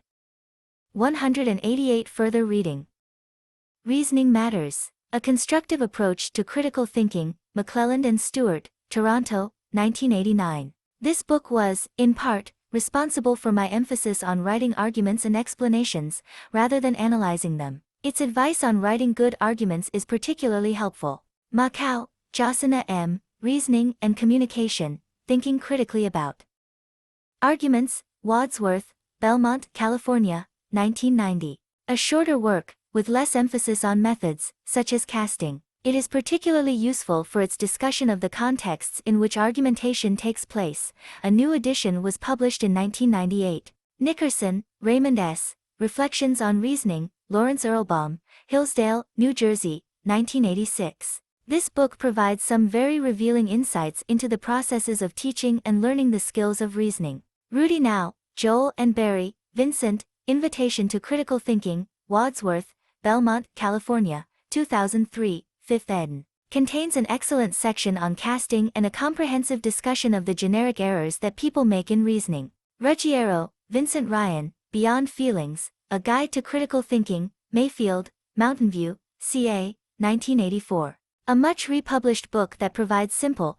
common-sense advice on many issues related to reasoning.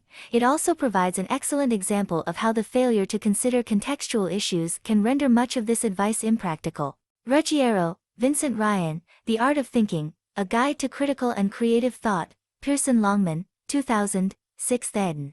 More up-to-date work by Ruggiero that expands on the original guide in a more textbook manner. Of value is the focus the author places on personal change and commitment to critical thinking, instead of simple technique. Rybacki, Karen C., and Rybacki, Donald J., Advocacy and Opposition, an Introduction to Argumentation, Prentice Hall, Englewood Cliffs, New Jersey, 1986. This work gives considerable advice on the process of proving particular types of conclusions and inspired my approach in Chapter 8. Tolman, Stephen, The Uses of Argument, Cambridge University Press, Cambridge, 2003. Most recent book by Tolman, one of the most influential analysts of critical thinking and argumentation. Tolman, Stephen, Rika, Richard, and Janik, Allan, An Introduction to Reasoning, Macmillan, New York, 1984.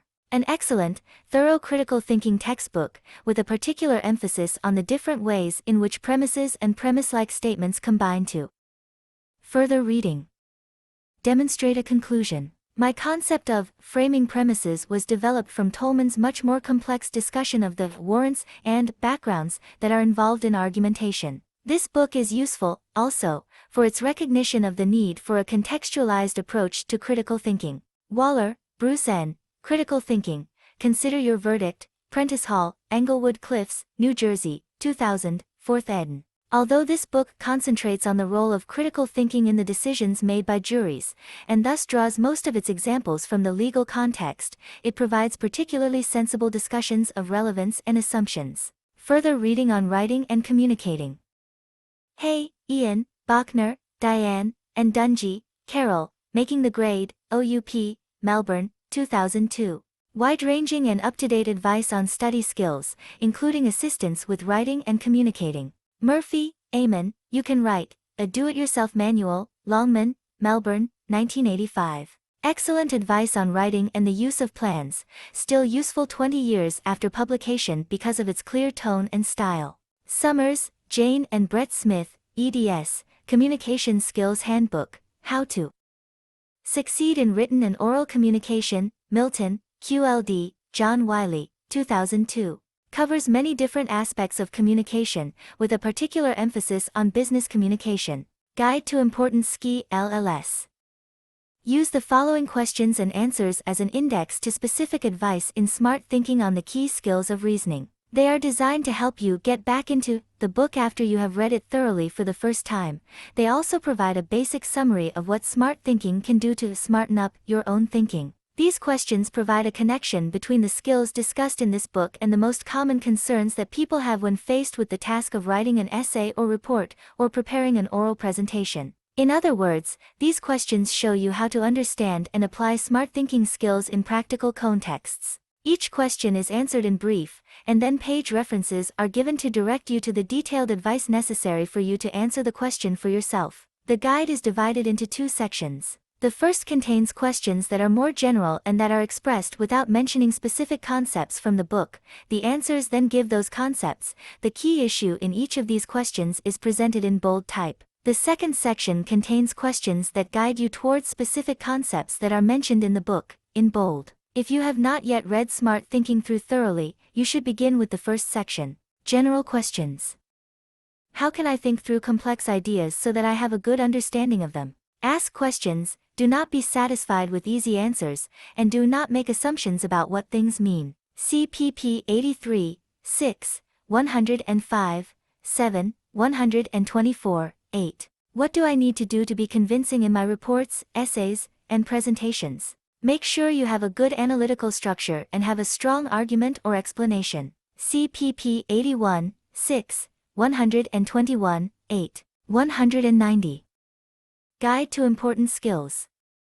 How do I make my reasoning easy to follow for people reading or listening to my arguments and explanations? Make sure that you properly indicate the reasoned links you are making, signaling the analytical structure to your audience. CPP 27, 9. Why, and how, should I use footnotes or other references in my work? They provide references to authority, which strengthen the substance of your reasoning. CPP 65, 7, 78, 9. What should be the goal of my reasoning? Reasoning has many purposes, each of which will affect the precise way that you argue or explain. CPP 4, 21, 2, 124, 5. When writing or presenting, how do I deal with ideas with which I do not agree? Make sure you use reasoning to show explicitly why an idea is wrong, thereby preventing criticism of your work. CPP 85, 6, 112, 13. How do I make sure that I understand the interpretive frameworks that are central to all knowledge?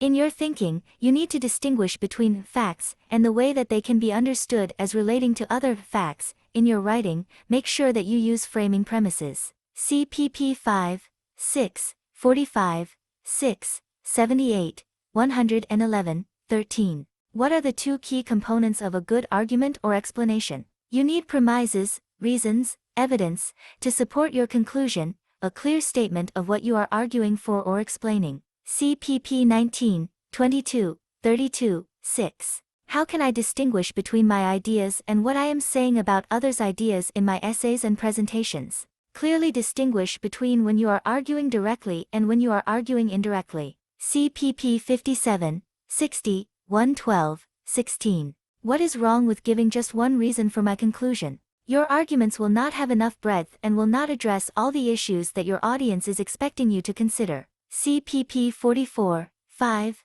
71, 4. How can I be more effective in doing research and reading before I write? Ask questions, and understand the relationship between your sources and your own essay, presentation, or report. CPP 107, 13. How can I assess someone else's reasoning to see if they have presented a good argument or explanation? You can cast their work into claims and a structure diagram. CPP 12, 15, 32, 7. 192 Guide to Important Skills-Specific Questions. How do I use analogies? By comparing items and drawing conclusions based on their similarities. CPP 99, 100. How do I avoid making assumptions in my essays, presentations, and reports? Do not take the truth of a claim, or its relationship with other claims, for granted. Stop and think about what your audiences expect you to do and what they already know. CPP 7, 11, 12, 73, 4, 122, 7. How can I begin to understand the audiences of my arguments and explanations? Regard your audiences as having certain expectations about what you should say to them and how you should say it, as well as certain background knowledge that directly affects your reasoning. CPP 63, 4, 73, 4, 81, 6, 122, 7. What is casting? Casting is a process of recovering the analytical structure from another author's narrative. CPP 32, 4, 135, 49. How do I write about causes and effects? Reasoning from cause requires you to use premises that state the causes of an effect that is expressed in the conclusion. CPP 95, 6, 110. What do I need to know about claims in order to use them effectively in planning my reports, essays, and presentations? You must attend to their key properties and express them precisely. CPP 11, 14. 57 to 61, 86 to 7. How do I plan complex argument structures? A complex argument structure is just a series of overlapping, intertwined simple arguments. CPP 36, 8, 53, 4, 65, 8, 71, 4. Why is context so important in reasoning effectively? No argument or explanation, text, is ever written or read in isolation. Background, or context, which includes the expectations, assumptions, and implied concepts of both author and audience, always affects the text. CPP 11, 12, 81 to 6, 122-4. How do I go about using definitions in my work? Make sure that your definitions are clear and are integrated in the main structure of your reasoning. CPP 47, 8, 57, 8, 100. Guide to Important Skills. How do I make sure that my essays and presentations go into enough depth to be convincing? Make sure that you expand the reasons for your conclusion so that they are comprehensive and form a chain of dependent premises. CPP 40, 5, 71, 4. How are knowledge and reasoning connected? They are two aspects of the same whole. Knowledge is expressed and learnt as reasoning. Reasoning utilizes and relies on knowledge. CPP 104, 6, 109, 13. How would I define reasoning, and what can it do for me? Reasoning is about the relationships between ideas and events. Using it helps you to think smart and communicate effectively. CPP 1, 9. How can I make sure that I am being relevant? Make sure that your premises really do say something that supports your conclusion and that your audience understands this connection. CPP 75, 80. What do I need to know if I want to use specific cases and general rules in my arguments? You need to understand the way in which general conclusions can flow from specific cases and how general rules provide the framework for establishing specific conclusions. CPP 96, 9, 108. How can I improve the structure and logic of my essays, reports, and presentations? Use the analytical structure format to plan your work before you begin writing. CPP 34-6, 128-32. Why is the truth, or falsity, of claims so important? All arguments and explanations are designed to establish the truth of one claim on the basis of other true claims. CPP 12, 13, 61, 7.